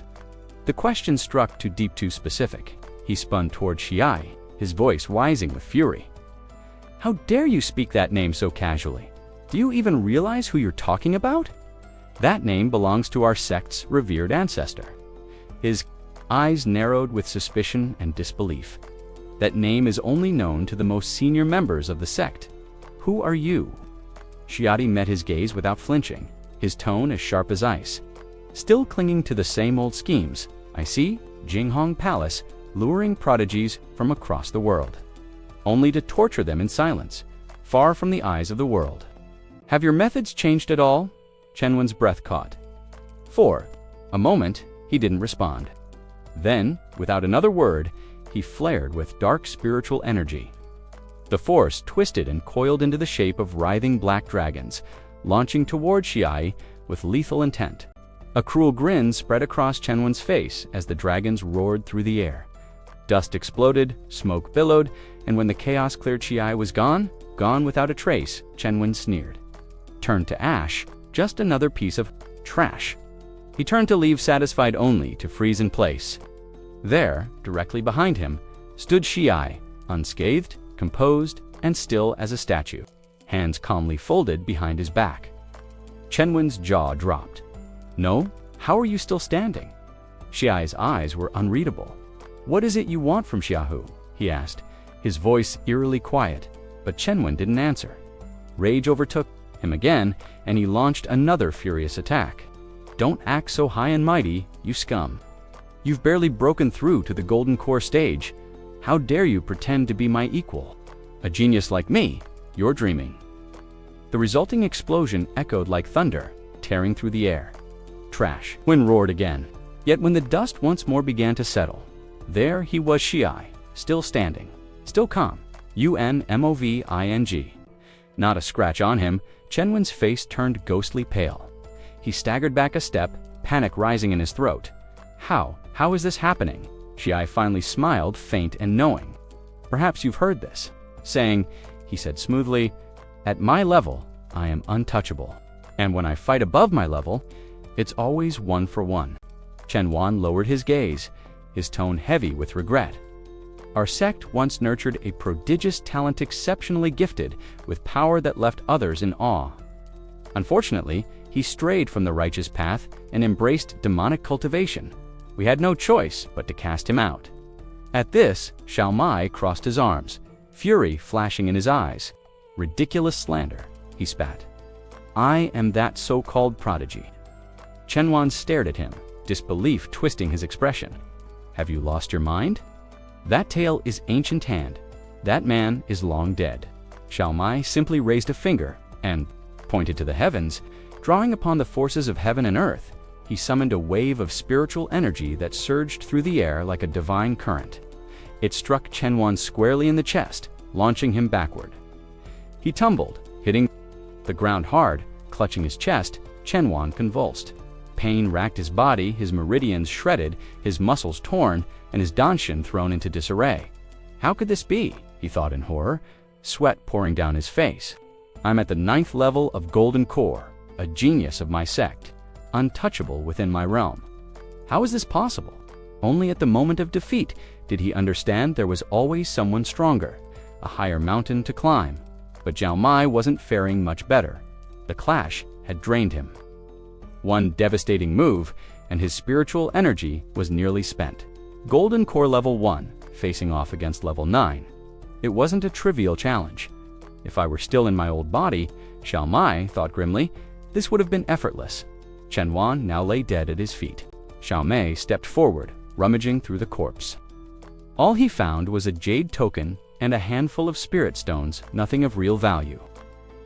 He summoned a small flame and incinerated the remains, erasing all traces of the battle. The men from Jinghong Palace were already hunting for him. For now, it was wiser to lay low and uncover more about the organization quietly. He returned to Ruo City to rest and plan his next move. Elsewhere, in the Liang Kingdom, the Crown Prince paced in frustration. Still no sign of that disciple. Without him, the plan can't proceed. There's only one solution left: use the jade token to locate him. Through the lingering spiritual aura, he could sense the other's location. He must be nearby. The Crown Prince wandered the streets of Ruo City and soon stepped into a modest in his mind racing. They say this senior brother is the strongest Golden Core cultivator of our generation. But I've never met him. I wonder what kind of man he is. Before he could complete the thought, a calm voice called out from within, "Come in?" The Crown Prince's heart skipped a beat. So he already sensed me. Truly impressive. He stepped forward respectfully. "Greetings, senior brother." Inside sat none other than Xiao Mei, his expression unreadable. This must be someone connected to Chen when Xiao Mei thought, "I sensed someone searching for me. Looks like it didn't take long." Xiao Mei kept his tone even. "Who are you?" The young man clasped his hands politely. "I am Yan Zhenin, Crown Prince of the Lian Kingdom. Your fellow disciple. I came here specifically to welcome you." Xiao Mei studied him in silence, his thoughts guarded. What does he really want? Asking directly would be too obvious. Feigning concern, he added, "I wasn't sure if someone might be impersonating you, so I had to be careful." The Crown Prince nodded quickly. "Understandable, but I assure you, my purpose here is genuine. I've come to capture Xia Huo and Princess Wua. They'll be presented to our master as gifts." Xiao Mei's expression darkened. So that's what Chen Wen was after, to trying to hand over others like trophies, just like they tried with him. Jinghong Palace hasn't changed. Still as cruel and manipulative as ever. Noticing his silence, Yan Zhenin asked, "Senior brother, what's on your mind?" Xiao Mei slowly drew out the jade token and held it up. "I assume this proves my identity." Seeing the token, the prince's face lit up. He was convinced. "Senior brother," he said eagerly, "I've already arranged for insiders within the Ming Kingdom, including someone from their royal bloodline. We can join forces with them. If we succeed, we'll take over the entire kingdom. Lian Kingdom will grow, and the best talents of Ming Kingdom will all be at our disposal." With visible hesitation, Yan Zhenin lowered his voice and asked, "Senior brother, what do you think of the plan?" Xiao remained seated, serene and unshaken. He spoke with calm certainty. "It's not bad. Go make the necessary arrangements. Today, we seize control of the Ming Kingdom." Yan Zhenin bowed deeply, fists clasped in respect, and swiftly departed. Elsewhere in the palace, behind the doors of a private chamber, a scene unfolded that was far too intimate for the innocent. The room was occupied by none other than Xiao himself, along with Princess Waiho. "The clan," Xiao said quietly, brushing a loose strand of hair from the princess's cheek, "wants us to continue the bloodline. It's no longer a request, it's become a command from the Grand Ancestor." Princess Waiho looked away shyly, her voice no more than a whisper. "I'll follow your lead, whatever path you choose." Then, unexpectedly, Xiao stared at his own hand, brow furrowing in thought. "Strange. After each time we're together, I feel stronger, my cultivation deepens. Or am I imagining things?" Before either could dwell further, the room's door creaked open slightly, and something thin and pale fluttered through the Gapan envelope. In one smooth motion, Xiao extended 2 fingers and caught it mid-air. He inspected it quickly. No seal, no markings. He opened it and scanned the message inside. A flicker of surprise crossed his face. What is this? Could it be real? Who would send something like this? Without hesitation, he dashed out of the room, scanning the corridors. But the hallway was silent, empty. No trace of a messenger, no lingering footsteps. Even the envelope bore no hint of its sender. Meanwhile, within the Ming Imperial Palace, manic laughter echoed through the halls. "Huh!" At last barked a rebel leader, his face alight with twisted satisfaction. "We finally have a real chance to tear down that decrepit old emperor." Standing before his private militia, he grinned. Wickedly, "From today onward, the entire Ming Kingdom will kneel to my will." The thought of power, of seizing not just the throne, but the emperor's daughters, filled him with a feverish energy. Yet outside the door of a meeting room, he paused, brow furrowed. "Why is no one here yet?" he muttered. "This is the exact time we agreed upon." A heavy silence answered him. Did we get the location wrong? He wondered, growing restless. Or worse, did our people back out? Turning sharply, his voice snapped with urgency. "Send someone now, find them. I don't care what it takes. I want troops here, and I want them now. Without men, this rebellion is nothing." Yan Zhenin's expression darkened as he watched. From the shadows, the weight of betrayal or failure starting to press in. A voice echoed coldly from behind. "There's no point in looking. Your men won't be coming." Yan Zhenin turned, eyes narrowing as Xiaohuo calmly stepped forward. Yan said, startled. Xiaohuo offered a faint smile. "Your little scheme has already unraveled. Your army crushed. What's left is just you." Yan's fists clenched at his sides. Xiaohuo continued casually. What now? Planning to run? Think you can make it out of the palace alive? In response, Jenin stood his ground. Yahello, I'll make you an offer. Let me leave, and the Leon Kingdom will reward you handsomely spirit pills, treasure, anything you want. But Yahello barely reacted. You misunderstand, he said coolly. I'm the one giving you a chance. Yan's jaw tensed. I'm the crown prince of Leon Kingdom. Are you sure you want to provoke a war? Yahello smirked. If it comes to that, so be it. I've never feared war. But Yan's confidence faltered. Where is he? He wondered. Why hasn't my senior brother arrived yet? Just then, a figure emerged from the shadows. He wore a mask that obscured his face, and Yahello failed to recognize him immediately. Yet, there was something hauntingly familiar about the stranger. Seeing him, Jenin's confidence returned, and he sneered, Now you're scared, aren't you, Yahello? This is my senior brother, 9th level, Golden Core, a prodigy. The so-called invincible Golden Core. You're nothing compared to him. But Yahello remained unfazed. He drew his sword slowly. 9th level? Huh, he muttered. Better to strike first than risk regret. Enraged, Yan turned to his supposed ally, senior brother. This is the man I spoke of, the one my master and I want captured. If we take him alive, our cultivation will double. The masked figure wasn't his senior brother, it was Shai. Yan stammered, his voice catching in his throat. Shai's reply was brief. Yahello's mouth fell open. Didn't recognize me? Uncle Huo blinked in surprise, then let out a hearty laugh. Shai launched into an explanation, recounting everything from the start. When he finished, Yahello's expression turned serious. So this entire mess was just the tip of the iceberg, he said grimly. That's why you must be cautious. Uncle, not just you, your wife too. They've already marked her. He tried to sound confident, adding, They won't be able to track him back to us, but it's still best to stay vigilant. Later, at the Xia family estate, a loud voice called from inside one of the rooms. Father, Xia bowed. It's from Uncle Huo. It bears a secret seal meant for your eyes only. Curious, Xia asked.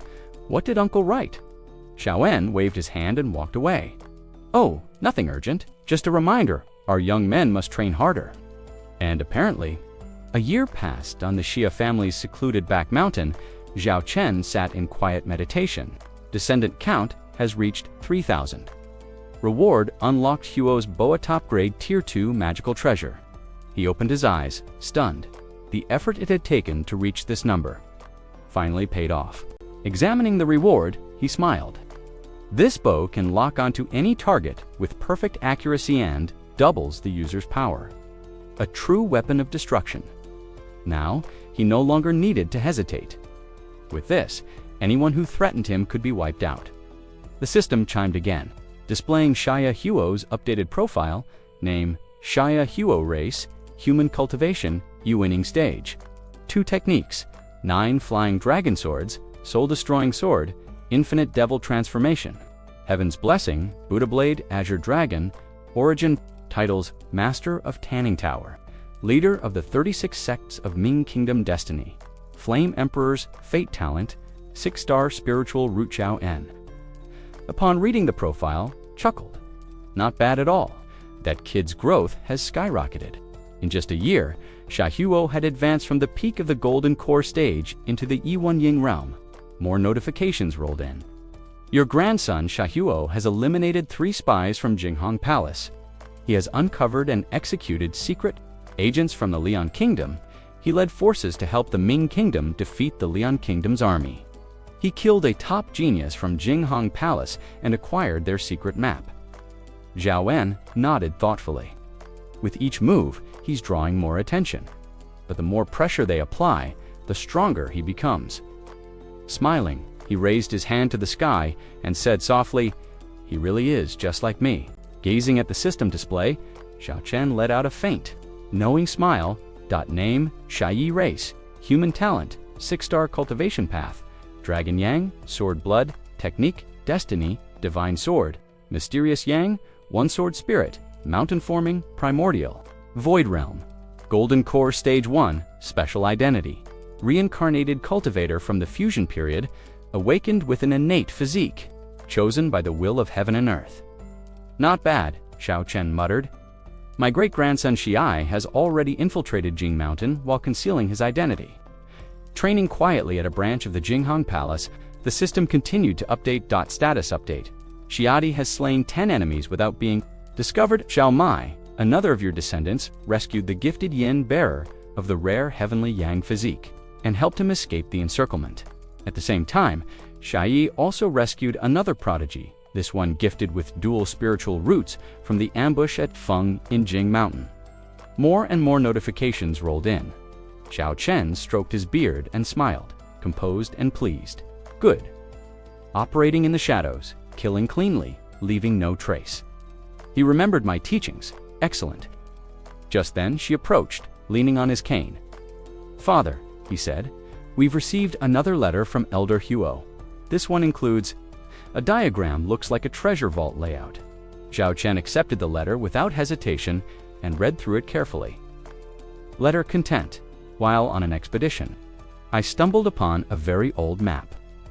Legend says it marks the final resting place of Yuan Ming, the renowned emperor of the cultivation world. The location is said to be filled with unimaginable riches and scient elixirs, lost techniques, rare magical artifacts. I am unable to go myself. Shall we send Shai to explore it instead? Xiao Chen murmured, the final resting place of Yuan Ming at the border of Ming Kingdom and Liang Kingdom, is it? He glanced at his son. Shai must go. This opportunity could elevate our entire clan. In his mind, Xiao Chen was already calculating. If we secure even a fraction of what's hidden there, the Xia family will rise beyond recognition. Then the system chimed in again. Opportunity detected, initiating decision interface. Choose one. Of the following. Option 1. Send Xiai to pursue the treasure. Gives reward. Fertility River Elixir. Option 2. Decline. Avoiding danger. Gives reward. 1 grade 4. Low-tier magical treasure. Xiao Chen raised a brow. Why would the system offer a danger avoidance option? Is this tomb more perilous than expected? Still, his decision was clear. We'll go. It's a chance to remove obstacles for the Xia family's future. She bowed. Understood. I'll prepare immediately. As he left, the system issued Xiao Chun's reward. You have acquired Fertility River, basic grade effect. Consumption increases conception probability by 10% for 24 hours. Xiao Chen chuckled. Excellent. From now on, every daughter-in-law and granddaughter-in-law in the household gets a cup daily. Our family line will thrive like never before. Outside, the skies were blue, the clouds thin and soft. Sunlight gilded the rooftops. Word was spreading across the region. The Jinghong Palace had posted an official notice, recruiting cultivators to explore a hidden treasure. Whispers filled the streets.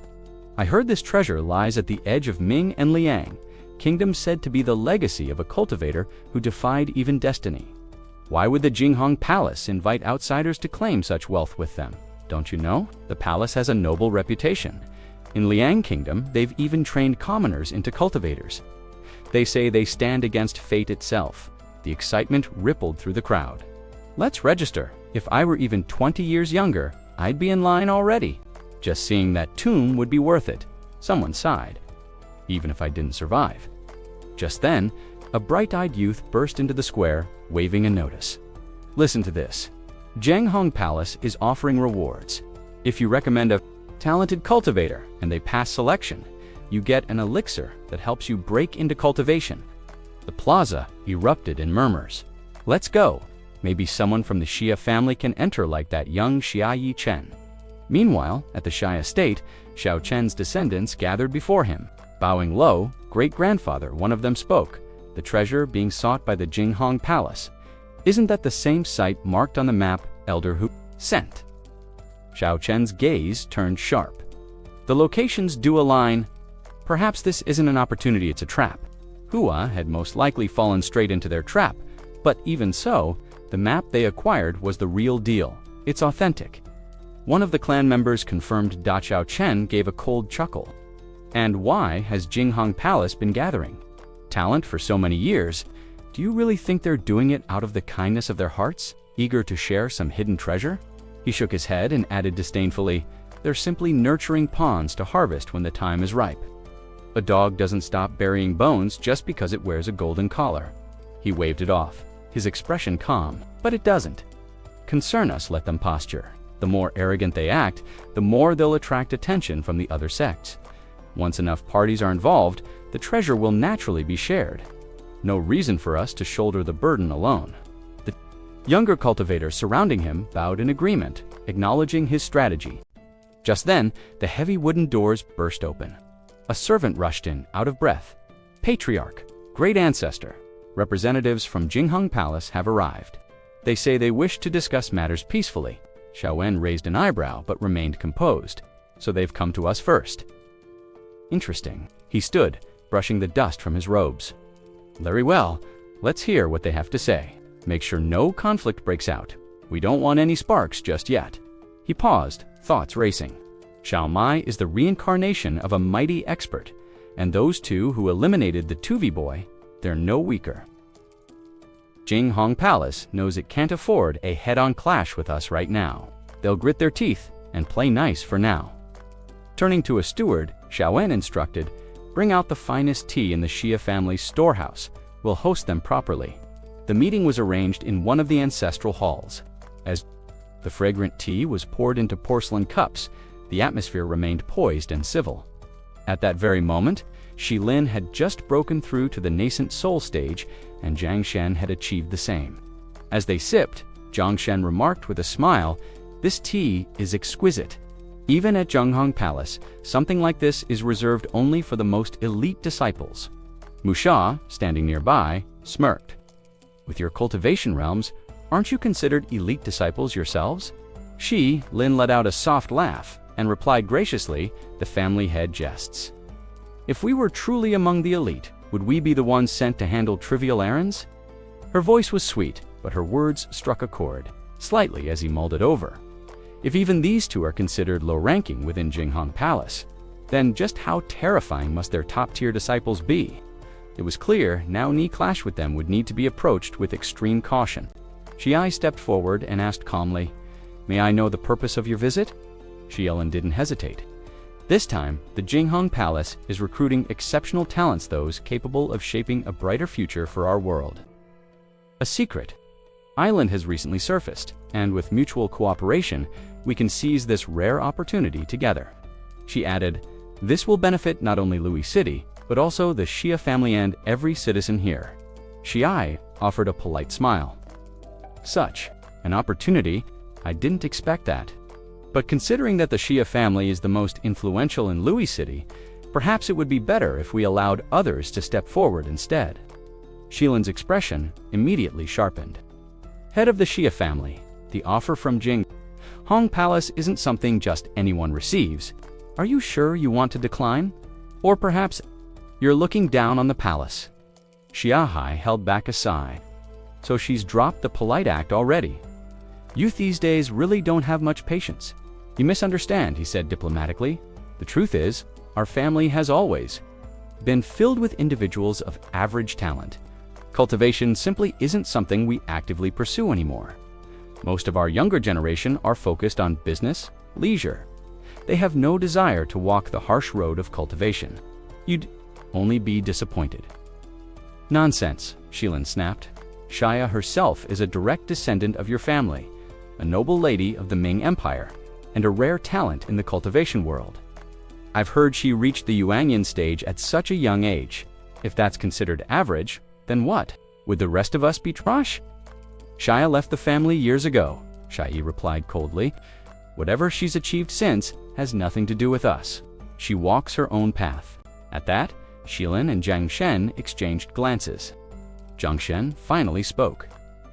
"You're being offered an incredible opportunity by Jingheng Palace. Whether someone has potential or not, we have our own methods of determining that. There's no need for concern," Shilin added. "That's right. Just summon the young ones, we'll take care of the rest. As for other matters, we can discuss them later." Xiadi reached into his robes and pulled out a velvet pouch, holding it before them. "I do hope you'll reconsider," he said slowly. "On a journey like this, filled with danger and competition, If you'd agree to let this go, I assure you, the family would compensate you generously. Jiang Shen's expression darkened. What's the meaning of this? He snatched the pouch and hurled it to the ground. Silver and gold spilled across the floor. Shalin was furious. Enough with your manipulative tactics. We came here to offer a rare chance at prosperity, not to be insulted with bribes. Xiadi narrowed his eyes. This situation's clearly not going to be easy. I'd better speak with the others. He retreated to consult with Zhao and father. He said, "These two aren't simple. They're stubborn and don't listen to reason. Can people like this really be so loyal?" Zhaoan gave a small, knowing smile. If they discover a true prodigy for Jinghong Palace, they'll be rewarded, far more than anything we could offer.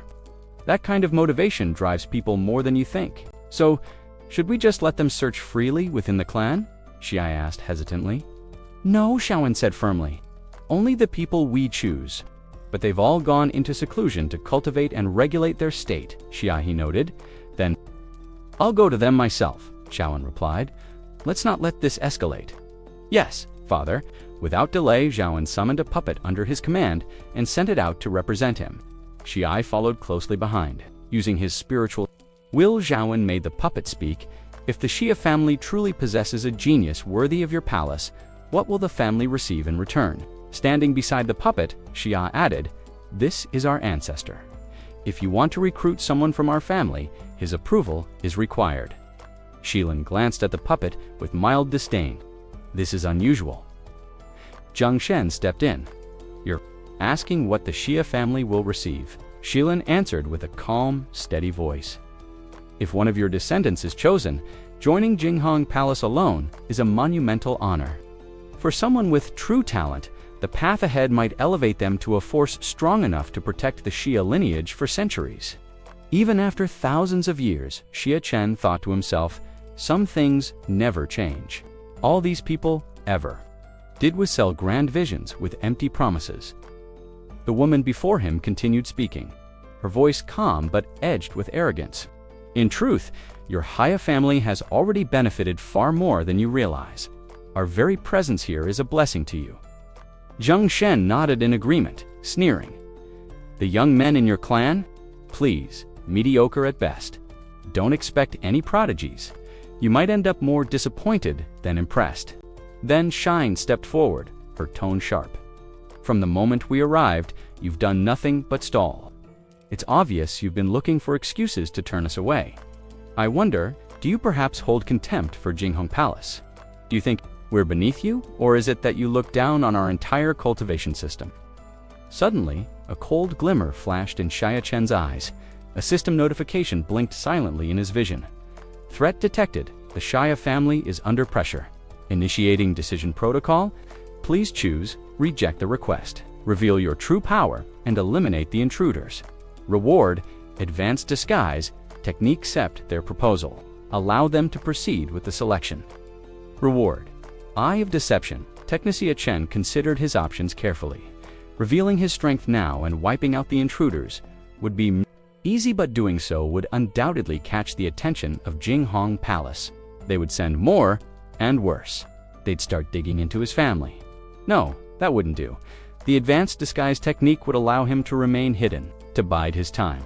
Better to keep the mask on for now. Let them believe what they want. This was a long game.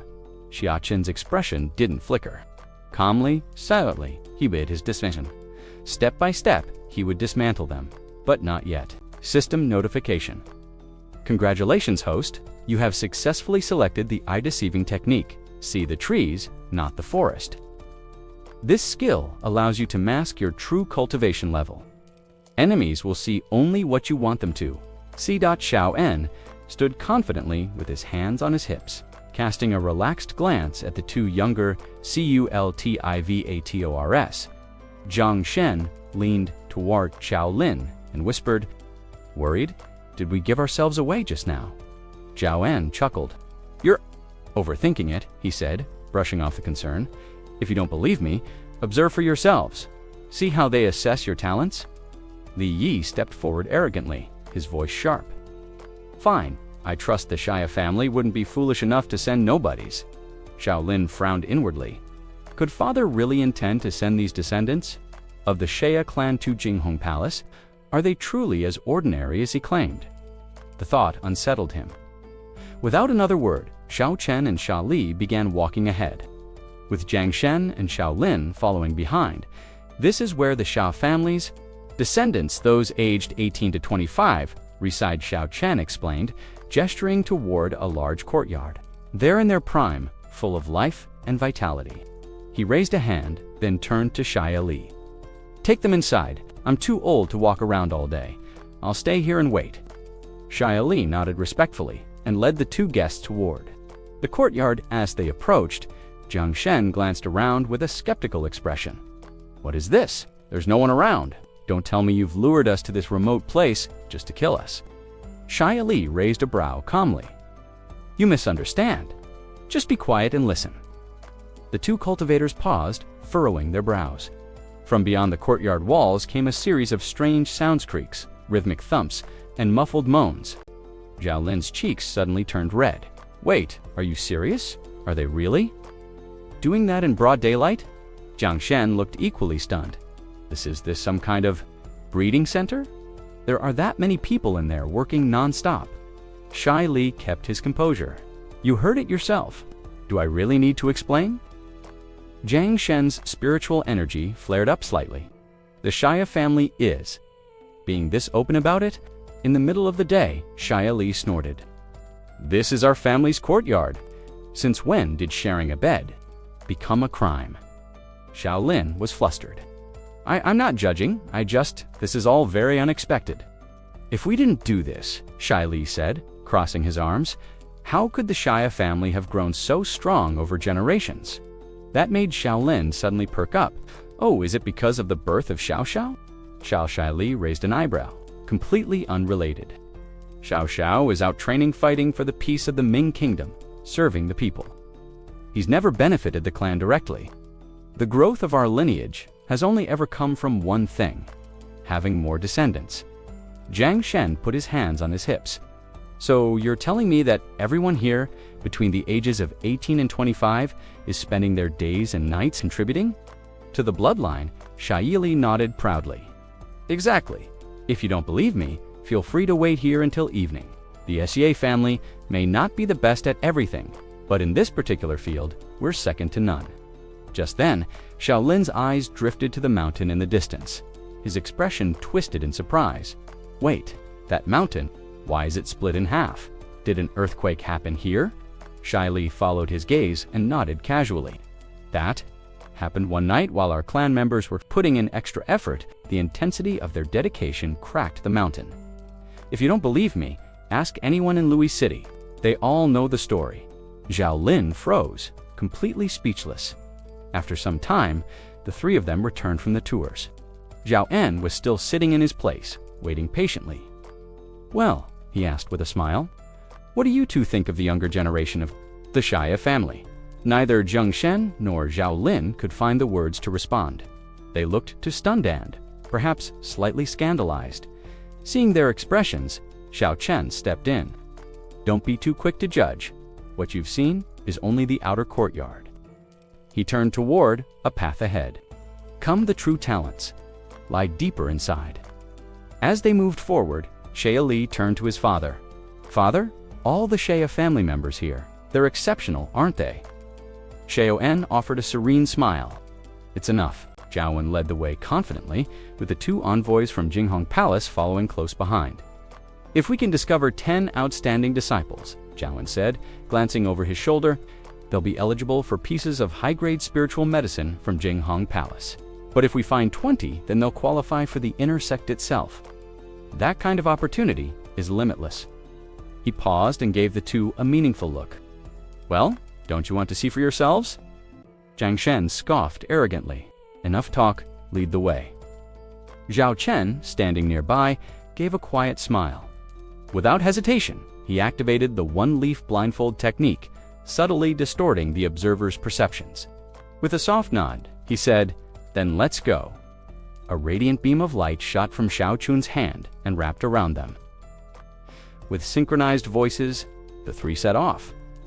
The scene shifted to the Xia family's martial training grounds, young men shouted as they trained relentlessly. One carried a massive boulder atop his head. Others struck dummies with furious speed. Yet despite the intensity, Sha couldn't shake the worry from his face. Disciples of this caliber might actually catch the attention of Jinghong Palace, he murmured. But when Zhang Shen and Shay Lin took in the scene through Zhao Chen's illusory spell, what they saw shocked them. A youth slack-jawed and drooling sat in the dirt, playing with a beetle like a child. Zhang Shen scowled. This one? Are your standards so low that someone like this is top 10 in the Shia family? Shay Lin gave a similar disapproving glance. Sha replied calmly, that youth ranks among our top 10. His strength is really even if appearances deceive. Shay Lin's lips curled in distaste. He's worse than some of the commoners we passed on the way. From behind them, Sha's voice remained steady. Perhaps there's a misunderstanding. Xiaoan simply smiled. It's fine. Let them see for themselves. Sha exhaled with relief. So this was all part of the plan. His father must have made arrangements in advance. That man really was sharp. Elsewhere beneath the shade of a towering tree, two figures sprinted in laps, practicing footwork techniques. But through the illusion, Zhang Shen saw a different story, a young man hanging from a branch, swinging back and forth gleefully like a monkey, while the other stood urinating and scribbling nonsense on the wall. Zhang Shen muttered in disbelief. Meanwhile, Shay Lin's perception showed a muscular youth crawling face first through a giant cake, her face twisted with revulsion. These are your so-called geniuses, she spat. Sha, standing calmly beside them, offered clarification. That disciple is cultivating the immovable king technique. He's only at the early golden core stage, so among the inner court he seems average.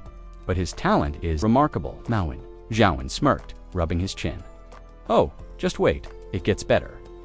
The next illusion was the final blow, and fell face down, while another lay on his back, laughing hysterically. A third clutched his arm, crying out, "My arm, it's broken." Zhang Shen and Shay Lin were utterly speechless. Sha didn't flinch. These are the best the Shia family has to offer. I stand by that. Zhang Shen raised an eyebrow, sweat trailing down his temple. I don't know whether to laugh or cry. Zhaowen, being born in the Shia family, must be the miracle of the century. Shay Lin crossed her arms. Honestly, I'm starting to believe the only reason the Shia family hasn't collapsed is because of Xiao. Ho ho, it's certainly not because of the rest of you.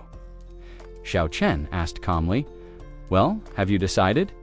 Without a moment's hesitation, Shay Lin answered, absolutely not. Xiaowen's expression turned serious. Now you've seen it, the inner and outer courts of the Shia family. Just as they are. Frustrated and defeated, the two turned to leave. Shay Lin muttered, this whole visit was a complete waste. We should have just visited the Chen family. Instead, their complaints didn't stop there. Disgraceful, Zhang Shen sneered. The inner court's a mess, the outer court's no better. The Shia family doesn't nurture talent, they just breed endlessly like rabbits. No wonder Xiao Hoho never came back, Shay Lin added. Who'd want to return to this embarrassment? They stormed off, but not before one final jab. Urine on the walls.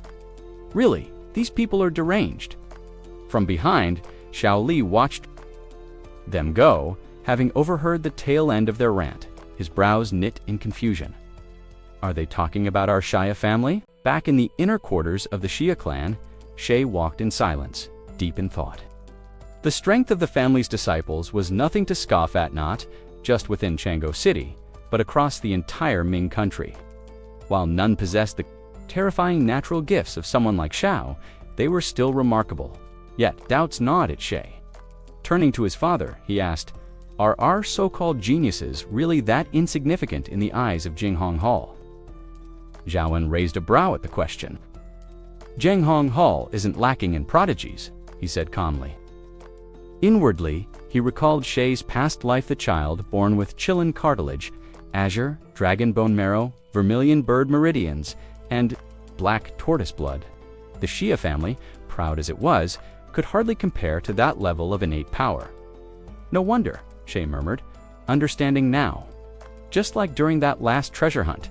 Are we going again this time? DJ Hong Hong. Hall won't go easy on us. They'll be our fiercest competition. Zhaowen nodded gravely. You think it's just us? Word of the treasure's appearance has spread far and wide. Countless eyes are watching, waiting like wolves circling prey. I'll tell the Shia disciples to train harder, Shay said.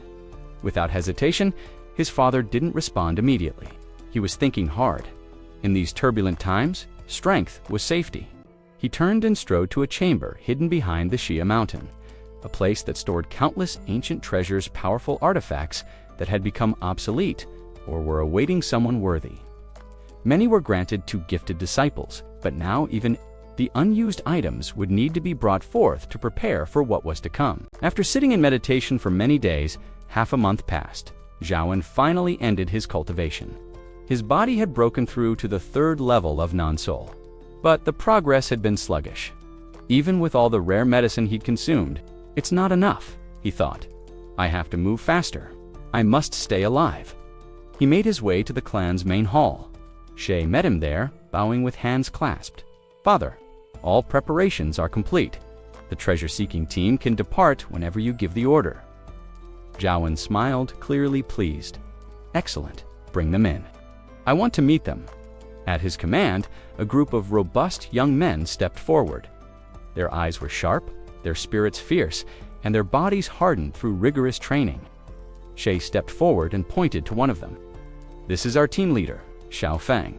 He's already reached peak Golden Core. The rest are all at Golden Core level, to each one an elite of the Shia family.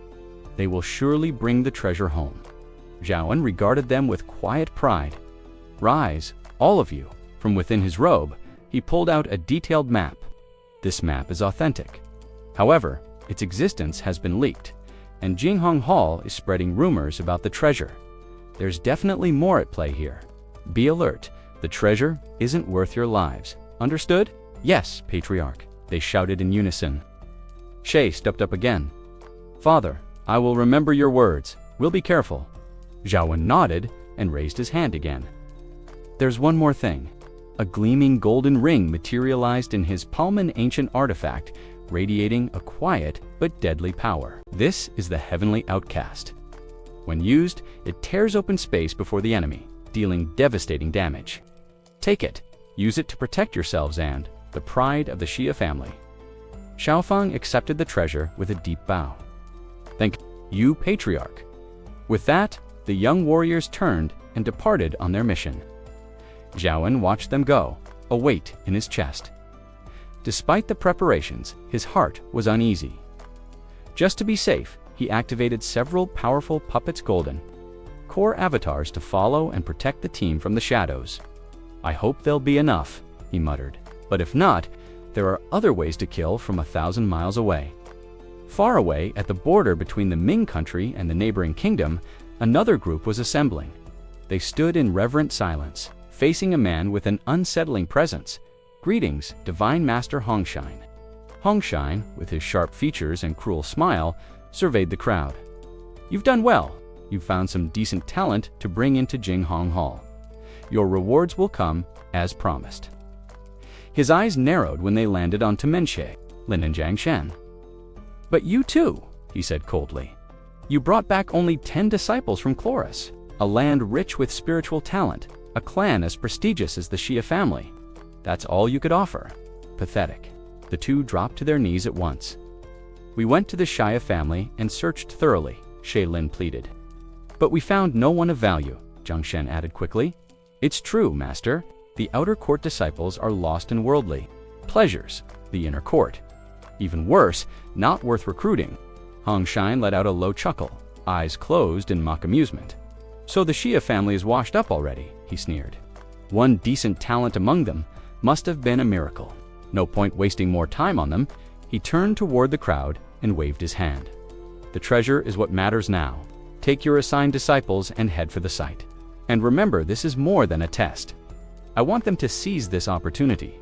And when it's over, I expect them all to join Jinghong Hall. His eyes gleamed with dark ambition. They will become my disciples. With one hand tucked behind his back, Hongshin stood in silence for a moment before asking calmly, any updates on Xiao? A respectful voice came from behind him. Divine Master, Xiao is still within Ming territory. He hasn't made any moves yet. and it seems he hasn't acted on the matter of the treasure. A quiet smile curled across Hongjin's face. If he refuses to show himself, then all the spies I've planted in Ming will have died for nothing, and I won't let the efforts of Liang country's disciples be wasted either. The subordinate hesitated, then added, "It's been said that members of the Xia family are en route here." Hongjin let out a cold grunt. Without Xiao, none of them matter. Shang Shen and Shay Lin have both visited the Xia family, confirmed that the rest are useless. There's no reason to take them seriously. He turned on his heel and walked away, his robe fluttering slightly with each step. It's time we begin the search for the treasure. Keep watching Xiao. He moves. I want to know immediately. Elsewhere, Xiao Fang stood tall, hands on his hips, as he shouted confidently, "Listen up, everyone. From this moment on, we represent the Jiao family from Northern Li country. Make sure you remember that." Watching him with quiet admiration, Xiaowen thought, Zhao Feng truly deserves to lead this mission. He may act tough, but he's extremely careful, thorough, and precise. Like a younger version of myself, the disciples scratched their heads and echoed in unison. "Understood, big brother Xiao Feng." Xiao Fang laughed. "You're still calling me that? It's big brother Zhao Fang now. We're here to obtain the treasure, whatever it takes. We'll use our northern identity for that." Hearing this, Xiaowen nodded with approval. Having someone like him in charge is a blessing for the family. Just then, a great expert being reborn into your bloodline. It calms the spirit and sharpens the senses, greatly accelerating one's martial arts comprehension. So, a reincarnated great expert is born into my family, just as I'm searching for an ancient expert's treasure. Isn't this too much of a coincidence? The system chimed again. Choose one. Option 1. Act without delay. Assist the reincarnated child's awakening. Reward. Reincarnation sealed divine ability. With both hands behind his back, Xiaowen slowly paced across the courtyard. "System," he said, "how much of the great expert's memory can be retained after reincarnation? To preserve their minds even before birth, that explains the option to erase them," Xiaowen thought. He arrived at a home within the Xia family estate. Inside, a descendant cradled a child in his arms and greeted him respectfully. "Patriarch, this child is named Shoa Lin, human race, possesses a heavenly spirit root, golden core cultivation at birth, identity reincarnated peak level expert, innate treasure, heaven-changing pearl grants time acceleration abilities." As the child beamed with joy at the sight of Xiaowen, the patriarch smiled gently. Born at the golden core stage, truly worthy of someone who solved the riddle before even leaving the womb, he lifted his hand and conjured a landscape painting from thin air. The child's eyes widened, and then he burst into tears. Xian stepped forward, gently cradling a steaming cup of tea. "Fellow cultivator," he called out, with a calm yet firm voice, "there's no need to stay hidden. You've been reborn into the Yea family. I hold no ill will toward you." At those words, the young child abruptly stopped sobbing. His expression shifted from sorrow to amusement. "I didn't expect the Xia family patriarch to offer such exquisite tea," he said, raising an eyebrow with a faint smile. Then, with one hand propped confidently on his hip and the other braced against his knee, he straightened up his stance, stubborn and unyielding. Shan regarded the child thoughtfully. "You're willing to call me patriarch. Does that mean you've accepted your place within the SIA family?" He paused, voice growing solemn. "Once someone reincarnates naturally, the ties to their former name and life are severed." The boy nodded slowly. "Honestly, I intended to choose a humble rebirth. I never imagined I'd awaken into a clan with cultivation heritage." His lips curled in amusement, but behind the cheerful expression, his mind churned. "I can't sense any spiritual aura from this patriarch. He must be hiding it. At the very least, he's likely at the nascent soul stage." Xian let out a soft, self-deprecating chuckle. "We're not quite a renowned cultivation clan," he admitted, "but our ancestors believed that many children bring many blessings, and so our family grew strong through sheer numbers." His tone grew warmer. "Whatever your past was, now that you carry Xia blood, you are one of us." Just then, a system notification silently echoed through the child's consciousness. "Congratulations. User has acquired the divine ability.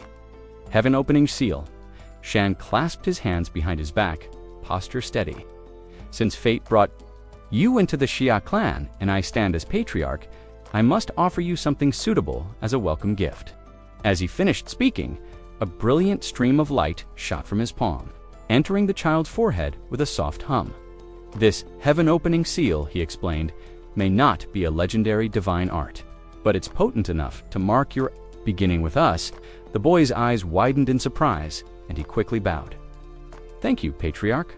Internally, however, he felt a flicker of unease. Cold sweat traced down his back. Despite his peak-level expertise in his previous life, some memories remained hazy, but this divine ability to affect the primordial forces directly, that's no ordinary power. Shan gave a slight nod. Loner, I'm truly glad it suits you, he said. If during your cultivation you encounter any difficulties with the divine ability, don't hesitate to consult the Patriarch. Loner, though still a child in appearance, harbored deeper thoughts.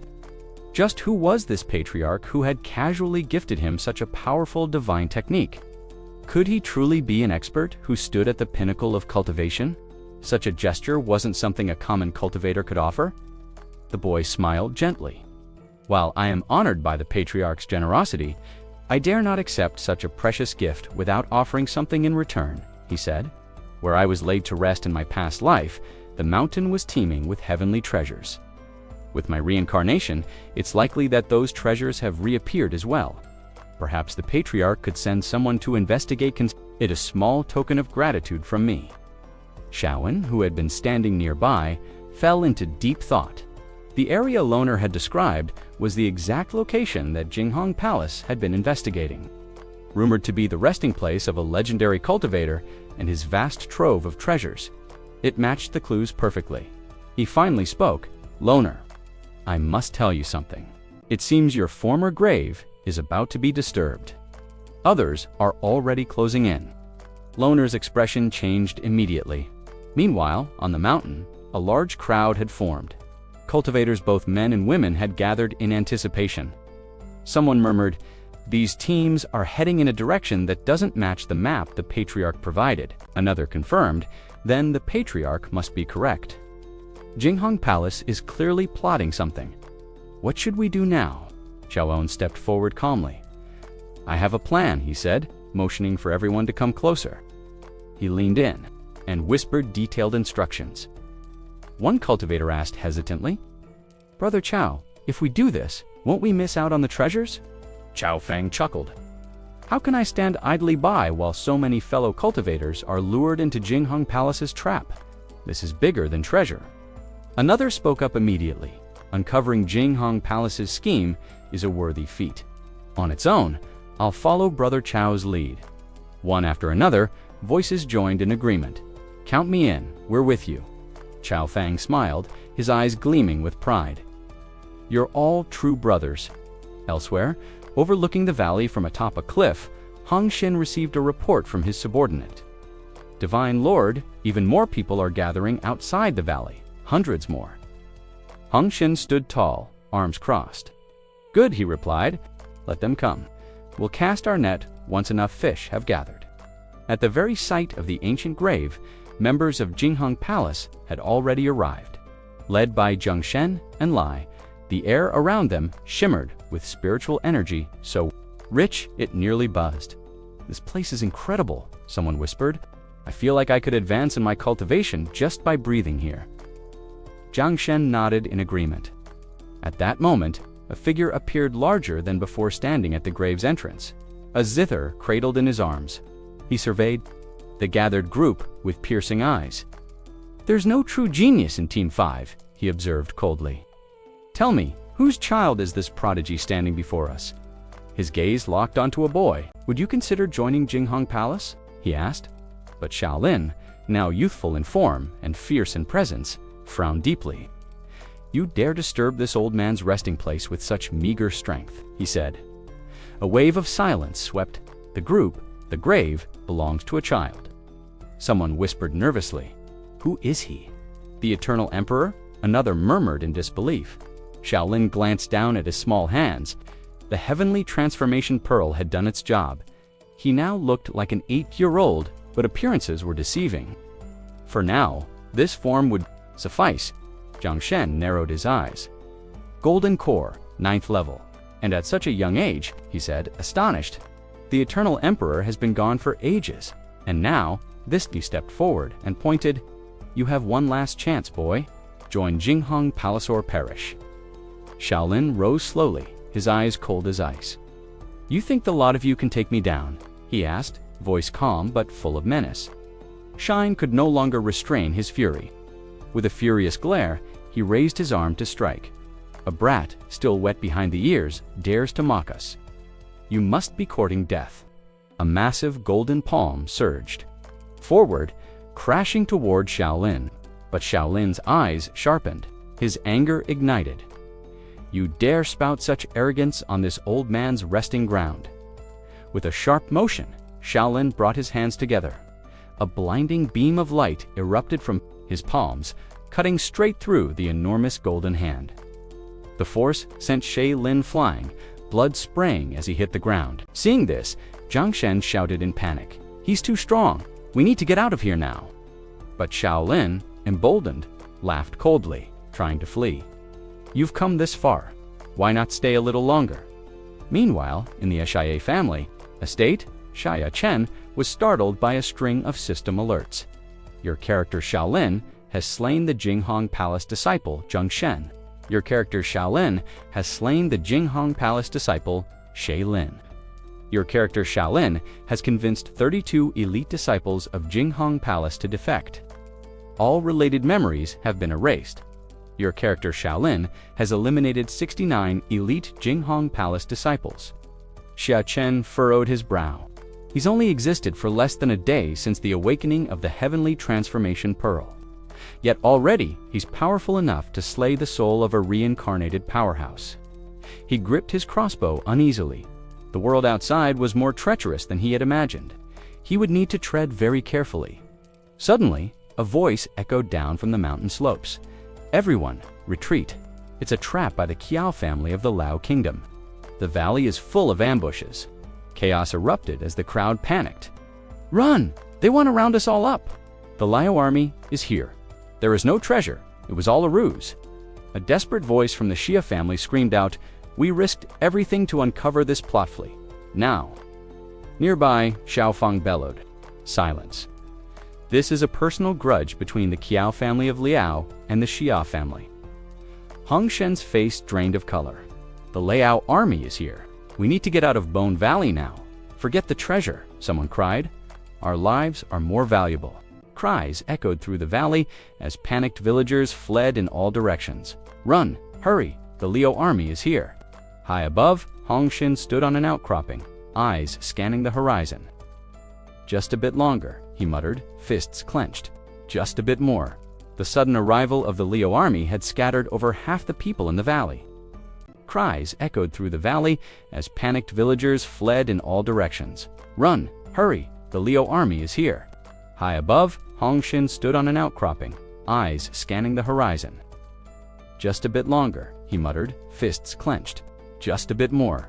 The sudden arrival of the Liao army had scattered over half the people in the valley. Realizing he had no time to waste, Hong Shen activated the formation. A thunderous roar erupted, echoing like a storm breaking over the mountains. The Liao army all ready. Hong Shen's expression darkened. How dare a mere insect disrupt my grand plan? With a furious roar, he shouted, Die! A massive hand surged forward, heading straight for Zhao Fang. Shock flashed across Zhao Fang's face. He hadn't expected the cultivator from Jinghong Palace, someone at the Nunt Soul stage, to strike so swiftly, yet his eyes held no fear. I can save my comrades, Zhao Fang whispered, then I'll give my life willingly. But just as the attack closed in, Xiao En appeared out of nowhere, placing himself between Xiao Fang and the blow. Honored elder, he pleaded, please stay your hand. His words fell on deaf ears. The elder's strike detonated in a colossal blast, sending shockwaves through the battlefield. Arms, watching through a mirror artifact. Incredible. My puppet was obliterated in an instant. Yet a sly smile played on his lips. So it was the ancestor's puppet after all. Xiao Fang was flung away by the blast. injured but alive, furious. Hong Xin growled. An old man dares to meddle. The formation now fully activated, he sneered. Nowhere to run. With that, he shot forward toward Xiaofang. You're just a bug beneath my heel. Suddenly, a flash of light streaked through the sky. A gleaming arrow tore toward him.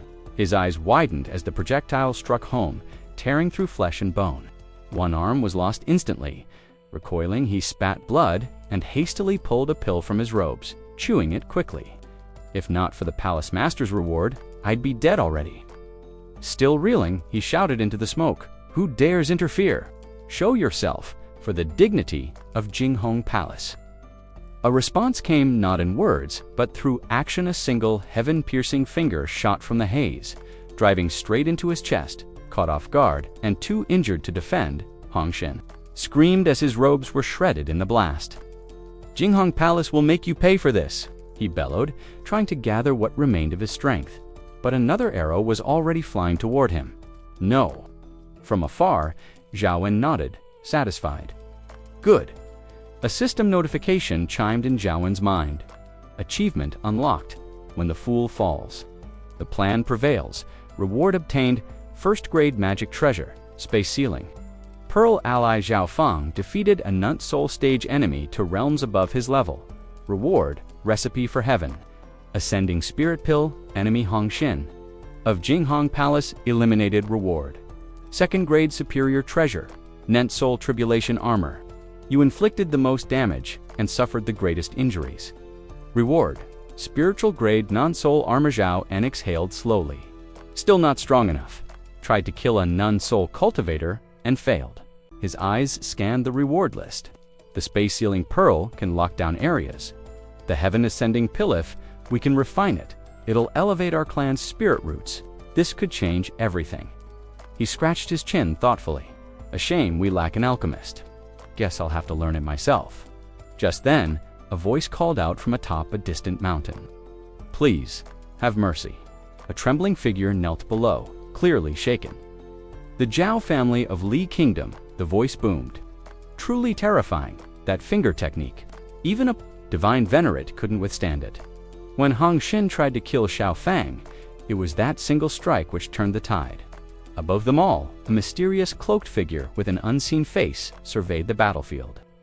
I had planned to handle Ming and Liang kingdoms first, but the Liu kingdom just couldn't wait. He barked an order. Hong Fang, divine venerate. Liang, divine venerate. Yes, guardian. Both voices responded in unison. Clean up the mess in Ming and Liang kingdoms. Use overwhelming force. Make them remember the might of Jinghong Palace. We obey. They shouted, their voices cutting through the clouds like blades. Inside a private chamber within the Xia family estate, Shaolin stood respectfully before the clan's ancestral tablet. Ancestor, Shaolin said solemnly, everything I gained in my past life, I now offer to the Xia family. Xiao Chen, watching from the side, nodded in approval. You are truly considerate, Lair, he remarked. Shaolin smiled. With the ancestors watching over me, I can now cultivate in peace. He then turned to Lair and asked, Are you familiar with pill refinement? Lair grinned modestly. I have some experience, though I wouldn't call myself a master. My true strengths lie more in music. Still, he paused and retrieved an ancient scroll. Try using this method for refining pills. Shaolin's eyes widened as he examined it. A pill that enhances spirit roots. That's been considered a myth, something from legends. I never imagined it actually existed. He looked up with awe. Improving spirit roots is like defying the heavens, changing one's destiny. This isn't just a rare formula, this is a treasure of the highest order. Shaolin bowed deeply. Ancestor, this technique, it's beyond my current ability to refine. Instead of being disappointed, the ancestor chuckled. Then go cultivate. I'll study this method further.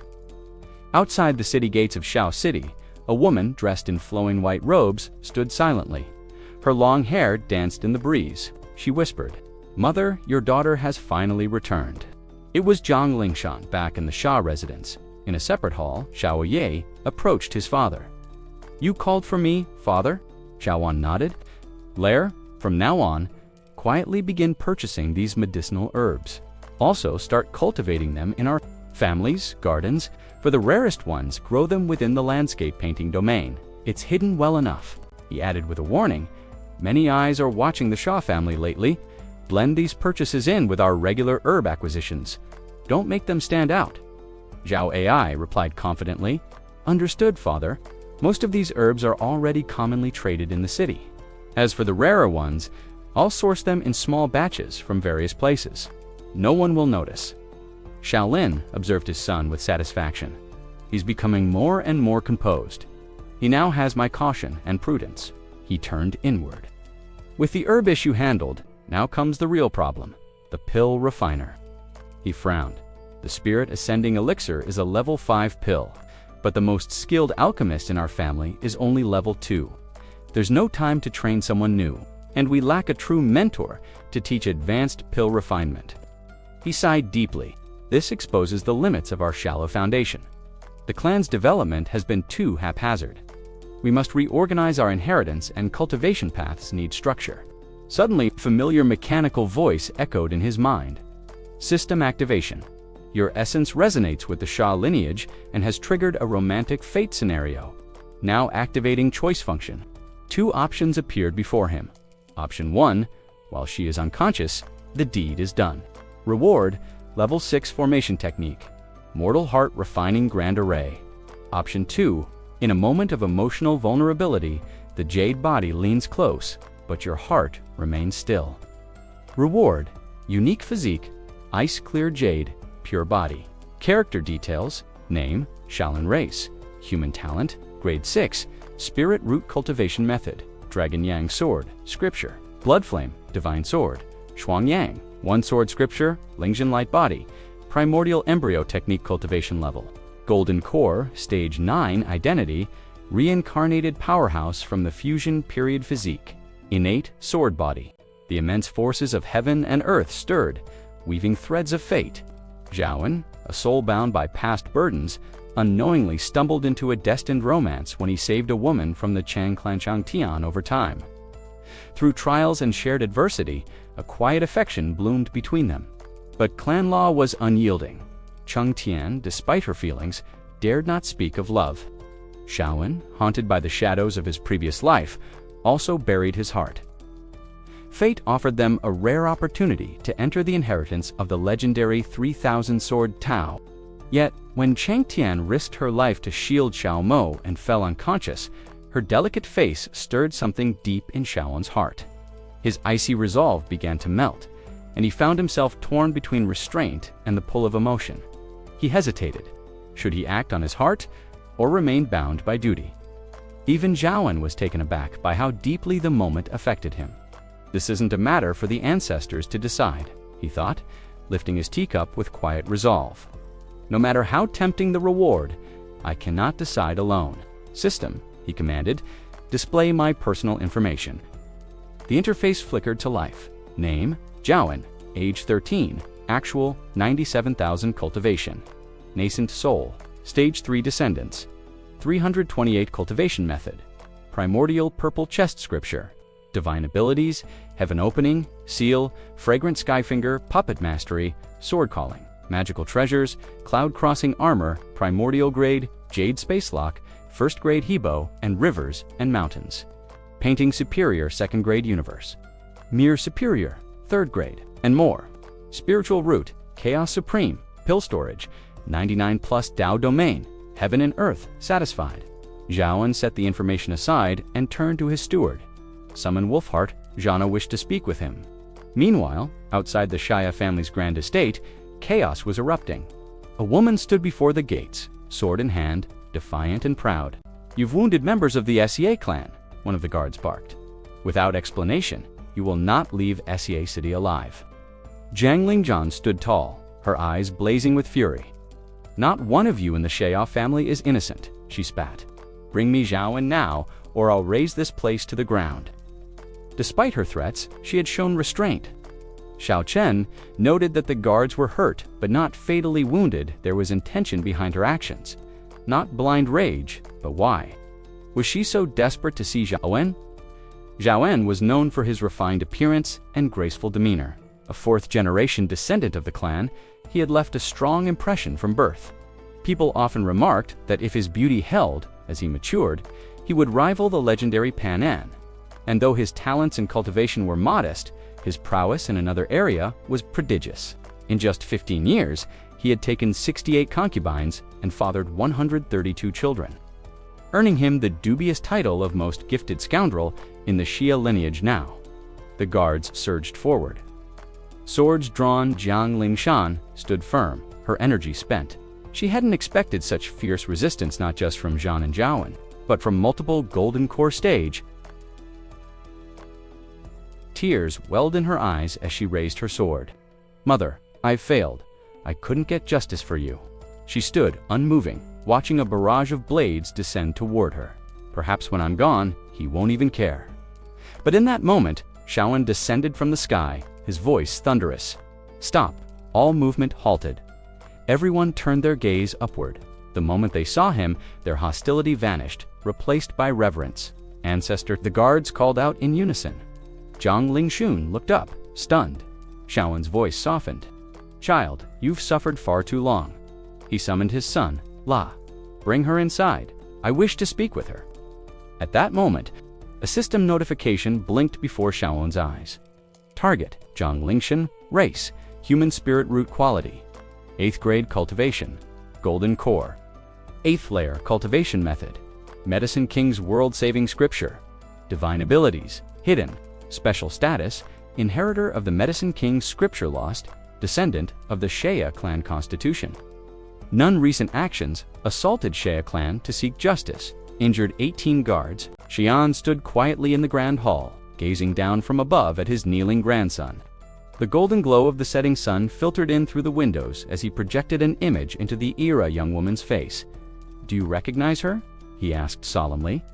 Xian furrowed his brows, pretending to search his memory. "Great-grandfather, I'm afraid I don't know this girl." Zhaowen's expression turned grave. "Think harder. That girl stormed into our Xia family estate, and it's because of you." Xian scratched his head awkwardly, genuinely puzzled. Could it be? Some infatuated girl who swore to marry me, or no one else? Before he could finish his musing, a sharp slap landed across his face, sending it twisting sideways. "She's your daughter." Zhaowen, thundered Xian, tears pooling in his eyes, clutched his cheek. "You hit me without warning, and I swear I don't remember anything." Just then, a servant announced the arrival of Zhang Lingshan. Her father had brought her in person. The girl stepped forward, sword in hand, eyes blazing with fury. "You heartless bastard. Prepare to die." Zhaowen quickly raised a hand to stop her. "Hold on, Lingshan. Tell this old man your grievance. If he truly wronged you, I will deal with him myself." Still shaking with anger, Zhang Lingshan pulled out a small box and held it up. "This is my mother's keepsake. Inside is a picture of her with him and a jade pendant engraved with the characters An and Xia." Zhaowen turned to Xian, his gaze intense. "Well, sinner, do you have anything to say now?" Xian's eyes widened in recognition. "It's Zhang? You?" He immediately dropped to his knees. "Great-grandfather, I swear I was wronged." But Zhang Lingshan wasn't having it. "Wronged? You abandoned your wife and child and left my mother to become the butt of everyone's jokes. If I had the strength, I'd kill you myself." Just then, a system notification appeared. Host, curiosity detected. Reward, water mirror technique. Zhaowen raised an eyebrow. What's with this curiosity increasing stuff? Shrugging off the odd system message, Zhaowen waved his hand, activating the water mirror technique. "You say he abandoned your mother. He claims innocence. Let's see the truth for ourselves." The surface of the magical mirror shimmered, revealing a memory. A stunning woman was shown riding away on horseback, looking back at her subordinates. "Do not harm him," she instructed. "It's this man." Later, in her private quarters, she opened a locket showing Shan's photo. To her daughter, "This man is your father." Back in the mirror, a scene played out between the younger Xian and the woman. She pushed him onto the bed, straddling him. Such a rare beauty. "Come with me, and I promise you'll never want for food or clothes again," Xian pleaded, his voice trembling. "Please, I already have a wife. I can't betray her." slacked her hand cracked across his face. Zhao En muttered, "This kid's face really takes a beating." The woman blushed and spoke softly, "You're mine now, behave, and I won't punish you." Zhao En ended the water mirror projection. Zhang Lingshang stood speechless. So that's the truth. No wonder mother never blamed him. I can tell now her fate was short-lived. She gave herself to the man she loved. Shan looked sick with guilt, all to avoid punishment. I served Zhang Yu like a slave, but it gave me a chance to escape and return home. I didn't even think of revenge after that. And yet, she still bore a daughter, Xiaowen added. Realizing her mistake, Zhang Lingshan lowered her sword and bowed deeply. I was wrong, elders. I submit myself to your judgment. Zhao En nodded thoughtfully. You belong to the Xia bloodline. From now on, consider yourself returned to your ancestral home. Zhang Lingshan responded at once. Yes, elder. He then turned to the reunited pair. You are father and daughter. Now that the truth is clear, cherish one another.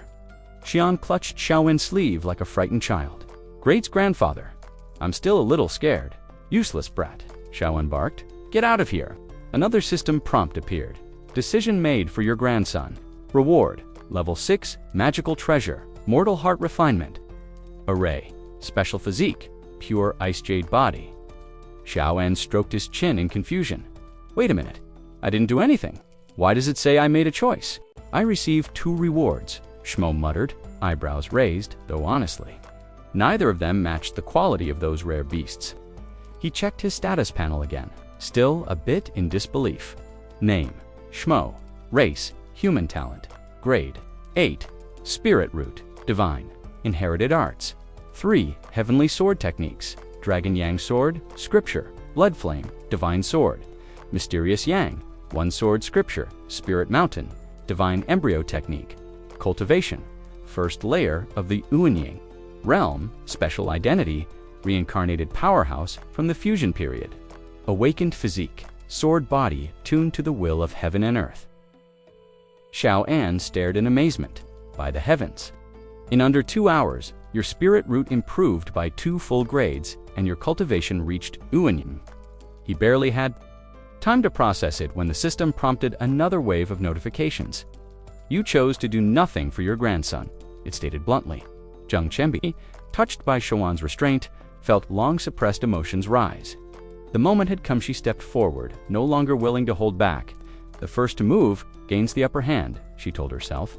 Her decision had been made. During dual cultivation, her grandson Xiao attained perfect yin-yang balance. Allowing him to fully comprehend all 3 heavenly sword techniques, his cultivation surged to the first layer of the Uanying realm.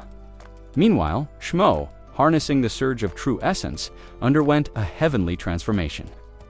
His spirit root ascended to grade 8. Zhao An couldn't hold back a joyful laugh. First, Xiaowen, now Shmo, how fortunate that I'm too old to land in such risky predicaments. He approached Zhang Lingshan and asked warmly, Little Lingshan, are you the successor to the world-saving medicine king? Startled, Lingshan hesitated. That was her most closely guarded secret. How could this elder from the Xiao family possibly? No. Sensing her reluctance, Xiaowen reassured her. There are no outsiders here. The Xiao ancestors don't steal chances from their descendants.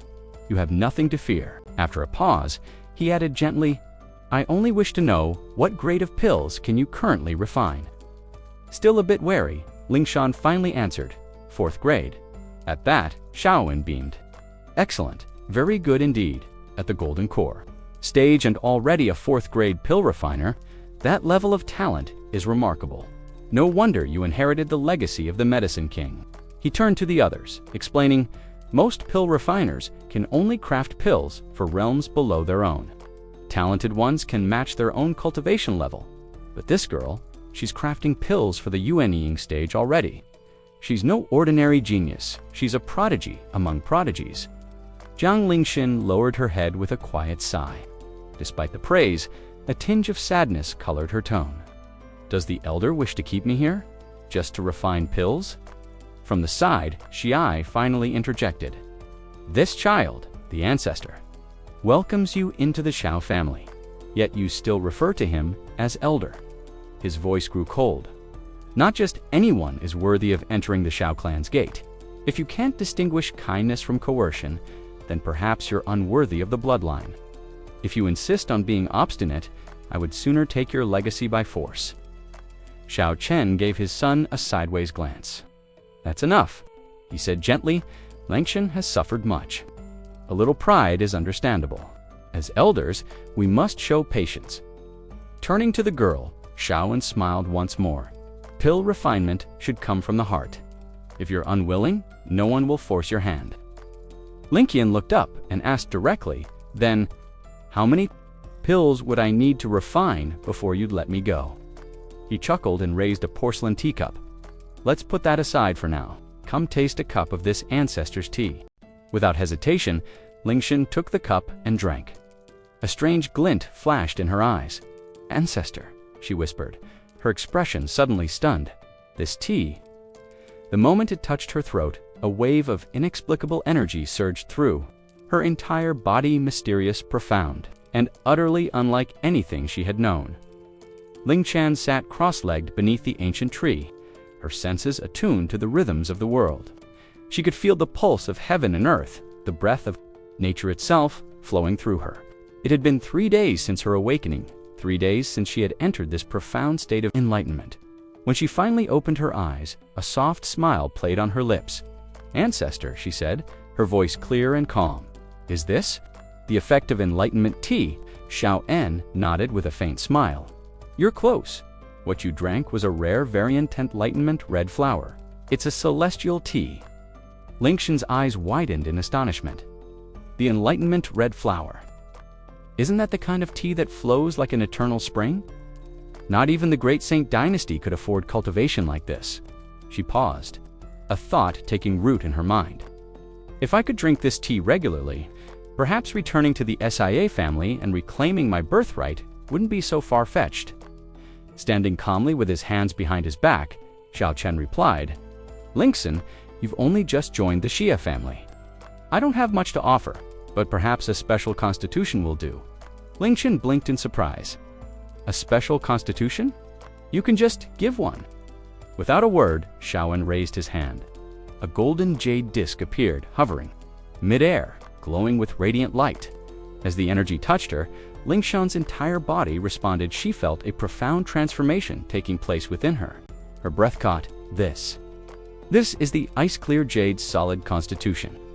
Cultivation focus is enhanced, inner demons can't invade, evil spirits are powerless against it. And pill refining, it boosts pill refinement efficiency threefold. This is a dream physique for alchemists." Shao En studied her. "Now tell me, how long will it take you to become a 5th grade pill master?" Lingshan's face lit up with confidence. "As long as I reach the Yuanying realm and get access to 5th grade pill recipes, I can refine them. But to refine them with true skill, I'd need experience.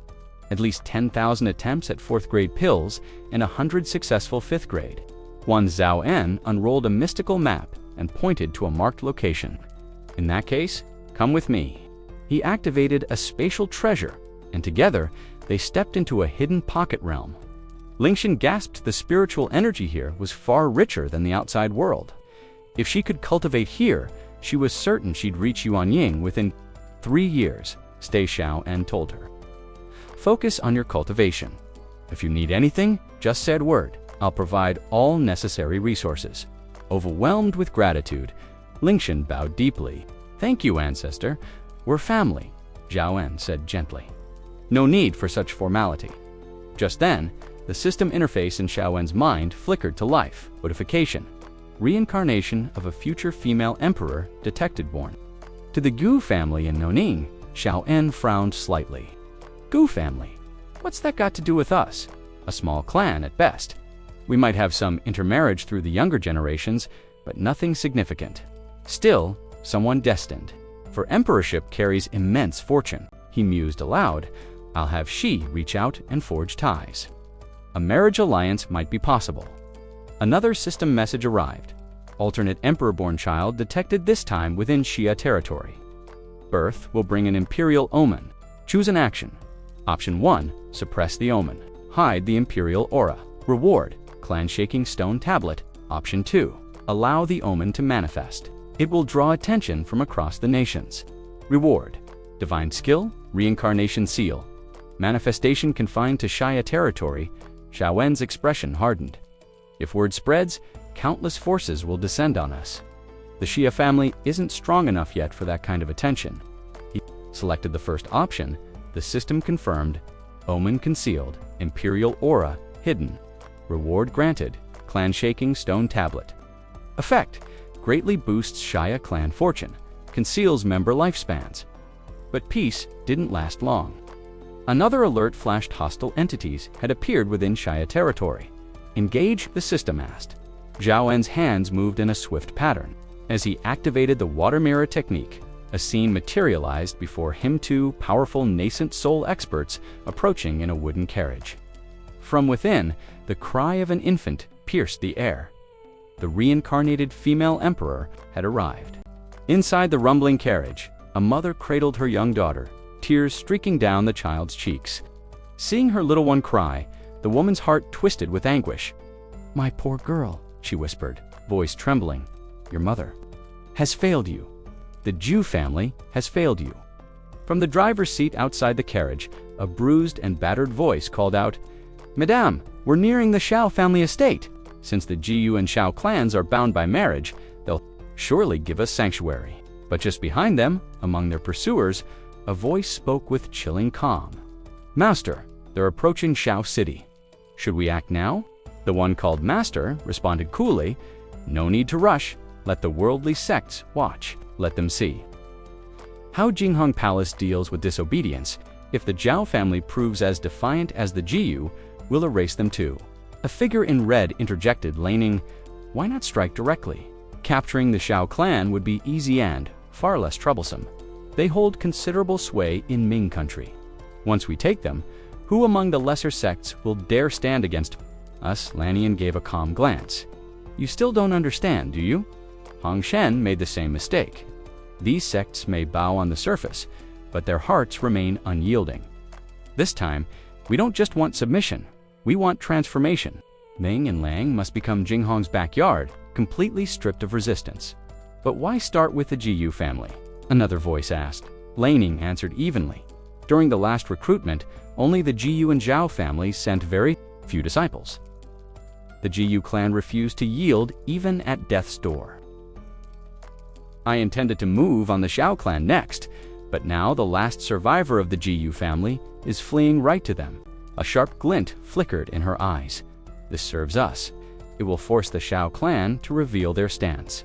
If they protect the fugitive, they'll be condemned with the Jiyu. If they hand them over, well, they'll lose their honor and reputation. Either way, they fall." One of her subordinates smirked.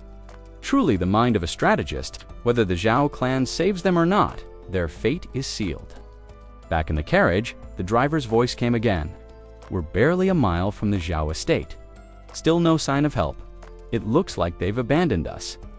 With a force like Jinghong Palace involved, no one wants to take the risk. The mother's grip tightened around her daughter. Her voice was faint, her spirit breaking. "We're already so wounded. We don't have long, my sweet child." On Laning's side, another report arrived. The Xiao clan still shows no reaction. Without hesitation, Laning gave the order. "Good, their silence is permission enough. Kill the old man and the woman. Leave no survivors, not even the child. Yes, Divine Lord." At that very moment, a deadly force surged forward, surrounding the desperate carriage from all sides. Tears streamed down the mother's face as she slowly pulled a hairpin from her bun, her hand trembling. "Ro, please don't blame me," she whispered, voice breaking. With a desperate resolve, she raised the pin, aiming to end the child's life. Better to die with honor than to live in disgrace. Just as the pin descended, the child let out a piercing cry, and in that moment, a figure appeared in the carriage. Zhao En stepped forward, calmly and silently, lifting the child into his arms. The baby quieted instantly, sensing safety. With a gentle smile, Zhao En said, "If Madam no longer wishes to raise this child, perhaps you'd entrust her to this old man." The child giggled softly, feeling protected. The mother, overwhelmed by emotion, collapsed to her knees. "Great One, I beg of yous, save my daughter," she cried. "There's no time. Please, leave now. Elder Wang and I will do our best to hold them off. They're from Jinghong Palace. If they find you here, we're all doomed." Despite her warning, Shaoen's expression remained tranquil. He pulled aside the carriage curtain and stepped out. The gathered soldiers turned to him, sneering in disbelief. "Well, well, someone's eager to die you, from the Xia family." Unbothered, Shaoen studied them calmly. 10 at the Yuan Ying, stage 170 at Golden Core. And 2 commanding at the nascent soul level, he noted aloud. Enough power to wipe out every sect in Ming country except the Xia family, of course. His gaze locked on the 2 nascent soul cultivators. Had this been anywhere else, I might have hesitated, but I didn't expect you to follow them this far. Laning scoffed. "He's alone. Don't waste time. Kill him." The attackers surged forward, but Shaoen's smile only deepened. He activated the Tao field of heaven and earth. Immediately, an invisible pressure blanketed the area. All spells and techniques below Shaoen's cultivation fell under his control. Energy within his domain surged, empowered to a level beyond his own cultivation. The entire Xia family's territory trembled with the force. Weapons wrenched from hands and floated mid-air. The 2 nascent soul cultivators froze in horror. This man, one gasped. "We need to retreat." Without another word, both commanders turned and fled. Still cradling the child, Xiaoen pulled out a glowing jade token. He activated the space-locking seal, instantly trapping the rest of the enemy force within an invisible prison. Then he turned back to the carriage. "It's over," he said gently. "You're safe, but both of you are gravely injured. I cannot heal wounds of this depth. Come with me to the Haya family estate."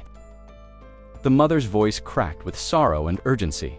"Please, Great One, I beg you, just take care of my daughter." Shaoen's tone shifted, quiet yet resolute. "You have my word. I will protect her." Far away, an emperor muttered something, unaware that fate had just shifted course entirely. "Originally, I had dreamed of a humble life as a carpenter, but fate has shackled me to this cursed imperial throne. In a world where pleasure sprouts like mushrooms after rain, ruling with righteousness becomes exhausting. Being a good emperor is more draining than anyone realizes. Tomorrow, I'll join you in court. I want the world to see that I'm stepping down of my own will, not because some scheming upstart is forcing me out." In the back courtyard of the Zi family estate, Zi Chen cradled a baby in his arms. The child quieted only in his embrace. Whenever he tried to lay her down, she would instantly burst into tears, loud, strong cries that echoed throughout the compound. No amount of toys or wet nurses could comfort her. Thankfully, Zi Chen rarely let her leave his arms. From behind, Zi Xiao called out, "Father, the first step is complete." Zi Chen gave a nod of approval. "Excellent. Proceed with the second phase. All descendants of the Zi clan at the Golden Core stage, or higher symbol, it's time for your trial by fire." Meanwhile, a servant approached cautiously. The Jinghong Palace delegation arrived without offering gifts. Quite rude, wouldn't you say? Zi Xiao bowed his head. "Yes, father. When do we initiate the third phase?" "Tomorrow," Zi Chen replied without hesitation. Outside, rumors spread like wildfire. "Have you heard? The Ming Empire is mustering forces. They're about to declare war on the Lion Kingdom." Though Lion showed no signs of preparing for war, smaller nations froze in fear. Opportunistic as ever, the Ming Empire had already seized 24 cities belonging to the Long Kingdom. To make matters worse, the Guardian kept deploying cultivators from Long, weakening Lian's power with each passing day. "How long can the Guardian keep this up?" someone murmured. "At this rate, even if we eliminate the Qiao family, there won't be anything left of our own house." "Quiet," another warned. "If the Guardian hears you, he won't hesitate to crush you." At the Qiao family's stronghold, Guardian Hang Tianzi of Jinghong Palace surveyed the battlefield from above, deep in thought. "My divine followers scattered or slain. My dominion is slipping from my grasp. We've been zeeking the Qiao stronghold for nearly a month. Only their ancestral grounds remain. The reason, a powerful level 7 mountain protection formation guards their last holdout." A soldier approached. "Guardian, Senior Chen has arrived." Hang's eyes lit up. Good, bring him in immediately. Two black-clad figures approached silently. One spoke without waiting for permission. There's no need for formalities. I've brought Senior Chen myself. Guardian Hang, the palace master, is aware of your delays. 3 months have passed with no result. You understand what that means. Hang's expression darkened. Guardian Wang, what are you implying? Wang, the masked envoy sneered. What else? You've turned the entire southern region into a disaster zone. And thanks to you, I'm being dragged into your mess. Just because we haven't crushed the Kiwiao doesn't mean we've come away empty-handed. Their descendants, though lacking in cultivation roots, can still serve as fodder-load sacrificial offerings. Hang gritted his teeth. People can be replaced. But what about our lost territory? The reputation of Jinghong Palace? You're the fool if you think that's acceptable. You dare speak of ignorance. Wang scoffed. You've brought disgrace upon us all. Hang's fury erupted. Enough. Do you think I asked for this chaos? Who would have thought this forgotten barren land would hide a level 6 mountain protection formation? Seeing that neither guardian was willing to back down, a calm but firm voice interrupted their argument. Guardians, cease this pointless bickering, the elderly man interjected. Let me handle the formation. Recognizing the authority in his voice, both guardians turned and respectfully bowed. Thank you, Senior Chen, they said in unison. Hang's fury erupted. Enough. Do you think I asked for this chaos? Who would have thought this forgotten barren land would hide a level 6 mountain protection formation? Seeing that neither guardian was willing to back down, a calm but firm voice interrupted their argument. Guardians, cease this pointless bickering, the elderly man interjected. Let me handle the formation. Recognizing the authority in his voice, both guardians turned out. Thank you, Senior Chen, they said in unison. Chen, known as a master of formations and a cultivator equivalent to the unity stage, quietly assessed the protective barrier. In his mind, dismantling a 6th grade formation like this would be child's play for someone of his caliber. And once the Zhao clan fell, the road ahead would become much clearer. Our original goal was to gain control over Li country, Chen thought, but the Zhao family, ... They would have eventually obstructed our plans. Eliminating them now is a strategic move. Senior Chen turned to Guardian Hang. Leave the Zhao family to me. You should focus elsewhere. I'll investigate the Ming country's Xia family next. Guardian Hang raised a hand in warning. I wouldn't advise that. 2 of my men vanished without a trace in that region. We still have no leads. Let's finish things here before jumping to conclusions. To outsiders, it resembled a sect with a 1,000-year legacy. But to Xian, the family head, it still wasn't enough.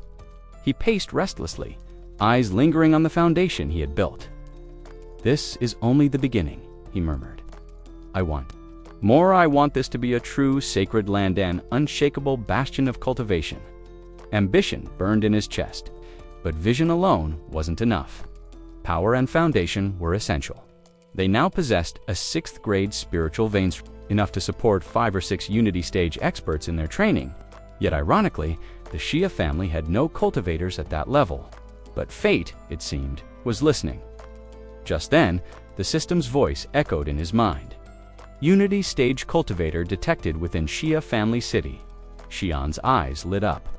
Things were about to change. Elsewhere, a holographic screen displayed a profile. Name, Shenhong High Race, Human Talent, Spirit Root, Grade 8 Cultivation Technique, Wounded Dragon, Scripture, Cultivation Level, Unity Stage, 9th Layer Status, Non-Affiliation, Independent, Cultivator Physique, None Title.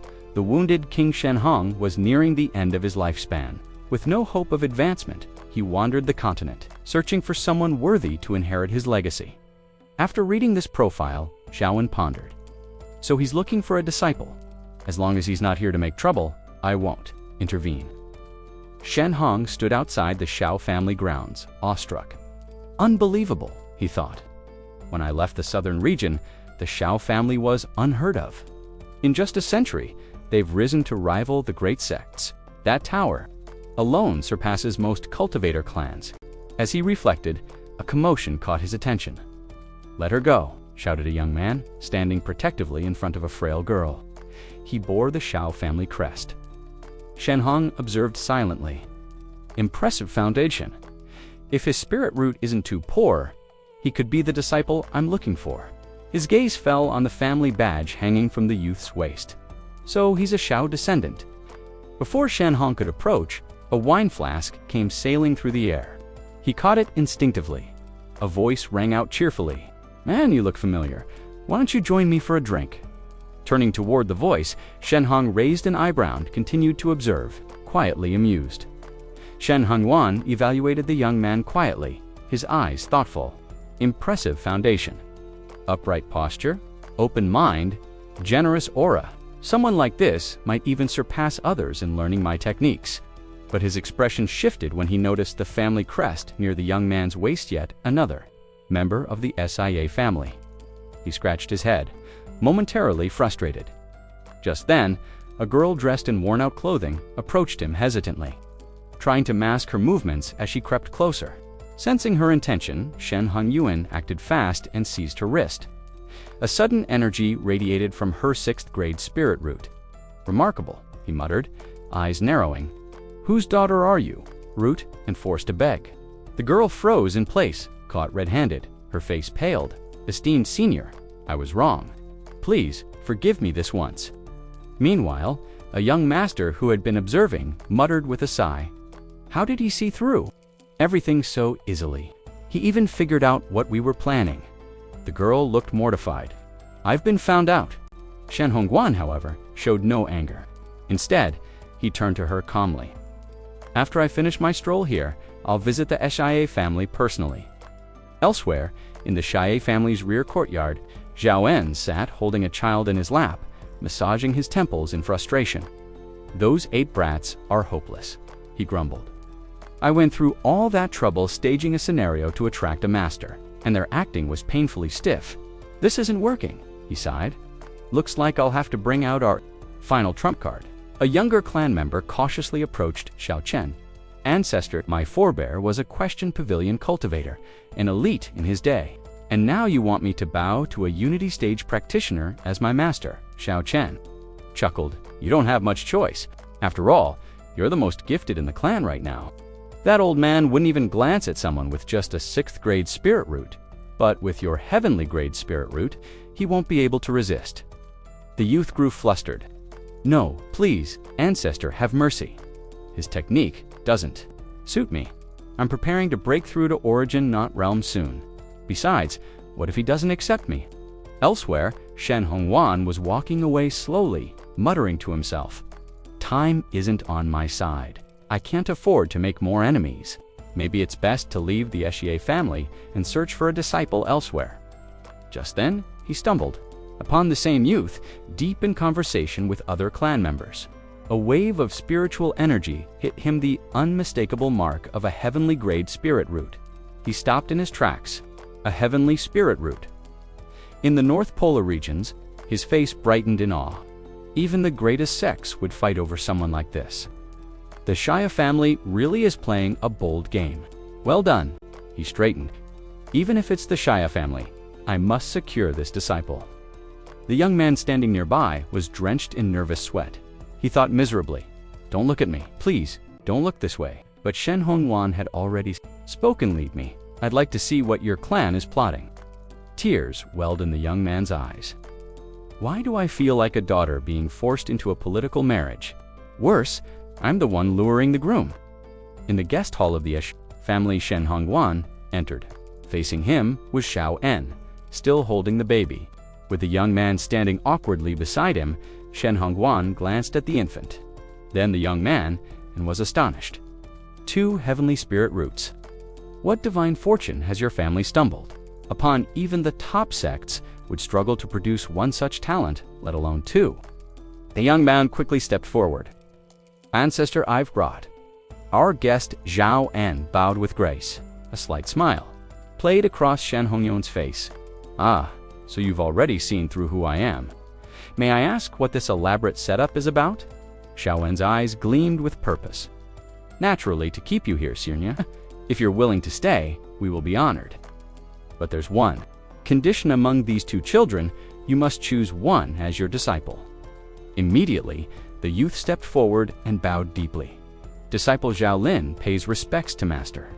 Zhao Wen added gently, "Please don't find him too bold.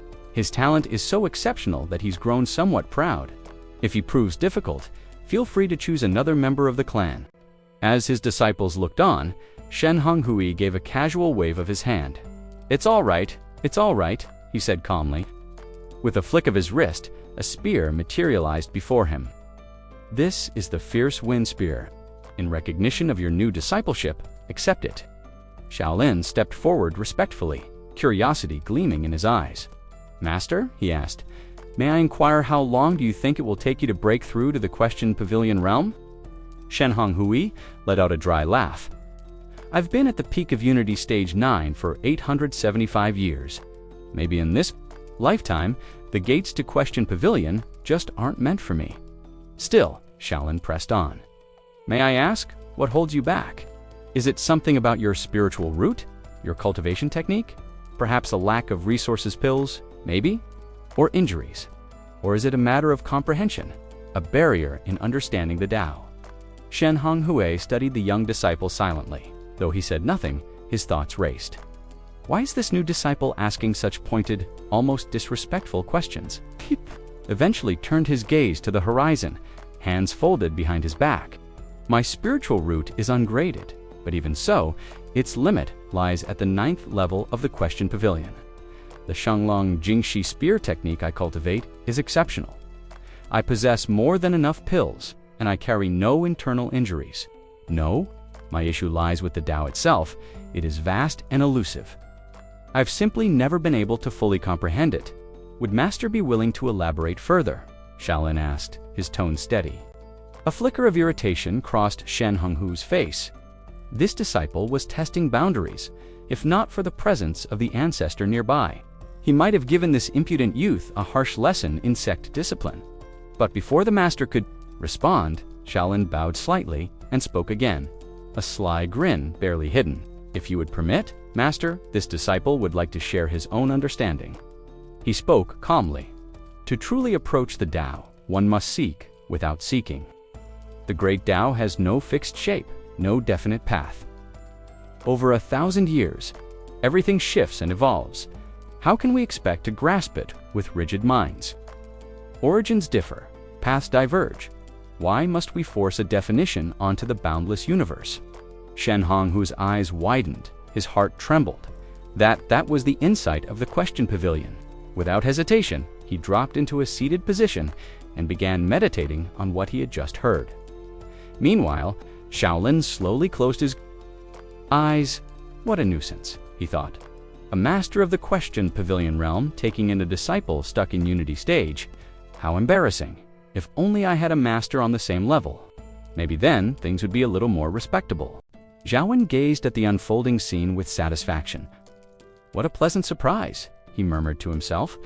"I only intended to recruit someone at the Unity Stage, yet Shen Honghui has unexpectedly broken through." But then his expression darkened. Although Shen Honghui had advanced, he still hailed from the Question Pavilion, barely touching the Emperor realm. Compared to someone at the Unity Stage, that level of power was as different as night and day. If Shen Honghui harbors ambitions against the Shao family, Zhaowen thought, things could quickly spiral into disaster. Just then, Xia Chen stepped forward, producing an object from his sleeve. Shaolin gasped in shock. "The heavenly mechanism plate, that's a fate treasure. On par with my own heaven-changing pearl. I can't believe it's been in our ancestors' possession all along." At that moment, the system issued a notification. Name, Guroshe race, human talent, heavenly spirit root, identity, reincarnated female emperor, innate spiritual treasure, heavenly mechanism plate, effect, reveals and obscures destiny. Divine artifact of fate. The notification continued to describe the 3 life stone and the mysterious Tamshin stone artifacts even the system couldn't fully comprehend. But this heavenly mechanism plate had already been part of Xia Chen. Ever since he saved that girl, with it, he could foresee calamities looming over the clan. "We must quicken our development," Xia Chen said grimly. "At this pace, we'll be trapped in hiding for centuries." The heavenly mechanism plate floated in the air, slowly rotating. A vision formed. Something was stirring in Shao Family City. Something unnatural. I must recalculate, the ancestor whispered. Pain and mortality stirred in his old heart. As the years turned, the vision of a sea of death emerged once more. No, different from the first time, he'd glimpsed the future with the plate, the destruction of the Shao family. Xinhong Hui. Gravely wounded, the vision was unchanged. Even with Xinhong Hui at the pavilion realm, our clan's fate remains untouched, Xia Chen muttered. Shaolin, who stood nearby, opened his mouth to speak. But Xia Chen raised a hand. Lair, he addressed him, you are one of the Shao family's finest disciples. You deserve to know our great calamity is nearly upon us. Lair's brows furrowed with resolve. Ancestor, you underestimate me. If I've been reborn into the Shao family, then I am part of its fate, and fate can change. Xia Chen's eyes glimmered, truly worthy of our bloodline. Lair, may I borrow your heaven-changing pearl? Without hesitation, Lair offered the radiant gem. He assumed it would be used for cultivation. But Xia Chen shook his head. No, I intend to conceal the entire Shao family city with it. Shaolin, listening in, looked worried. But ancestor, won't that risk exposing the spiritual treasure's presence? Xia Chen turned his gaze to Xinhong Hui. Even a pavilion-level expert like him is enough to make enemies think twice. But if we draw the attention of those greater than him, we'll meet the same end I saw in the vision. Shaolin now understood, so the plan is for Lair to take Xinhong Hui as his master. At that moment, Xinhong Hui approached, his form radiant and his laughter hearty. Who would have thought? In my twilight years, I've stepped into the pavilion realm at last. He looked at his disciple with pride. You've done well, Shaolin. Brought his hands together in a respectful salute, bowing slightly as he expressed his gratitude and congratulations to his master. With deep curiosity, he asked, Master, how did you come to understand such profound truths, and how were you able to use them to help guide me toward my breakthrough? Shaolin replied with humility, It was a stroke of fortune, Master, an unexpected opportunity I was lucky to encounter. At that moment, Xia An also stepped forward and offered his congratulations. Remarkable, simply remarkable, said, addressing the World Emperor. Your insight is astonishing. Truly, the Xia family never ceases to surprise. The Emperor gave a faint smile and turned to them. If that's the case, then I accept your offer. In Shao City, I shall assume the position of offering elder, he said. He raised his voice slightly and added, I have never bound myself to any family, sect, or faction. Who was it that claimed my grandson hails from the Xia bloodline? With those words, the three of them, Xia An, Shaolin, and the World Emperor tarred the Xia family's inner courtyard.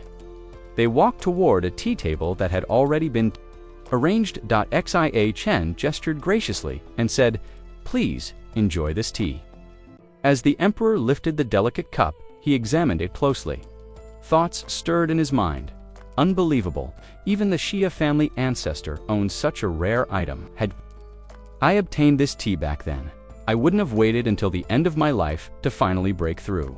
I've prepared enough if you'd like to indulge, Xia Chen offered.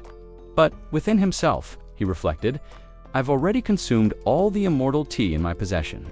All I can offer now is the enlightenment, tea thankfully.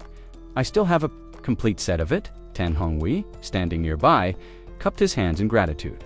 Ancestor Xia Chen, this tea is beyond price. It not only heightens the chances of a breakthrough and sharpens one's sense of the void law, but there's even a rare chance for true enlightenment. I'm deeply honored. Zhao An then turned to the elder and said, Elder Shangong Feng, if I may have another small request. Tan Honghui nodded casually. Please, speak freely, Xia An explained. There's a certain treasure I intend to use. However, its activation will surely cause a disturbance. I respectfully request that you use your Emperor's might to shield Shao City to avoid unnecessary trouble. Tan Honghui gave a light chuckle. Ah, so that's it. I thought it was something serious. Very well, I'll handle it. He leaped into the air, spear in hand, and activated the heaven-changing pearl using a massive 10,000 and spirit stone. A protective barrier began to spread over Shao City as the spear soared higher.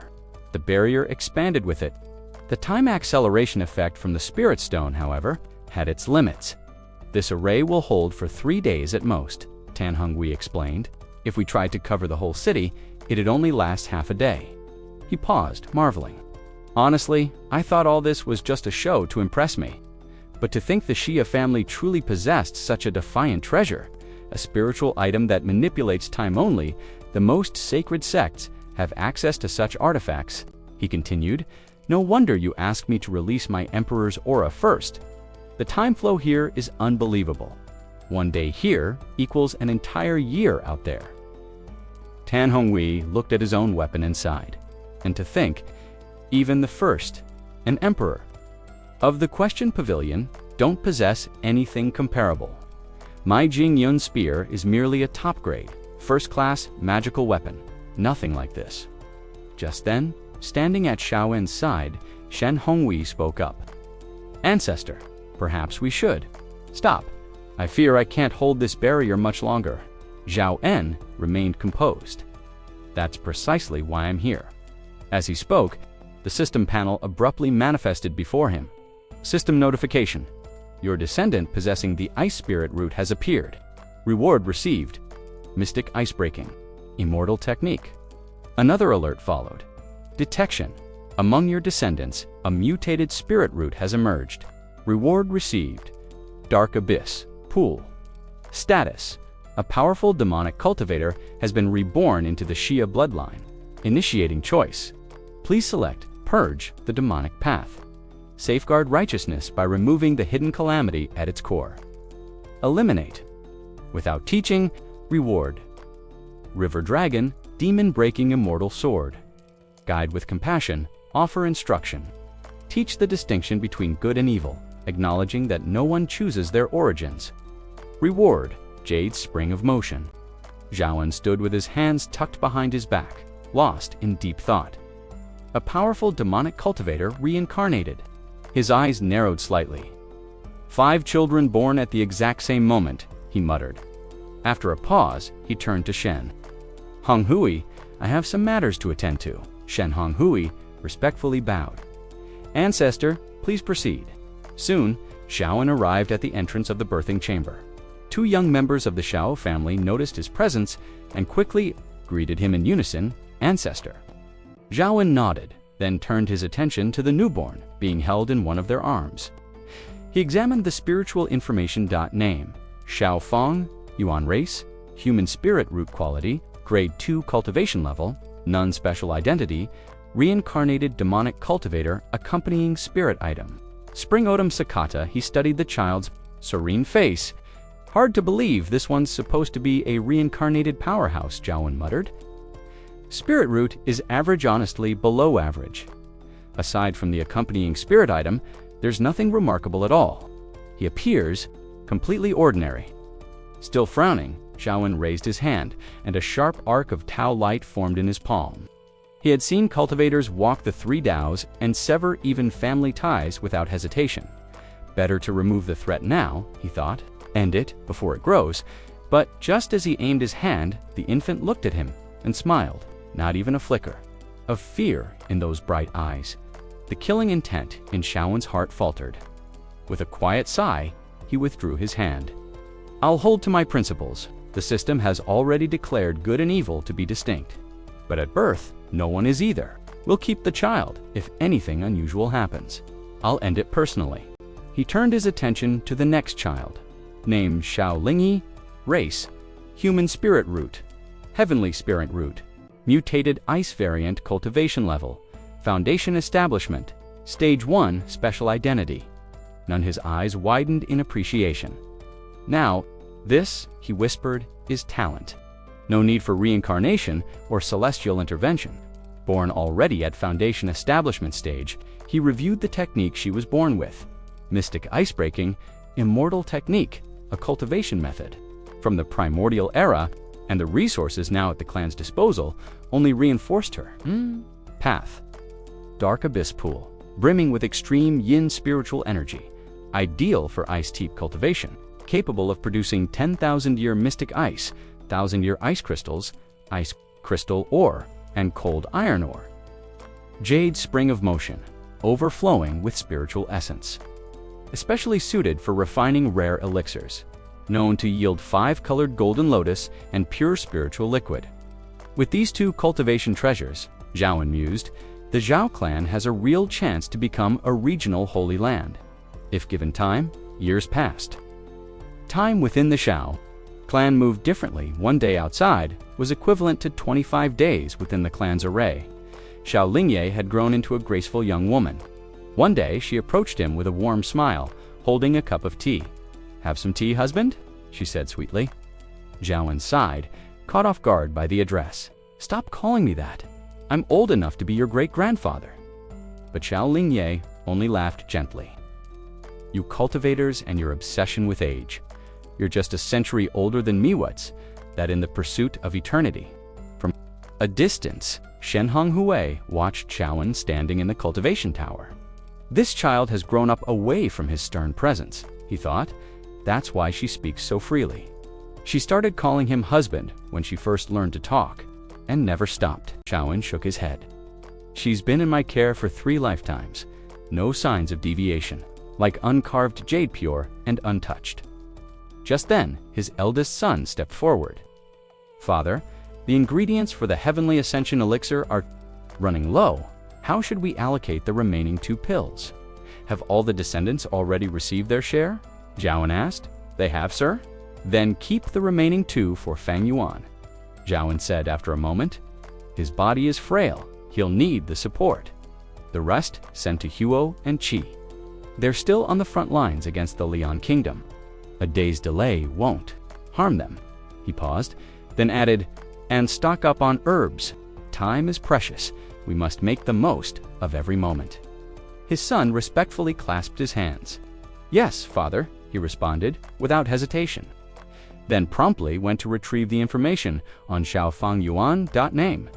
Xiaofengyuan, race, human, talent, 6th grade spirit root cultivation path, spirit root method, 9. Transformations of the ancient venerable destiny, dream butterfly cultivation level, golden core. 7th layer, special identity, reincarnated demon path expert spirit. Beast companion, spring autumn sakataz. He reviewed the boy's profile. A sigh escaped his lips. Fang Yuan, truly deserving of his reputation as a reincarnated expert of the demon path. In just a single year, he's already reached the 7th layer of the golden core stage. Such speed is astonishing. Despite the Xia family currently having vast cultivation resources, Fang Yuan's progress far outpaced the children of his generation. Even Zhao Ling, born the same day and gifted with a rare ice spirit root, had only managed to reach the 5th layer of the golden core stage. Moreover, Fang Yuan was still walking the ancient path of cultivation, one few dared to tread these days, yet even those at the 9th layer of golden core might not stand a chance against him in group battles. Just then, a system alert chimed. Notification. The number of your descendants has surpassed 4,000. You are awarded 1.5 million spirit stones, spiritual treasure. Ancestor Xia's divine weapon. Cultivation. 100 years. Xiao Chen blinked in astonishment, overwhelmed. With joy, his entire body shimmered with radiant light. "This is exactly what I needed," he exclaimed. He gladly accepted the reward and quickly opened his updated information.name. Xiao NH, 149 cultivation stage, nascent soul. Level 7, descendants. 4001 cultivation method, primordial purple key, scripture divine. Abilities, heaven opening seal, finger of heaven's wrath, sky splitting technique.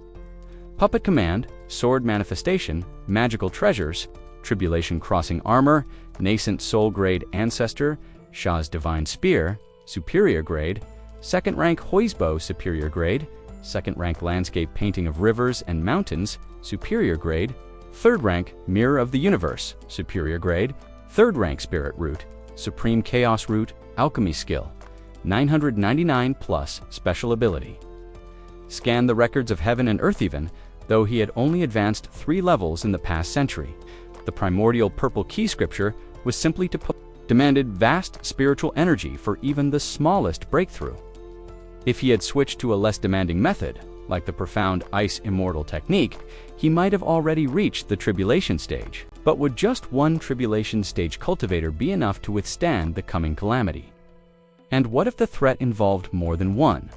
A grave expression formed on his face as a plan began to take shape.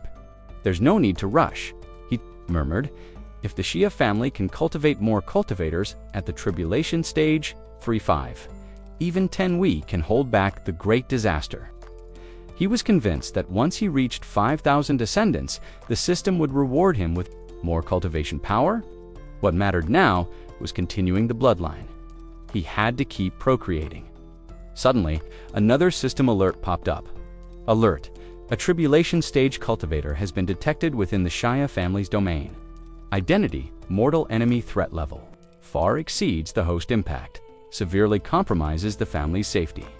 Action required: make a choice immediately through a spatial mirror. He caught a glimpse of the intruder. A man cloaked in shadowy robes, his face concealed. His presence radiated power. Name: Wang Chung, race, human spirit, root quality, 7th grade cultivation level, tribulation stage. Level 4, cultivation methods: incomplete Asura, world destroying, blade, incomplete imperial selection, divine technique, special status. South Pole guardian of Jinghong Palace Wang Chang approached Xinhong Hui and said, "I have a request." Xinhong Hui, eyes closed and immersed in meditation, responded calmly, "If you need anything, ancestor, I will do all I can." But Zhao unfroze. The request was no longer necessary. In that very moment, Wang Chang vanished. He had fled. The presence of a tribulation stage cultivator within the Shia family had startled him. Inwardly, he cursed. Unbelievable. The Shia family has a tribulation stage emperor. No wonder they act so fearlessly. I must report this to the higher ups at the Chao family. Elsewhere, within the El Kingdom, far from the Shia domain, someone stood gazing at a roaring fire. That pitiful Chao family thought they could challenge Jinghong Palace. He scoffed. Now they're dust. El Kingdom will surely become a vassal state.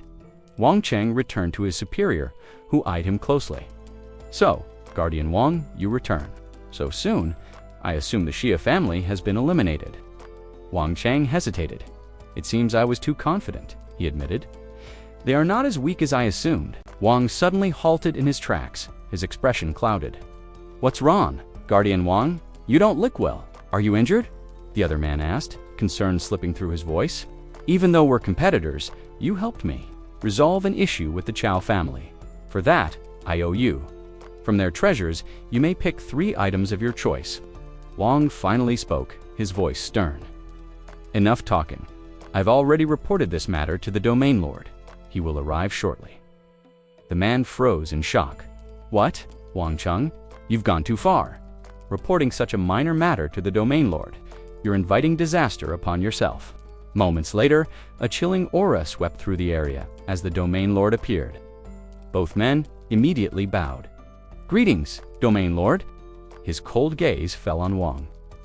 "Wang Chang, is your information accurate?" Wang clasped his hands respectfully. "Yes, my lord. It concerns the Shao family. They not only hold imperial authority, but also possess the divine fortune of spiritual treasures." The other man's eyes widened in disbelief. "What? The Zhao family has an emperor? This is catastrophic. Such a major oversight will not go unpunished." The Domain Lord turned sharply, his gaze piercing. Meanwhile, Zhao En frowned as a flood of alerts from the system appeared before him. Detected within the Zhao family's range, high-speed Starship-class warship. Detected within the Zhao family's range, signs of ambition aimed at the throne. Detected within the Zhao family's range, presence of a tribulation stage powerhouse. Detected within the Shao family's range, presence of a nascent soul stage powerhouse. How can this be happening so soon? It's only been 2 days since Wang Chang escaped. Could today mark the Shao family's great calamity? The Domain Lord's voice broke the silence. "Bring me the profiles." One by one. A projection appeared. Name: Quinrace, Asura aptitude, 5th grade spirit, root divine ability, Asura destruction body, prison imperial selection. Spirit transmission, scripture cultivation, 3rd layer of tribulation, stage special identity, domain. Lord of the Southern Domain. Jinghong Palace next profile. Name: Heng Tian, sea race, human aptitude, 6th grade. Spirit root cultivation technique, divine ability, Hangfu, blood, sky, great method, incomplete cultivation, fourth layer of tribulation. Stage special identity, guardian of the southern pole, Jinghong palace after. Reviewing both, the domain lord murmured, "So, the black-robed cultivator predicted. By the heavenly mechanism, it must be him." High above, the domain lord's aura dominated the horizon, eyes fixed on the Zhao family's estate. Beside him stood Tancha, an ancient bronze spirit from 1,000 years past. Xinhong, the domain lord, spoke lightly. "If you yield a strand of your divine soul, I vow to protect your clan. I swear absolute loyalty until death." Today, no one from the Zhao family needs to die. Xinhong, whose voice rang out in defiance, resolute as steel. Xinhong Palace has poisoned the 5 domains for a year. That ends today. The Zhao family and I, Xinhong Hui, will stand firm. The domain lord chuckled coldly, escaping the southern domain for 100 years and reaching the tribulation stages that your confidence, show me what you've got. With a sudden burst of power, he launched himself toward Xinhong Hui. One wielded a spear, the other a sword. Their clash unleashed a cataclysmic surge of energy that shook the heavens. The domain lord sneered mid-battle. "Impressive. Your tribulation stage power isn't bad. I'll give you one last chance, hand over your divine soul and serve me." Xinhong Hui laughed in defiance. Xinhong Palace slaughters innocents and defies the heavens. This old man will never bow, then die. The domain lord's blade descended like judgment. Asura world destruction / Xinhong Hui countered without hesitation. Shocking dragon, spear hidden dragon in the abyss. The domain lord's eyes gleamed as his weapon rang against Xinhong's spear. A spirit-level treasure. "So that's your trump card? Then you must die today." He turned sharply, shouting, "Why are you still standing there? Wipe out the entire Zhao family." Wang Kai immediately launched a devastating barrage toward the Zhao family. "No," Xinhong Hui's heart sank. "It's over. The Zhao family can't withstand this assault." Deep within the Zhao residence, Xiao En clenched his fists, his voice cut through the chaos. "Where is the sword?" Zhao En now stood before the domain lord, his expression stern, as he spoke with icy resolve. "Very well, it seems you understand what awaits you. As long as your family is willing to submit to Jinghong Palace, I will show mercy. However, every year, you must hand over the most talented children from the Xia family." The Xia family leader, Xiao Chen, stepped forward, his voice filled with defiance. "What nonsense! Our Xia family has not yet fallen." The domain lord threw back his head and laughed, the sound echoing with arrogance. "Your tribulation emperor is already dead by my hands. What strength remains to oppose me, that pitiful star?" As he spoke, his blade gleamed menacingly, his eyes locked onto Xiao Chen. "You're the ancestor of the Xia family, aren't you? Good, I'll kill you first and see if your descendants still have the courage they boast of now." Xiao Chun's brow furrowed and his heart sank. "It seems I have no choice but to use the trump card dot system now." On the other side, Shaolin channeled his power, forming a blazing red spiritual orb that pulsed with terrifying energy. Time seemed to blur, like a shadow passing over glass. The other Xia family members unleashed their own strength, spiritual power surging wildly around them. Years of hardship had forged warriors who could not be shaken by mortal distractions. 3 lifestones glowed ominously, carrying ancient souls that chanted like whispers in the wind. The air was thick with killing intent. The domain lord, sensing danger, panicked. He reached out, seizing Wang Chang and yanking him forward as a living shield. "Come here," he barked. "Domain lord, save me." Wang Chang screamed in terror as the domain lord retreated at lightning speed. Zhaoen let out a cold, mocking laugh to think one of my descendants would be so ruthless. Do they have a system too? Or is it just me? The devastating strike landed. Wang Chang's body was obliterated, both arms and legs severed, his flesh barely intact. Yet, unleashing that attack came at a price. Zhao Chun's 3 grandchildren, who had lent their strength, visibly aged before everyone's eyes, their vitality fading like autumn leaves in the wind. Shaoen closed his eyes briefly, a bitter thought crossing his mind. So this is the price of their final moves, their lives for one strike. He then activated a sealing space, locking down all Jinghong Palace disciples. Unfortunately, Hang Tansi barely managed to escape. Nearby, Shin Hong Hui clutched his mangled shoulder, blood soaking his robes. Even with the aid of spiritual medicine, his grievous wounds would take no less than 15 days to heal. Turned to Shaolin. What was the cost of that strike? Shaolin's voice was solemn. 500 years of lifespan. But with my talent, the remaining 500 years are enough for me to reach the tribulation stage.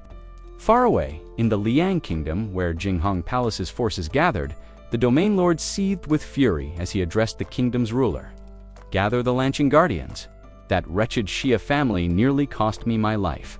Detestable. The ruler hesitated, his voice cautious. Domain Lord, please calm your anger. The Domain Lord cut him off with a sharp glare. No obstacles. The Xia family will be annihilated completely. Send word to the Western Domain Lord, tell him there's a divine spear-class spiritual treasure. He practices spear arts he won't. Resist then notify Duan and Ming Shank. They dream of building a holy palace in the Western Domain, but they lack a time treasure. Tell them it awaits. The messenger faltered, but before he could speak, the Domain Lord waved him off. I know. What you're thinking? I have no intention of giving away these treasures. It's a ploy borrowing a knife to kill, and they'll come running because these items are too tempting to refuse. He paused, recalling the earlier battle, his expression darkening. 3. You and young stage cultivators unleashed a strike strong enough to kill me. If not for my escape, I'd be dead. Such a minor clan shouldn't have forced me to this point. Now, leave me. I must heal. Inform me the moment they arrive. The Liang?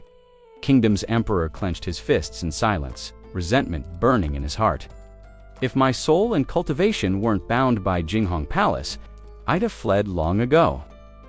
Meanwhile, in the Jinghong Palace branch of the Four Domains continent, a man with flowing purple hair sat high upon a throne, gazing coldly at his subordinates. You claim this Kuming fellow has a divine spear class, spiritual treasure waiting for me. The men bowed low. Domain Lord, your subordinate believes there's no need for suspicion. Kuming is your most loyal general. If there's any trick, we can counter it. A low chuckle rumbled from the purple-haired man's chest. You understand me well? Kuming has always been driven by immediate gain. Very well, we'll see. Back at the Shaya family estate, Zhaowen stood in the courtyard, lost in thought. System, is there any way to grow stronger, fast? The response was blunt, have more children. Zhaowen froze. Seriously? Before he could process the absurdity, another alert flashed. Warning, detection of new entities nearby. Through his spiritual sense, Zhaowen pierced space itself, observing two figures approaching. Information streamed in. Name, Jai Cultivation, Nascent Soul. Third layer identity, Executive Elder of the Duan sect name, Wenwu Cultivation, Nascent Soul. Fifth layer identity, Executive Elder of the Ming Shen Sexian's Eyes, narrowed. Duan sect and Ming Shen sect, two major forces from the Western Domain. Why have they come all the way to the Southern Domain, to my Xia family? When the two figures arrived at the Xia family's city gate, one of them spoke in a firm tone. I am Xiao Yi, Executive Elder of the Duan sect. I have urgent matters to discuss with the Xia family, the other added, and I am Wen Wu, Executive Elder of the Ming Shen sect. I am here to negotiate with the Xia family. Moments later, the Xia family head appeared to receive them. Esteemed elders, please come inside, he said politely. Zhao Yi's expression remained calm, but his thoughts were sharp. The Xia family actually sent an old man at the Foundation establishment, 9th layer, to greet two nascent soul stage executive elders. This feels rather disrespectful. Inside the Xia family's guest pavilion, after they were seated, the family head introduced himself. I am Xia Li, head of the Xia family. May I ask what business brings the two of you here? Both elders exchanged glances, each with their own doubts. This is supposed to be the poorest region in the Southern Domain, yet they've managed to trouble Jinghong Palace. Could our sects have underestimated them? And this man, a mere Foundation establishment 9th layer, as the family head, breaking the silence when Wu spoke first. To be frank, family head Xia, the Duan sect, wishes to purchase your time treasure. Yi immediately followed. Mingshen's sect has come for the same reason. Sha Li's expression hardened slightly. My apologies, esteemed elders. The Xia family has no intention of selling the treasure. When Wu's face darkened with anger, how dare you refuse? Never before has anyone rejected the combined will of our two great sects. This is an insult. If it weren't for our sect's orders, I would have already wiped out your entire family. Zhao Yi tried again, his tone icy but measured. Family head Sha, perhaps you should reconsider. The price offered by the Duan sect will certainly not disappoint you. When Wu added coldly, Mingshen's sect is also not lacking in spirit stones. Sha. Li clasped his hands respectfully, his voice firm yet courteous. I truly apologize to both of you, but the time treasure is an item of utmost importance to the Xia family. We cannot sell it under any circumstances. Zhao Yi's expression turned grim. Do you understand that your family is about to face a great calamity? When Wu leaned forward, his voice dripping with menace. Brother Xiao speaks the truth. With this treasure, your Xia family is like a child, flaunting gold in a crowded marketplace. This time, we came here to save your family. Do you realize that by refusing, you are becoming the sinner who will bring about the Xia family's destruction? Jinghong Palace has already contacted our sects. We do not wish for a bloody massacre in the southern domain, he continued, his tone persuasive but threatening. If you sell the treasure to the Duan sect, they will guarantee your family's safety. If you sell it to Mingshen sect, you will become a direct subordinate of our sect. I assure you, Jinghong Palace will not dare act against you in the southern domain. Sha Li shook his head, unwavering. Please, both of you, return for now. If you wish to discuss cooperation, we can talk. But if your intention is to buy the time treasure, that is absolutely impossible. Hearing this, both elders rose to their feet, their expressions stormy as they walked out, when Wu muttered coldly, they don't know what's good for them. Mingshen sect will have no choice but to join forces with Jinghong Palace. Within a month, Duan sect's warships will surely descend upon the Xia family city. Fools! Meanwhile, in his room, Xiao Jun had witnessed the entire exchange, his brows furrowed deeply. Duan sect, Mingshen sect, and Jinghong Palace, all of them were mighty forces. After 15 days of investigation, he had learned that their power was spread across various nations. The so-called domain lords of the 5 domains were nothing more than mid-tier players, not even qualified to enjoy the spoils of war. At the speed of those warships, it would take roughly 10 days. Before, they would arrive in 10 days. If nothing changed, Xiao Jun would only gain a mere 100 years a delay, not a solution. The only viable path now was to rely on a powerful sect. The southern domain had no major sects, but the western domain was different. Beyond the Duan sect and the Mingan sect, there were also the Gulun sect and the Shushan sect. If they brought the entire Shao clan along, there was a reasonable chance of being accepted. Yet there was also a possibility that some sects might dismiss Xiao Zun entirely, or worse, eradicate them without hesitation. His expression hardened. Hundreds of years of experience had taught him one thing: relying on others or entrusting one's destiny to them was the height of folly. He turned to the system. If I die, can you protect the Xiao family? 6 cold characters appeared. The system cannot do that. He had expected as much. That answer only confirmed what he already knew: there were still preparations to make. He summoned his eldest child, Xiai. Send a message to Wu and Shi. In 5 days, everyone must disappear. Begin arranging for the Xiao family members to evacuate Xiao family city. Father Xiai asked cautiously, what do you plan to do? Zhao Chen met his son's gaze. Execute the final plan.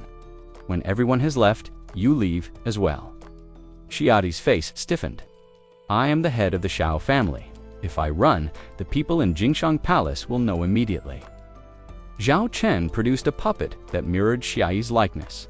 As long as the Xiao bloodline survives, the family endures. You must live. Take Shaolin and the others with you, Xiaofangan, and the rest are the finest seeds of our clan. They are the hope for our resurgence. Xiagi hesitated, worry flashing in his eyes.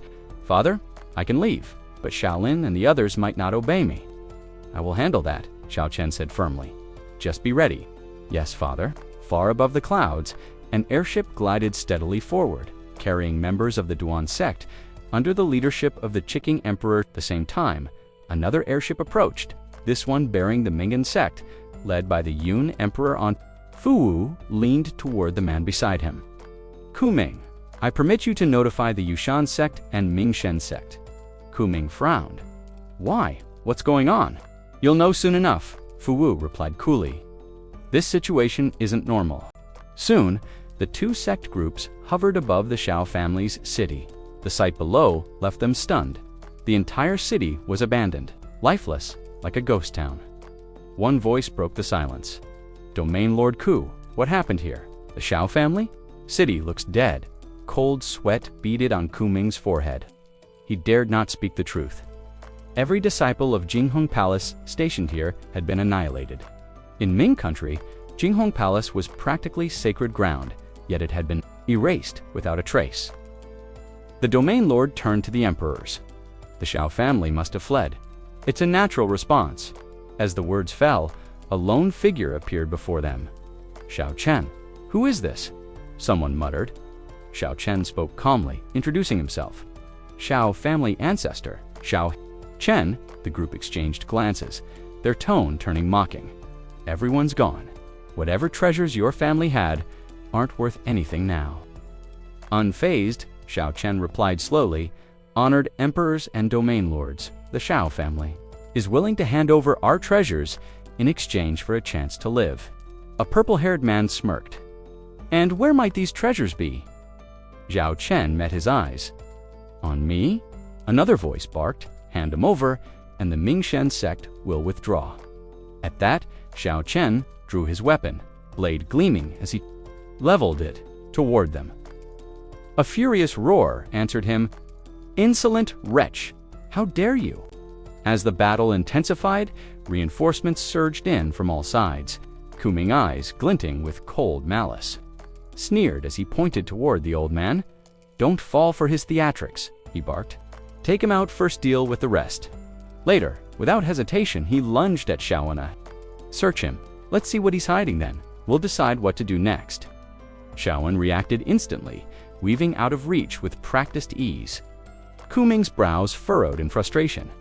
You dare play tricks, you low-born rat, he spat, tired of living. Are you? A man with violet hair twisted around to shout, Ching, help me out. You want to let those two treasures fall into their hands? As he spoke, others nearby began to harness their spiritual energy, drawing in closer like wolves circling prey. Shaoan smiled faintly, his fingers tightening around his spear. Behind him, another cultivator stepped forward reluctantly, his thoughts racing. If I just stand here and watch, Jia Haoan will report everything to the palace master. I'd lose my position as domain lord in an instant. He sighed, bracing himself for the inevitable. No choice, I have to get involved. Then chaos erupted. The clash of spiritual energies tore through the skies, painting the heavens crimson. In the inner courtyard of the Shao residence, Shao Zun remained still, hands clasped behind his back. Watching the horizon, all according to plan, he muttered. From the moment the envoys of the Duan sect and Ming Shenik arrived, he had suspected the uneasy alliance between the three factions was temporary at best. The ancient feud between Jinghong Palace and the Shao family ran too deep. They hadn't come to negotiate or trade. They'd come to test the waters. They only ever spoke of the time treasure, carefully avoiding any mention of the purple Zhao divine spear. Clearly, they were baiting Jinghong Palace into revealing its hand. And now was the perfect time to strike back, even against quasi-emperor. Rare opportunities like this had to be seized. His power surged violently, the air distorting as spiritual energy poured out of his body like a tidal wave. The cultivators aboard the flying ships reeled in confusion. What is that? The spiritual pressure, it's massive. It's far beyond anything in the southern domain. A voice cried out from one of the decks. No! Look! What is that? Golden Tower rose into view, gleaming with divine brilliance. Around it, jagged shards of ice hovered ominously. All three ships were encircled, trapped by Shaoan's might. One of the enemies shouted in alarm. Emperors, stop! We've walked right into a trap. On the Xiao side, Chen's expression was grim but resolute.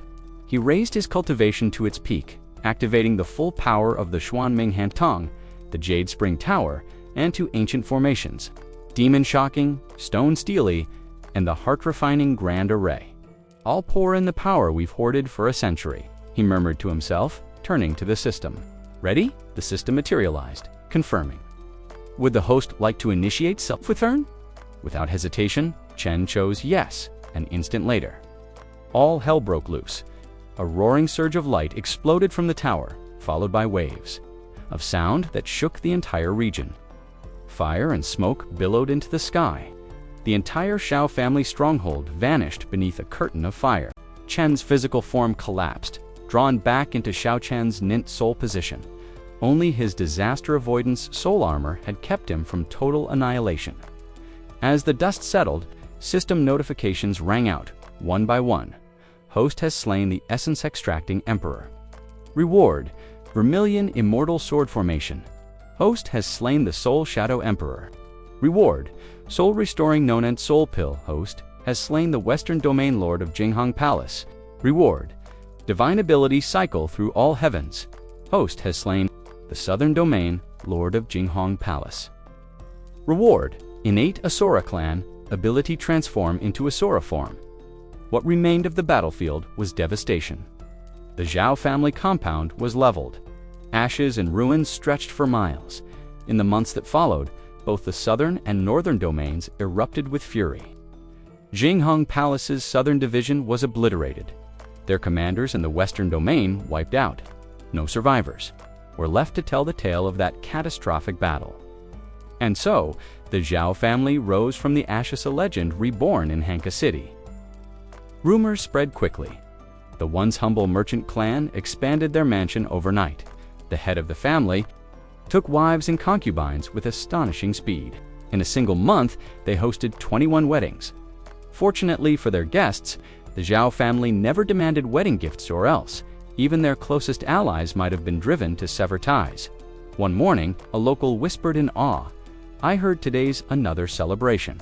Didn't the Zhao patriarch just welcome his 13th nephew's bride?" Someone else replied, "It's also the 1-month birthday for his 17th child." Hanka City buzzed with gossip.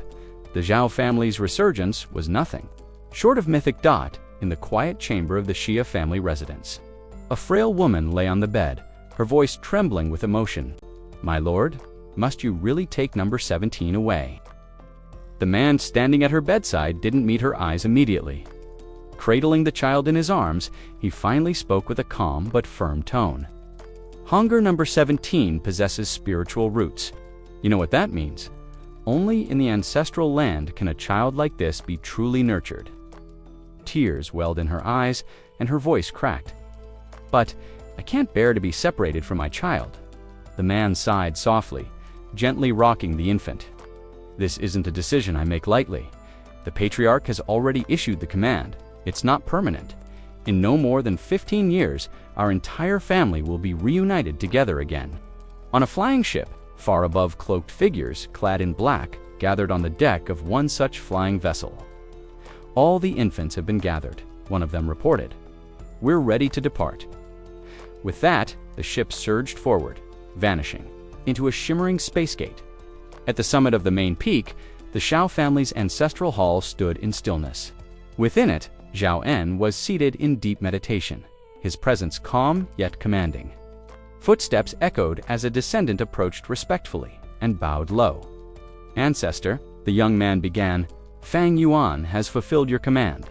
A total of 527 children with spiritual roots have been brought back. All are descendants of the Xiao family." Xiao En opened his eyes and offered a faint smile. Fang Yuan's diligence eases this old soul's worries. The form before them was not Xiao En's original body, but a reconstructed one, powerful and refined, yet still carrying the weight of ages. The messenger continued, "During this recent mission, I also came across information regarding the 9th divinity transformation elixir." Xiao En's gaze sharpened. "Oh, speak," the young cultivator explained further. "The explosion that happened 3 years ago dealt serious damage to the Jade Sky sect. Even Shaolin himself was gravely wounded. As a result, Much of the Shia family's plans were unraveled, and many of our kin are now scattered across the southern and western realms. Shaolin nodded slowly, processing the news. He thought to himself, both Shaolin and the remnants of the Jade Sky sect are still under my care. Nurtured inside the spirit mushrooms I've cultivated, but without the 9th divinity transformation. Elixir, it would take at least 15 years for the Jade Sky sect to fully recover. The Shia family had already repaid more than enough to Shaolin. In truth, Shaolin was a formidable force, even without their support reborn from the peak of the void itself. Had he chosen a different path, his potential alone could have taken him far. A young disciple hurried into the room, bowing respectfully as he delivered urgent news. Ancestor, the Kunlun sect has uncovered the divine transformation elixir within one of their secret realms. Shaolin's brows rose in surprise. The Kunlun sect's secret realm. How did that information get out? The disciple smiled knowingly. It's thanks to the Mingshen sect. They've planted spies within Kunlun. Even the 5 elders are aware of the leak. They're trapped and able to win, and desperate to distract others. Now they're deliberately letting the news spread. Across the cultivation world, hearing this, Zhaowen felt a thrill of anticipation. Even if the rumor was false, it was still an opportunity worth pursuing. True or not, we must act, he said firmly. Then, does Ancestor already have a strategy in mind? Not yet. Go rest for now. Yes, Ancestor. The disciple bowed and left. Moments later, Shiai stepped into the room.